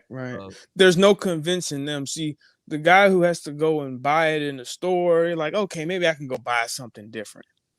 But when you're talking about people who train dogs, or they have bow and arrows, or they have spear guns, and there was a time I was like, what, I'll go spear fishing. I went spear fishing before, like, let me go try this out. Man, you out there in the deep blue water, and they're like, well, if a shark comes, then do this. And okay, so you gotta go get chum to bait the shark and everything. And man, I just felt sick doing it. I tried it once, but it wasn't. I didn't kill anything. I couldn't catch anything. I wasn't really too, because it's diving. It's not. Yeah, it's nothing. It's not fun. It's like it's not your spirit. It's not your spirit. But you physiologically are trying to go the other way. Right. So yeah. You also get people who man, they go hunting what they call like tacos, but really they're octopus. And so there's these octopus hide in the reef, and man, you'll see people that go and they grab these octopus, and while they grab them and the octopus is squirming, they bite the back of its head to bite the brain out. Right. Kill them instantly like that. So yeah, you got, and that's supposed to be like humane. I wouldn't say that. Imagine having a meeting with him. Right. Like trying to. But it's a part of the culture. It's like, oh, you got your first taco and you bit it. Like, oh, good job, fucking hammer, Like, so it's a part of the culture. So when you talk about people who you're separating their food from their culture, you're talking about somebody who's going to fight you, man. You got to talk about somebody who's they're not just going to, okay, well, let me just try this out. I know. I mean, yeah, I know.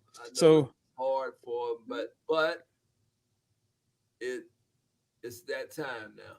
Right. So the fight is on. Right. Yeah, so the fight is on. Hold on. You got your head. Yeah, so that's been a big part of me thinking about, okay, where do I really need to be? Because I went out in Hawaii right around the time of the pandemic, when it started. Yeah. And seeing all this really just shows me like what I need to be ultimately. I don't need to be like first, like you can't approach somebody and really see what they're about until they show you. But these are the things that I need to like pay more attention to as to where I need to like really build relationships and see who I'm going to be around. Right. When the heat, because the heat's just turning up, you know, when the trenches come around, you know, so Yeah. So yeah. It's that's on the front lines, you know, the front lines of the mucus-free liberation movement. And that's what we see. You know, we weigh you up on the front line. You're gonna see a few folks bite the back of the head of an octopus, and you know, it's like that's what we get to see. You know, so we see it so that our children don't have to. You know, right. You know, wash that all out of there. So all right, man. It was great having you on, man. I appreciate you plugging in, man. I always appreciate your energy, and you know. Thanks for having me. I appreciate it. Yeah, man. Stay in touch and stay in touch in the on the meetup on Wednesdays when you can, and just let us know what's happening, man. Just stay in touch. Right. All right. I appreciate you all. Yeah, have a good night. Thinking about you, bro. Yeah. For life. Peace. Yeah. All right. So. Whoa, Omicron and the cats, and yeah, man. So we did another Unleash, man. Yeah, so, another Unleashed. Yeah, so got another one under the belt. You know, put 2020 to rest and getting ready for 2021, because it ain't gonna be much different than 2020 for, you know, as far as the outside world goes. But it's gonna be different for us, because it's always different for us. You know, we living in a different reality. Yes. And you know, we gonna put that old like we say, our mission is to put this whole thing in the dustbin of history. Yes. And that's what we're gonna do. Yeah, that's what we're doing. That's what we're doing. We are actually doing it, and people are responding, and we appreciate everybody who tuned in, and the support. We see you out there watching, and thanks for folks who called in on this new little platform. We like it. We probably keep it, you know, and do it again. Yeah. And will your podcast have this feature? Yeah. Okay. I mean, this is what I'm using now. Okay. You know, and so that'd be cool, man. You know, you're doing the podcast on Thursdays, right? Yeah. Thursdays at what time? 6 o'clock. Thursdays, 6 o'clock. Yeah, Thursdays. Eastern time. Yeah. 6 o'clock, and I guess we ought to go over our stuff. And we talked earlier about our Indiegogo campaign, and if anybody have a few spare dollars, we love your give it to it hurts. Appreciate your support there, and help us, because like musicians took it hard, man. Like, oh man, I mean, the artists, it was nothing really, for them, you know, artists, and that's the way we've been, you know, existing, making a living, you know, playing music and stuff. And they just shut down auditoriums and concert halls and clubs and bars, and I mean, it was just festivals and gatherings. Festivals. It was just no mercy, man. I mean, that's why I'm waging war on them, is because they waged war on us. They just, you're talking about taking the rug out from under somebody. Right. They took the rug and then, you know, just burnt the rug. And, right. And we're just playing the kind of makeup right now. Like, what is it to do? And then the club owners or the bars that want to start hiring you back, they're using the excuse of not being able to get as many people in as to pay you less. Oh, yeah, of course. And so it's like, we can't take less, because less is nothing, because that's what you were paying us before the COVID. Yeah, well, that's a whole. I mean, So, we could talk all day about just that. Yeah, just that. That's a whole other thing. You know, with this GoFundMe, we want to do this music, and we want to represent, and really put something out there that will stand the test of time and represent what you're going through physiologically, man. This is for the practitioners. This is for the music people who love the arts. And, so that's where this is gonna come from, man. So yeah. So the link is in the description for that, or not, well, in the description, as well as I just threw it up in the chat. So if you can hit that and give what you can, we truly appreciate that. And then if you haven't ever signed up, if you're not signed up for the Mucus-free Life Insiders Club, link down there, sign up, get your free downloads, free gifts, free mucus-free recipes, and a couple other goodies there. And if you're interested in learning more, we got books that we publish. We got published 7 books, get you the Mucusless Diet Healing System, if anything. If you really want to just like cut in front of the line and get all this information as effectively as possible, we got the Mucusless Diet Healing System e-course. Link is that in the description for that. And I basically take you by the hand and walk you through every lesson of the Mucusless diet over the course of 2 months. And it's basically a college level course on the Mucusless diet, where the Mucusless Diet Healing System book is the textbook for the course. So that's where we're at, and definitely appreciate you tuning in.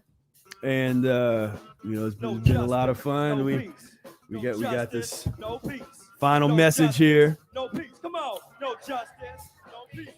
No. So until next time, peace, love, and breath. No peace. No justice. No peace. No justice. No peace. No justice. No peace. No justice. No peace. No justice. No peace. No justice. No peace. No justice. No peace. No justice. No peace. No justice. No peace. No justice. No peace. No justice. No peace. No justice. No peace.